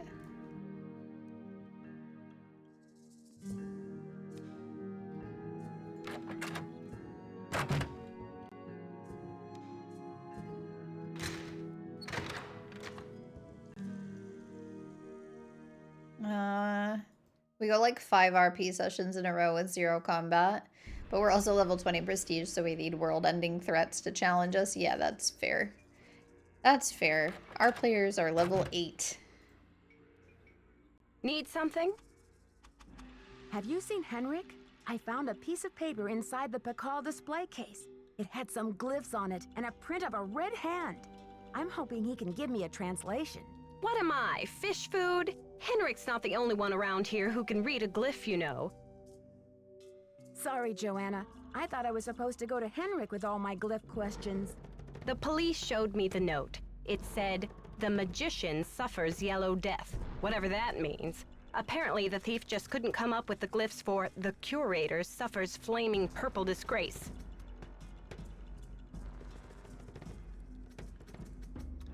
Okay.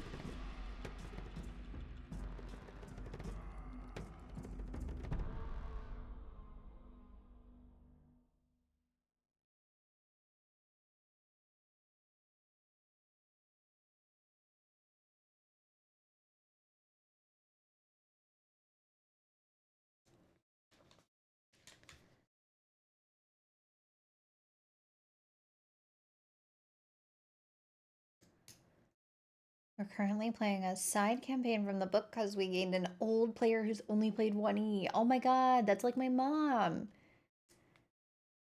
That's how my mom was. She played first edition in college. And then we brought her back in with 5E.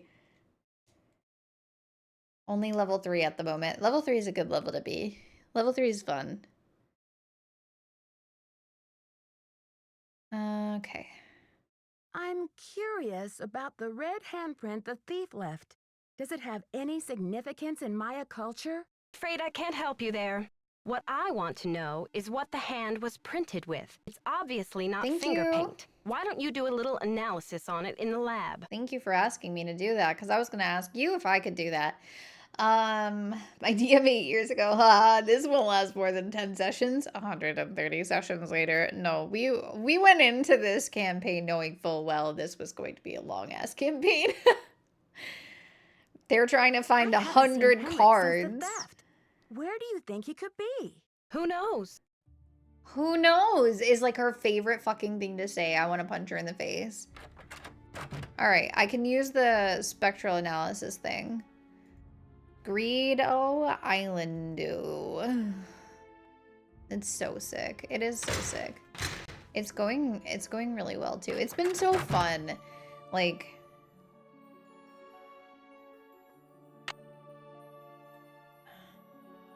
and receptacle. She wanted me to do an analysis on it. Do not operate. Oh, power button. Switch. Yeah. Insert sample.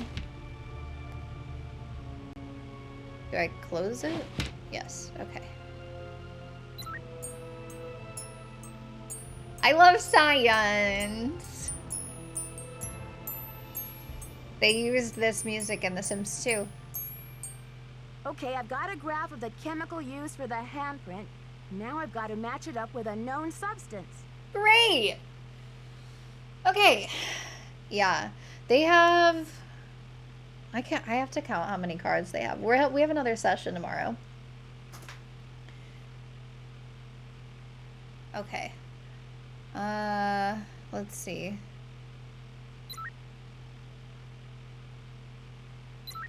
So, what am I doing? Chemical compound. Compare.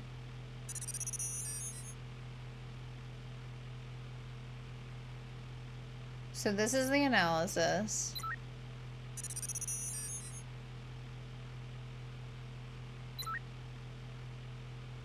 Oh, I can see them now. Okay.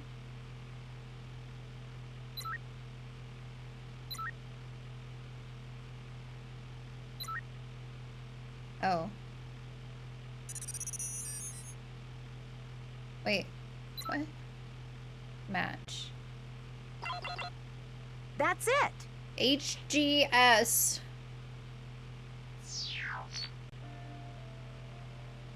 I'm so smart and good at science.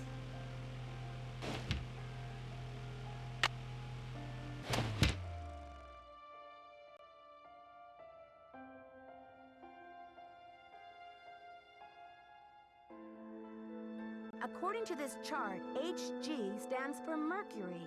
And S stands for... S stands for sulfur. So the handprint was made from mercury and sulfur. Why the fuck did they put their hand in mercury?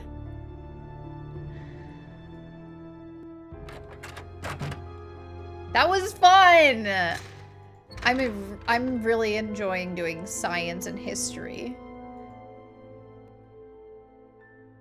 Turn your butt around. Come in. That's some stinky mercury. Need something? Yeah. I did the chemical analysis you suggested. That red hand was printed with a compound containing mercury and sulfur. Does that mean anything to you? Sure, cinnabar. The Maya would rub it into their most important carvings to add definition to the artist's lines. Okay, alright, okay. But isn't cinnabar also poison?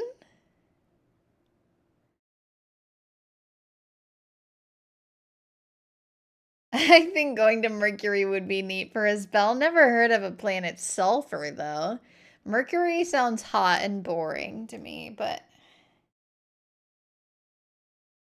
Cinnabar sounds like a tasty tree. I'm 90% certain cinnabar is poison. Poison didn't exist back then. Okay, sure. Yeah, the Maya using some, like, a poisonous pigment makes sense to me. A person in 2002 using a poisonous pigment does not make sense to me.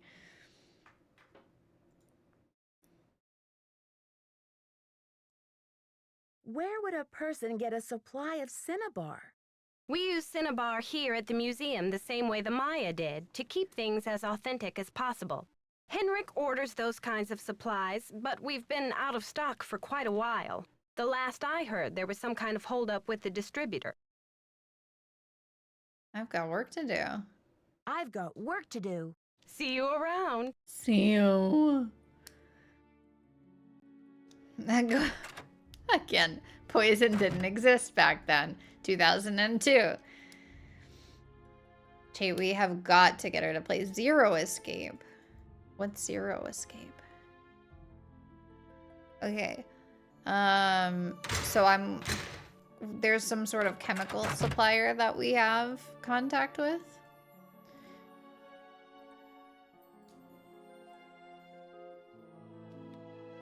Mercuric sulfide. Contact is Mac. 6766. You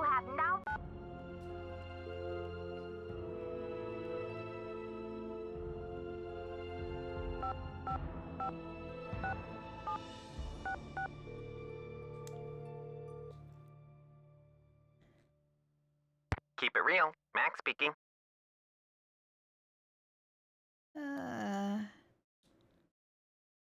Hi, I'm the new deputy curator over at Beach Hill Museum. I feel like this is gonna get me in hot answer water, a couple but of questions for me about our ordering history. Well, hello there, Beach Hill.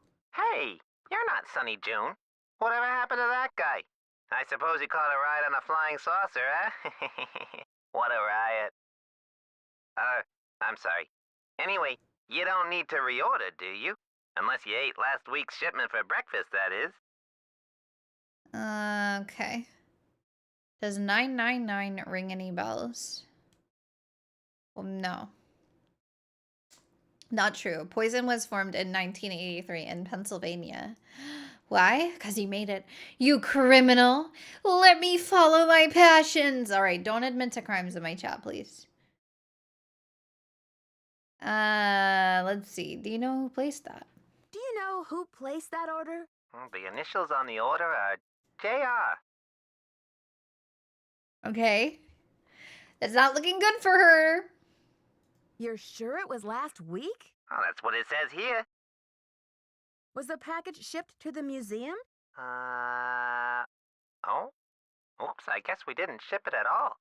It looks like the package was picked up here at the warehouse. Ooh, okay. Can you remember anything about the person who picked up the package? I sure can't. Guess I must have been at lunch or something. Girl, okay, we'll ask the distributor. So there hasn't been a hold-up at the distributor or anything like that? Hold up. Oh, I don't know where you heard that. We've got enough mercuric sulfide in-house to sink a ship. Oh, okay. Well, thanks for your help. Sure thing. I hope there wasn't any problem with the stuff, was there? We only used the top-grade mercuric sulfide.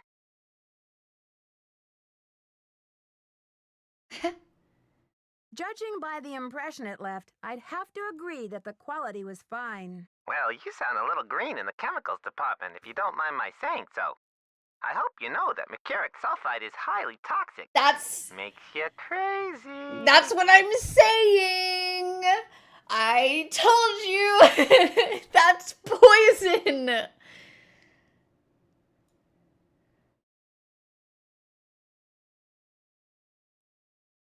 Well, I have heard that mercury poisoning can cause hallucinations and other symptoms of psychosis. Oh, looks like I've got another call coming in here. You give us a call in about 4 months or so when you start to run out, okie doke? Okie And doke? don't forget to keep it real. Alright. That guy's from Minnesota. Okay. Well,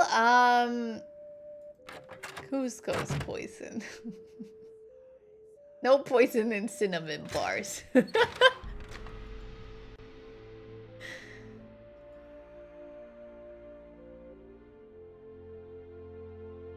Alright.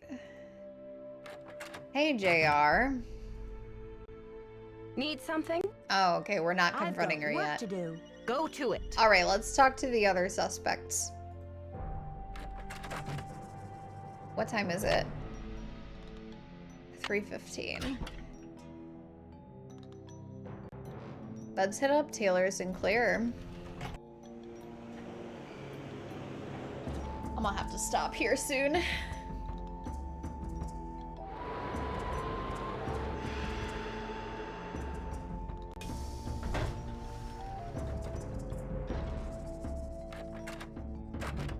Hey, man. It's a fiasco, just as I feared. Oh, I'm sick about the whole thing. Yes, your fears seem to have been quite visionary. I was in the museum when it happened. You were? Have you spoken to the police? I told them everything I know. I mean, I coughed up my brains right there on the table.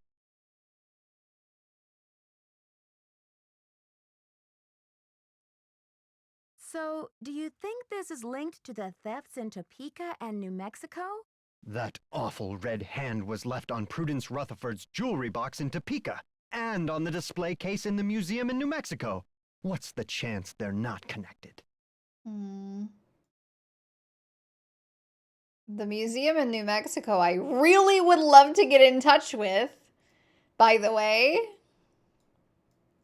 Having a hard time with the scroll bar, sorry. Do you know Prudence Rutherford personally?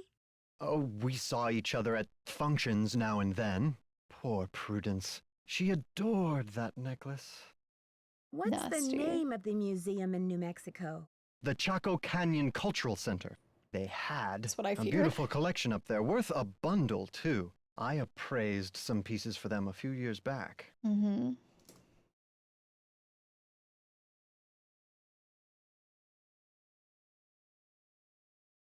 Why do you think the thief is leaving this red handprint? To be a gruesome scoundrel? The Pakal thief's glyph message translates to, "The magician suffers yellow death." What in the world do you think that means? You've got me there. I'd better get going. Thanks for stopping by. You're welcome. Did he say anything helpful? I guess he confirmed that we really need to get in touch with that museum in New Mexico.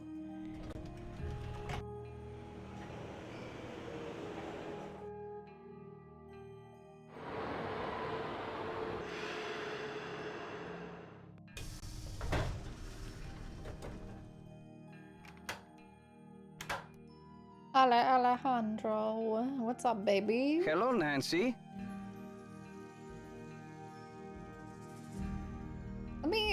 Let me open with this. Have you heard? The Pakal carving was stolen from the museum. Well, I heard the alarms going off, but it wasn't until Henry called me that I heard the news. Your green handprint is a mercurial sulfite, is it? I don't know. It was the 90s. Anything's possible.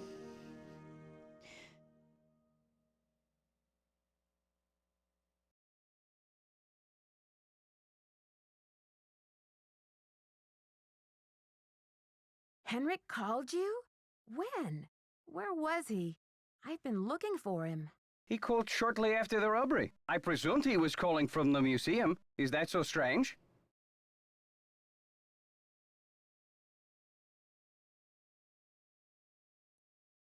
So, you were in the museum at the time? I was dropping off the monolith agreement for Joanna, as I said I would. Did you see anything suspicious? I was running late. I just figured somebody tripped a wire and I kept going.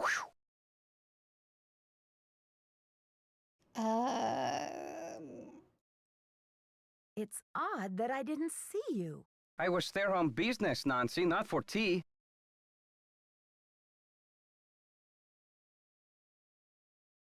Don't you care about the disappearance of such a rare Maya artifact?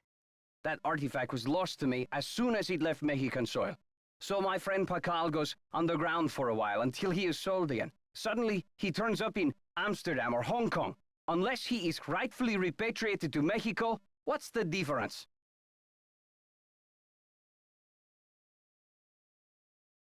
Okay. Pookie can do no wrong. This is, like, actually so interesting to me that he's in favor of repatriating, like, museum artifacts, because I swear I didn't hear about that until I was in, like, high school. I didn't even know that this was a concern, and this was 2002. This is, he's on it. Why did Mexico choose to lend the monolith to Beach Hill and not some other museum? Johanna Riggs outbid everyone. I had no idea a small museum like Beach Hill could afford such an expensive arrangement. They can't. Do you know much about Maya glyphs? You've got me there. I know Spanish, English, Portuguese, several indigenous languages, including Quiche and Nahuatl, but I have yet to learn the language of glyphs. Do you consider Henrik a conquistador, along with Joanna Riggs and Sinclair? Henrik is a student of my culture and my heritage. I'm not trying to buy Exactly and what sell I'm it. saying. We don't He's just agree trying on to learn. everything, especially not baseball, but I have nothing against him. Do you know what cinnabar is? The red powder that the Maya used? Sure, I know it. They use it at Beach Hill too, do they not?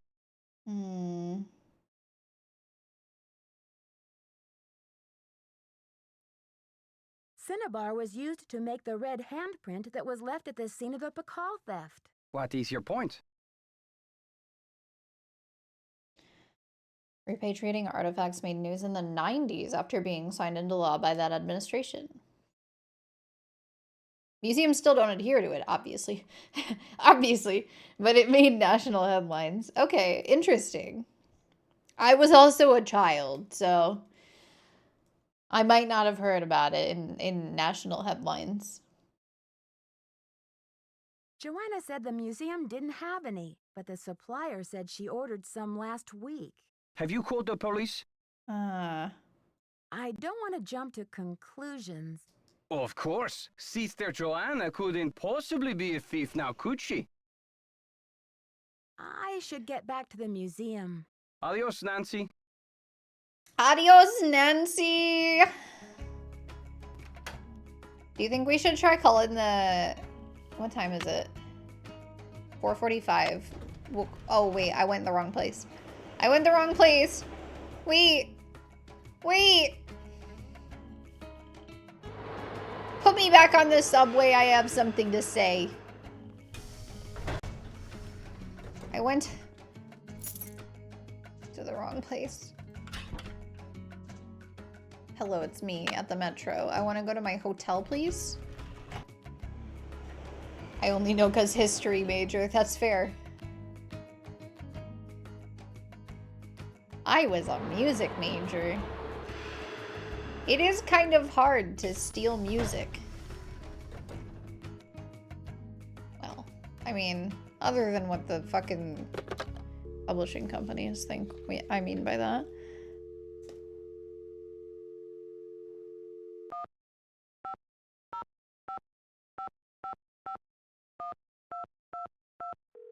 I have to get in touch with them. Chaco Canyon Yes! Cultural Center. Hi, I'm hoping to speak to someone about the theft that happened there recently. Are you the press? No, I'm a detective investigating a similar crime in Washington, D.C. This is Sheila Schultz, the director. What would you like to know? My name is Nancy Drew. I'm calling from the Beach Hill Museum in Washington, D.C.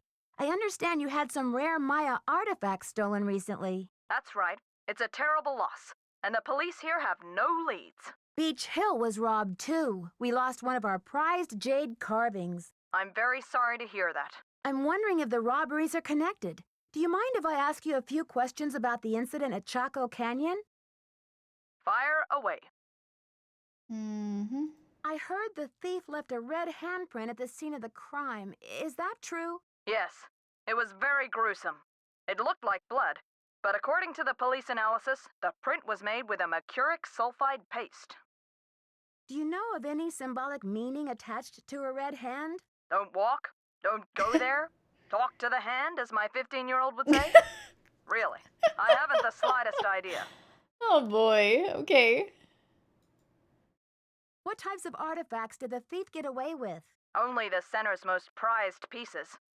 The case contained 5 pre-Columbian artifacts that were excavated right from this area.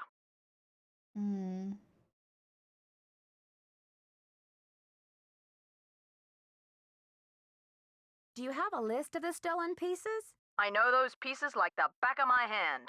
There were 3 pottery pieces, a small stone figurine with a snake head, and an ornamental jade carving.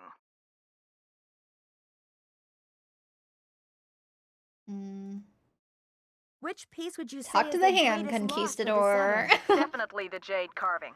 It was highly unusual. There was a glyph on it that no one could translate. Until we hired Henrik Vanderheun, that is.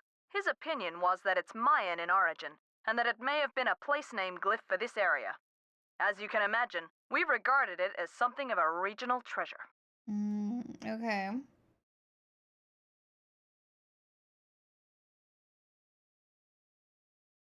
Do you know that Henrik Vanderheun works for Beach Hill now? Yes, I know. His departure was a great loss for us. Was Henrik still working at Chaco Canyon when the theft occurred? No. It happened just a few days after he left. I remember because after the police left, the staff and I were so depressed, we went into the lounge and pigged out on the rest of Henrik's farewell cake. It's a miracle it lasted that long.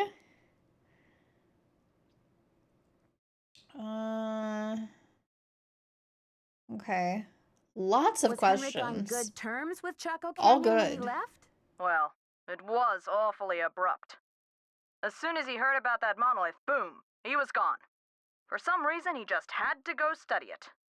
We weren't exactly happy about it, but it's not like quitting is against the law.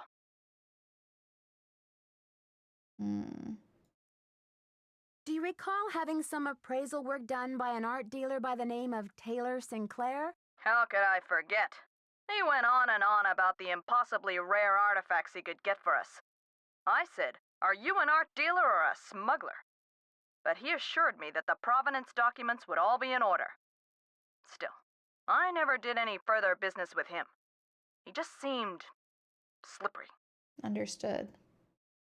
Could you send me a photo of that jade carving so I can take a look at the glyph? I'm afraid I sent our only print off to the insurance company. They said they'd return it, but who knows when our claim will be processed. I'm sorry. Thanks a million, Sheila. Feel free to call if you have any more questions. Okay. Well, I've interrogated everyone, haven't I? Feels like a good spot to leave off so that I can forget everything I learned, except for that cinnabar is poisonous.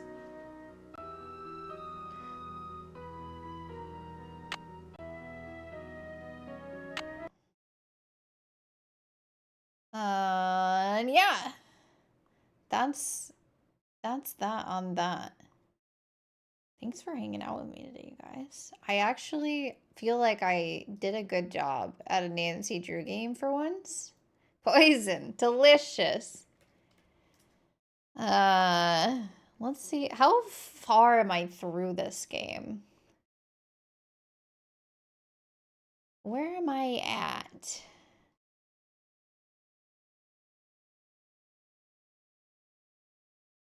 I'm like, hang on. I'm on a walkthrough. I'm not looking at the walkthrough.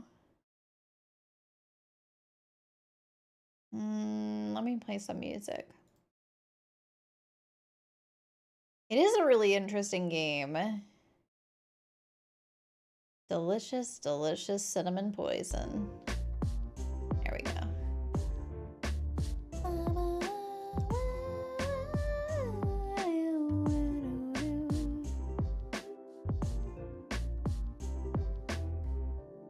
Okay, we talked to him.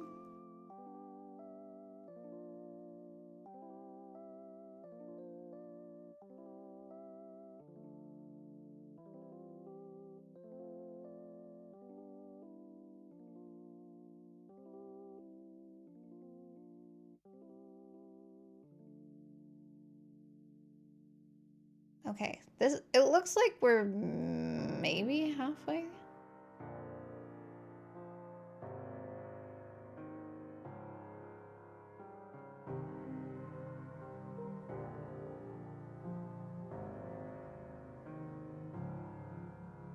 But I think if I start on time on Saturday, I should be able to finish it. Okay, who are we gonna bother today? I'm happy that you're happy, that I'm happy.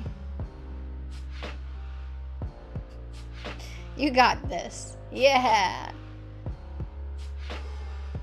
Hell yeah. God, I always forget how few people there are live on Sundays. It's so quiet. Bother. Bother. Maybe we'll go see Bacon.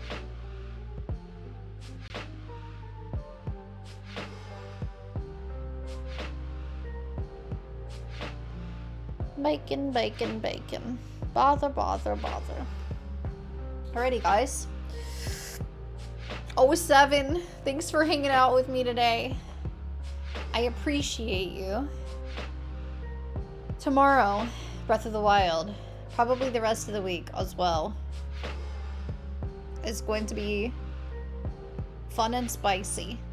I think we're just gonna do some like material gathering for our equipment upgrades. But yeah, I'm gonna go eat some pizza. We'll play more Nancy on Saturday. Everything's gonna be beautiful and wonderful because we're gonna go to Baconic's stream and she is the coolest person I know. So yeah. Alrighty, guys. I will see you tomorrow. Have a wonderful rest of your day.